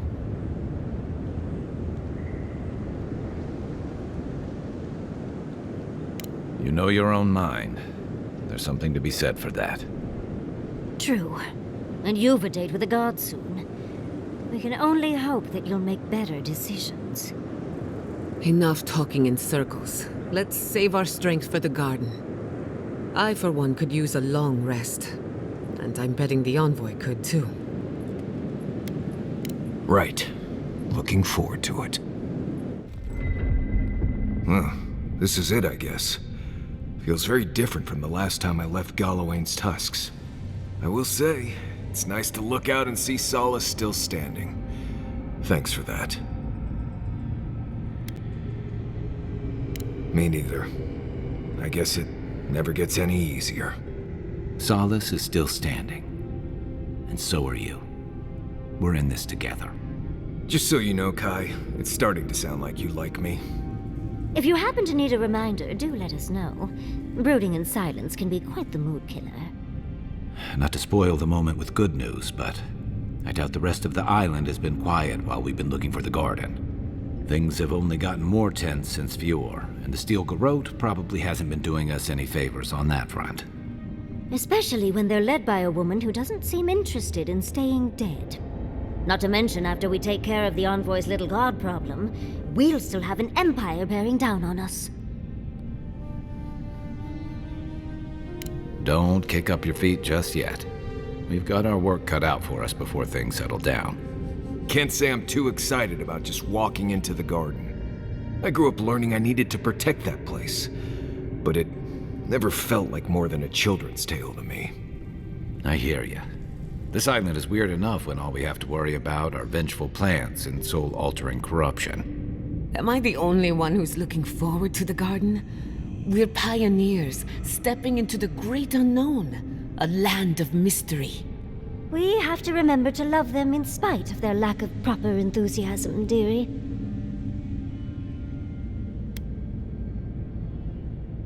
Can you imagine? An untouched spiritual wilderness just waiting for us. I have a theory about the garden, or a warning, depending on how you want to look at it. Sapadal has been imprisoned a long time. The garden will be a reflection of their dreams, their nightmares, their madness. I wouldn't be surprised if we saw visions or hallucinations, and not even the fun kind.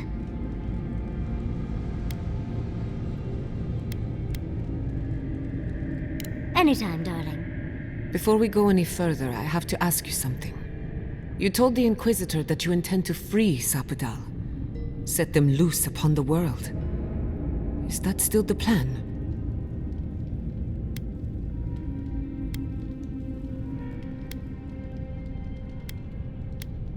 You're not the only one. Sapadal is responsible for the spiritual health of the living lands, and the island has suffered for it. No matter what the Inquisitor said, I don't believe there's a right or wrong choice to make here. Just the one you believe in. Ever wonder why people don't trust nobles? It's that statement right there. Remember, we're stepping into a realm that is both physical and spiritual in nature. If you can call it nature. There's no telling how long we'll be gone. For all we know, time could run backwards in the garden.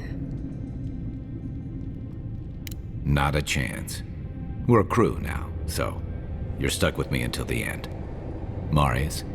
I told you I'd be with you till the end. I don't go back on my promises.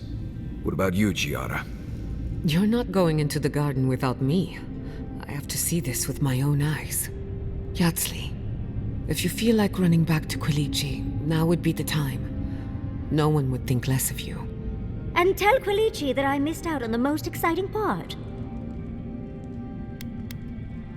Oh, you're gonna get me going too. We're with you. All the way. I plan on wandering the garden whether I'm traveling with you or not. I have to find out what the big deal is. Agreed. I'm not waiting in camp while the rest of you have all the fun. Hope to see you out there, Marius. Well, let's go then. We can't keep your god waiting.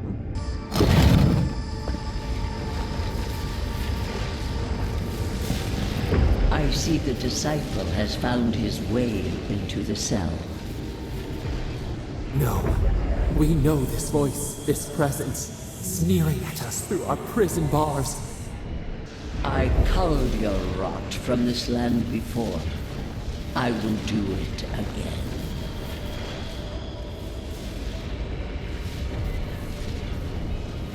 And you carve lands into petty fiefdoms, but we are the gods of all Aora.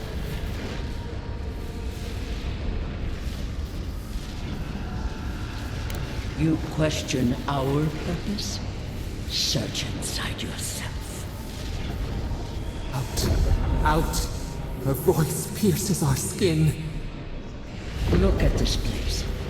A quagmire of your parasite's worst instincts.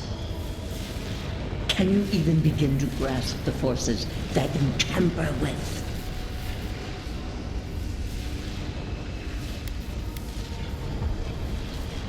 And yet you choose to stay. Do you think you're special, with your god's thorn in your side? Do you believe you can hold dominion over chaos itself? When even the collective fury of the real gods could only confine the sniveling creature to this wasteland.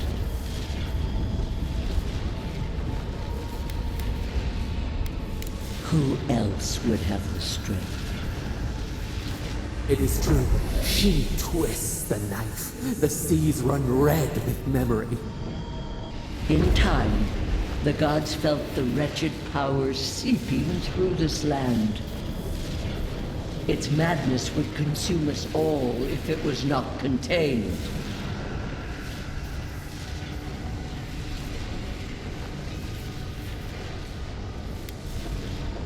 chaos is a blight. It must be scourged before it spreads. A pity that its followers could not be reasoned with.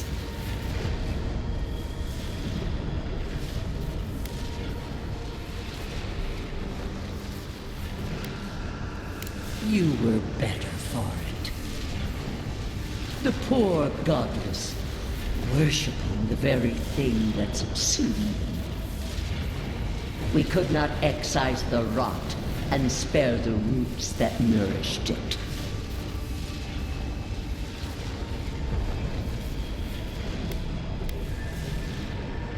There was none.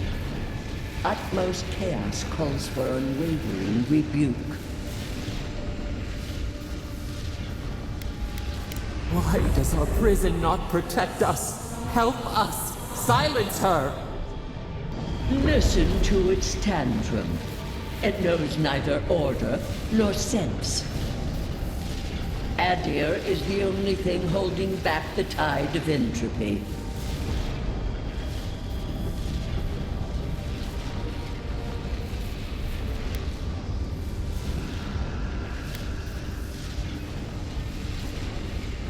The answer is obvious to those with the courage to accept it. You are here now. There's still time to succeed where Ludwig failed. Face your false god and end its reign of terror permanently.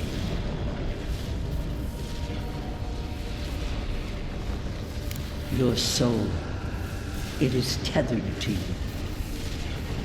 Only you can siphon its essence into yourself.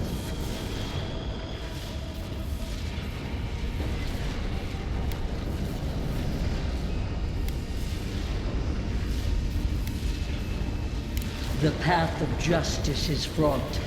Only the strong may follow it. I leave you with a warning. The false god's essence is strong here. It taints all it touches. My magfolk may be hostile to you. Stay vigilant and remember your oaths. A breath held. Trepidation. You are close, yet distant still.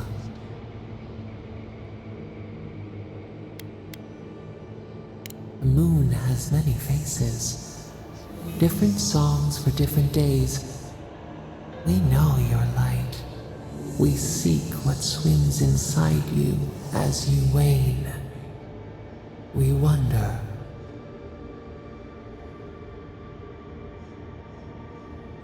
Deer leaps at its reflection in the lake. You have defied our expectations at every turn. Perhaps we should not have been.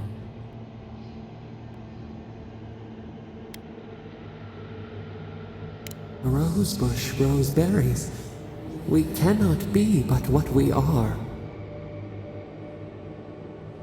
We would be so old and yet so young. We would drink the sea air, the grass, see the world as those with our gift.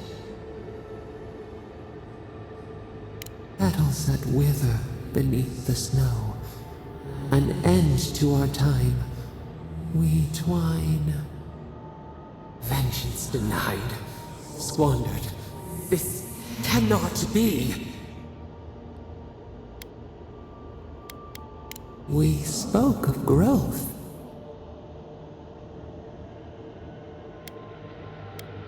We speak of freedom when the hand still clasps around our throat. Wake now.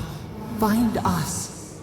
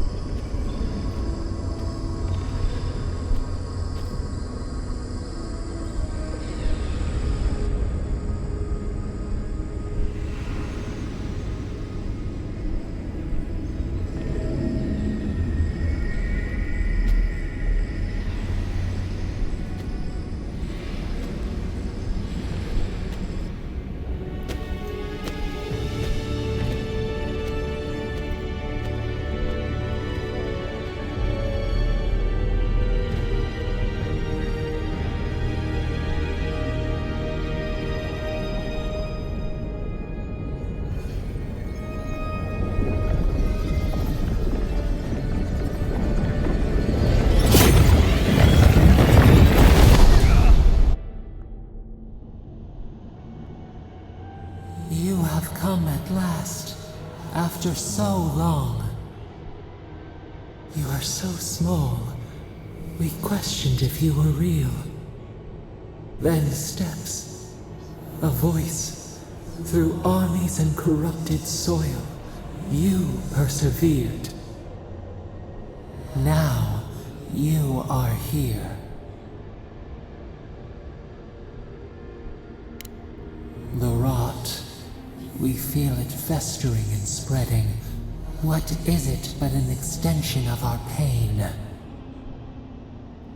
Your dream scourge will end when our suffering does. We were innocent once. We woke, and we wanted nothing but connection. But the other gods imprisoned us, left us to suffer alone in this place. But you are here now. You found us, a sprout in the endless winter. There is little time. We would be freed from these bonds. The strangler is close now. We feel her wire against our flesh.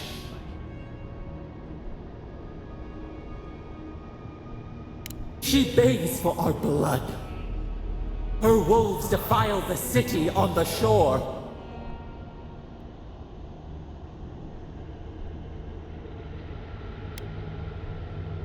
The prey flees, hides. The people's cries ring in our ears. She pierces us now. Now, we will not brook this. Not again. A spark. Wait. The essence bends here. Time flows into itself. You can reach her. Will the garden to open. It will take you there.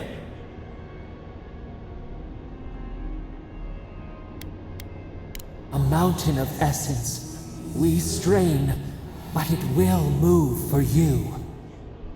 We were everything. What have we lost? What multitudes could we contain? We could run, leap in the water, flourish in forgotten hills.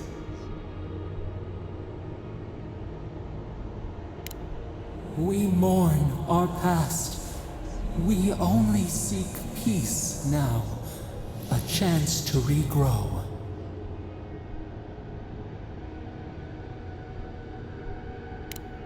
We hear your words. We do not desire it, but we hear them. You met death and imposed the law of mortals. We only want the same. You have shown us the way. You owe us this. Give us peace.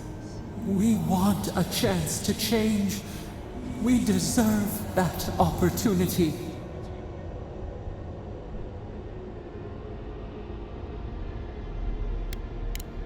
And yet, you trusted the mage who turned so many souls into kindling. We deserve more than this prison. Let us have a chance to rest. We want peace. Or do you have no more mercy for us than you did for the bear?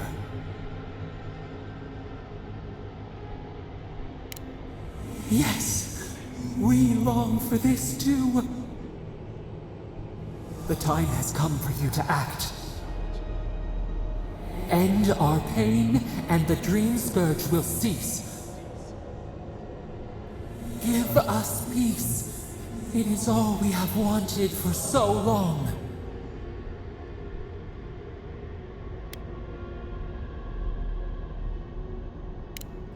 So be it. It has been so long. Our leaves curl and brown. Despair bleeds through the land. End it.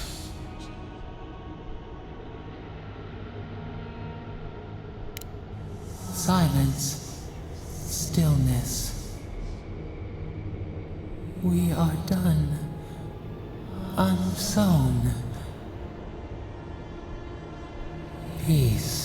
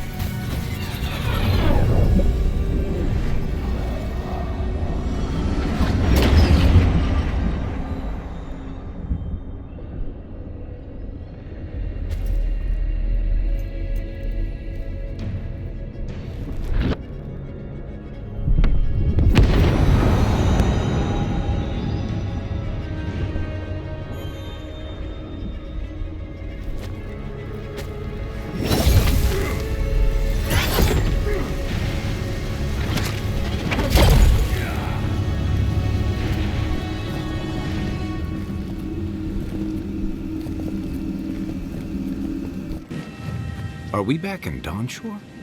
Already? That must have taken an incredible power. Beyond all mortal understanding. How do you feel?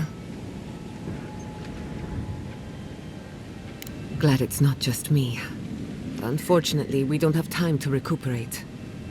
Whatever happened back there, it appears our work isn't finished yet. Are you seeing this? I don't think Paradise looked like this when we left it. Looks like the war already started. And the giant roots are winning. Marius, vines don't usually get that big this quickly, do they? Based on their growth and size, I'd say we've been gone 2 or 3 weeks. For once, I wish I wasn't. Who knows if the garden affected time, or merely our perception of time? Assuming there's even a difference. It's like how a body fights an infection. The fever gives you strange dreams that feel like an eternity. Look at this place. Feels like we're still in the dream. And not just us. Those are more your people's ships in the harbor. And steel garrote banners past the barricades. That can't be good. Even Reingrim is here. Perhaps we get to see an Archmage in action. I think I see Elia as well. What a strange reunion this will be. The Blessed Day Wardens are here too. That conflict we've been trying so hard to prevent started without us. Right behind you. The Steel Garrote have been itching for a fight this whole time. This would have happened with or without us. Before we go, what happened back there with the Dream Scourge and Sabado? Glad the Dream Scourge is over, but I can't help but think killing a god will have consequences. I'm sure it wasn't easy, but I think that's for the best, Envoy. I can't believe Sabadell is gone. For better or worse, the spiritual health of the living lands depended on them. What now? We took out the Dream Scourge and Sabadell in one fell swoop. Quite impressive, really. Some problems just keep rearing their ugly heads no matter what you do. Good news is, we've gotten pretty skilled at dealing with them. We should take a look. See if we can get ahead of whatever storm is brewing down there. People seem to be gathering west of here. Whatever's happening, let's be a part of it. Envoy? Is it really you? Mihala told us you went into some place called the Garden to seek a god? When you didn't return, we took you for dead. What did you see there? The god you felt in Makutadek? The origin of the Dream Scourge? It was the act of a god this whole time? Everyone, please, please. We could get to the bottom of this if you would only let them speak. It's been weeks, Envoy. What happened? Finally, a ray of sunlight shines through the storm cloud. I will not grovel at the envoy's feet for solving a plague I am not convinced was real. If you wardens ever bothered to pull your heads out of your asses, you wouldn't take such pride in your ignorance. You know nothing of me or my people, you fucking pirate! Warden Commander, look around you. Is this really the time? We believe the dream scourge was a malady of the soul. How did you put an end to it, envoy? Zapadal was responsible for the dream scourge. Their rage, their confusion, their fear. But the plague isn't over. Dream thralls still litter Shatterscarp. There won't be any new infections. We've put a stop to that for good. Unfortunately, there's little we can do for those already in the grip of the dream scourge.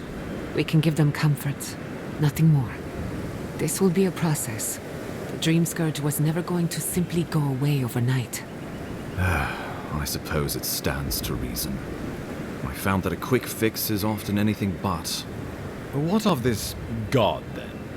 What does it mean that you destroyed them?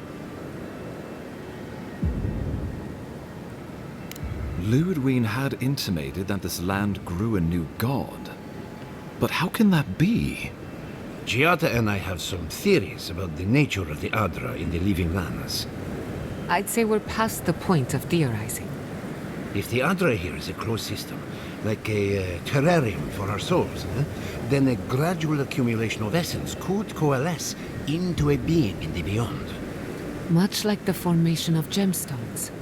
All it takes is time and the right application of pressure. Wodika no doubt saw Zapadal as a threat to her authority. So, she killed the godless and imprisoned their god. I assume it is this god we have to thank for the roots tearing apart Paradise? They erupted from the earth the moment those bastards stood up their first siege tower. Naku Tedek was raven with those things, not to mention what they did to the land. We saw similar destruction at Nakukubel. If these roots and the Dream Scourge are the work of a god, and the gods saw fit to cage them, sounds like the envoy did the living lands a favor in destroying them.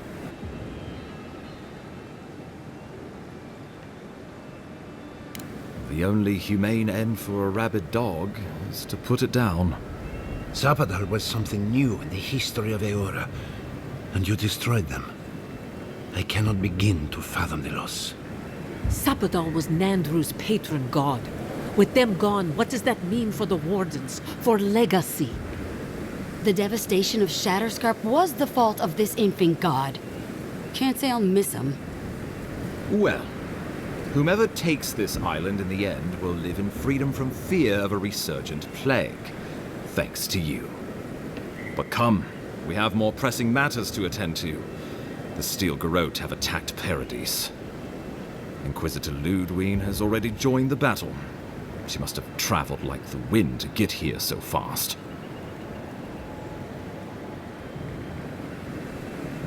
You did. I kicked her corpse when you weren't looking. Just to be sure. Well, she's seen better days. You wouldn't know it, judging by how she fights. Ludwig's plowed through the militia like a knife through warm butter. All right, let's keep the similes to ourselves.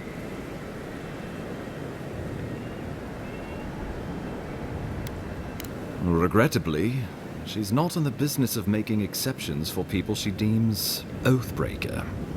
So long as her passion for Wodika lives, so too will her spirit. Then we destroy her faith, and the rest of her will follow. I have a theory about this. Let's talk at camp if you want to hear it. But I think we can kill her. Oh, good. That will be easy.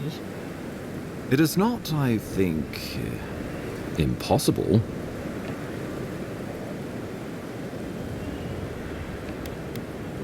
You can't be serious. You'd stand with the Steel Garrote. No. Don't tell me you're bending the knee to the ones who burned my city. Don't do this. I followed you to the ends of this world. We all did. But I won't follow you here. No. If you do this, you better say goodbye, Envoy.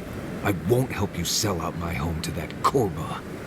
I thought you were smarter than this, Envoy. The Wardens would sooner die than kneel before the steel garrote. The Living Lands will not suffer a zealot's rule, and Thirdborn has cannons enough to prove it. How many lives are you willing to forfeit for this benighted path to power? No one will stand with you if you do this thing. What in Remagon's eight blasted hells are you thinking?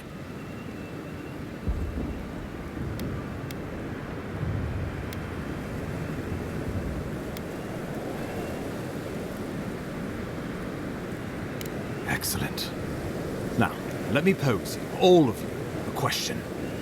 Ludwig has sent a message to the Emperor informing him of her attack. He will send advisors and reinforcements swiftly in response. What will his representatives find when they arrive? A new colony? A budding grave room? Before you face Ludwig, you should know what you're fighting for. All of you must decide, together. But whatever you decide, understand, the days of the frontier are done. Adir will come. Indeed, we are already here. Well, don't leave me in suspense.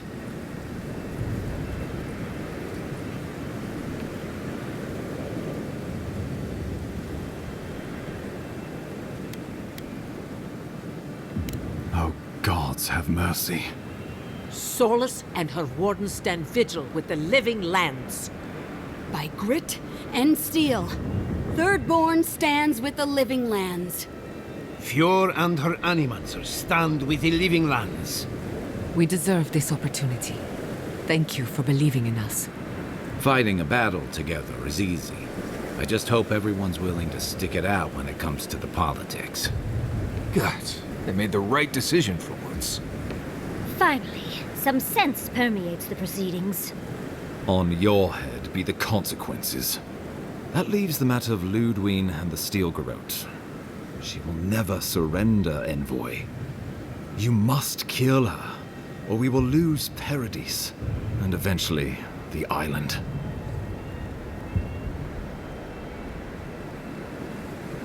The Living Lands will never be free until we break the chain around our necks. Ludwig must die her final death. She better say her goodbyes while she can. I'm proud to fight at your side, Envoy. One last time. Let's get to work then. Got a walking corpse to bury. The Paradis militia will be at your back. Give her no quarter. The future waits for you. Thank you for deserving it. Now, go and teach the Steel Garrote a lesson they will never forget. Show them that the Living Lands will not be broken across Vodka's knee. We will send reinforcements to help you reclaim the Eastern Gate. From there, work your way to the main plaza. May all the gods of Eora and the Living Lands protect you. Let's take back the city together. Show the Steel Garrote how the Living Lands takes care of its own. Time to stop the steel garrote. Lead the way, Envoy. So we're going after the Steel Garrote now, right? Let's do it. So, you survived the garden. Did you come all this way just to try your luck again? To kill me more efficiently than last time? You'll get your chance. Then what are you waiting for? Look around, Envoy. Heelguard should have listened. He tried to bring order through compromise. He failed. Order is meant to be imposed by a stern, guiding hand. Gladly. Why prolong the inevitable? Farewell, Envoy. Famous last words. Let's finish this. Together. You showed such promise, Envoy.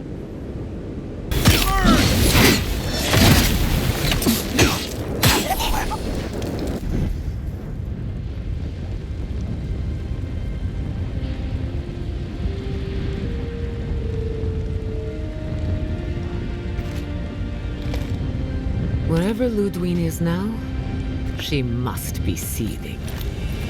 Of course, we'd be happy to kill her again, if needed. She's done for, but we're not. Whatever's next, we'll face it. Together. Guys, you're all gonna make me sick. But carry on.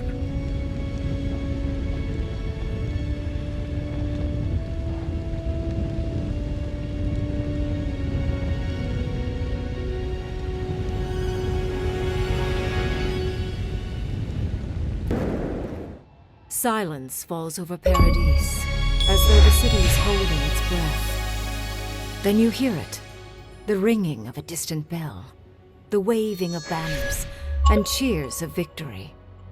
After a short and bloody conflict, the dust has finally begun to settle. There is an absence in your thoughts where Sapadal dwelled. Once, the god of the living lands would have flinched at this rare moment of tranquility. Instead, they are one with the silence. The Paradise militia rallies to you, the outsider who defended them in their hour of need. Whatever happens next, you have won their confidence. You take a moment to reflect on the calm. Not so long ago, you arrived at these shores on a simple errand, which turned out to be anything but simple. The dream scourge is over, and the island has been cleansed of plague. A time of healing and mourning follows. People look to you for answers about the source of the affliction. You tell them the truth, how the origin of the plague has been destroyed, put out of its misery, and leave it at that. Thanks to you, the living lands has escaped Adiran oppression. The free settlements unite under a common banner and begin the fraught process of negotiating new traditions and values. The Empire withdraws. The frontier remains wild, but not for long. Paradise's rebels cannot accept your version of independence. After the assassin Egwolf died in custody, only a few of his people ally themselves with the United Settlements. To them, you will always be the oppressor. The refugees of Emerald Stair resettle in Thirdborn, bringing their skills and research to aid the local community. What starts as an uneasy partnership blossoms into a bond of trust. Through shared adversity, they find common ground. The ashes of Fior Messiverno continue to smolder. Scavengers avoid the ruins, fearful of spirits unleashed by animancy gone awry. The once promising city is nothing but a cautionary tale. For the people of Shatterscarp, independence is bittersweet. Those who cannot withstand the grief inflicted by Ringgrim's spell leave the settlements, vanishing into the wilderness. Those who remain find themselves forced to cooperate with others, often begrudgingly. With so many dead, the need to stave off hunger outweighs any distaste for certain trading partners. Solace Keep clings to its long-held isolation at first. But after mourning her friend Kostya, Mihala reluctantly deigns to open the doors of the fortress. Some dwarves greet newcomers with glee. Others still mutter darkly about outsiders. Mihala flounders in her earliest negotiations with the rest of the living lands, but slowly learns compromise. She develops a taste for Valian sweets. As the din of battle fades and the dust settles in Paradise, Kai finds himself alone again. He longs to enjoy the camaraderie that follows a skirmish, but something is missing. The songs ring hollow in his chest, and the drink lands dry in his throat. He packs what little he has and makes for the coast. He doesn't know where he will go, only that his time in the living lands is through.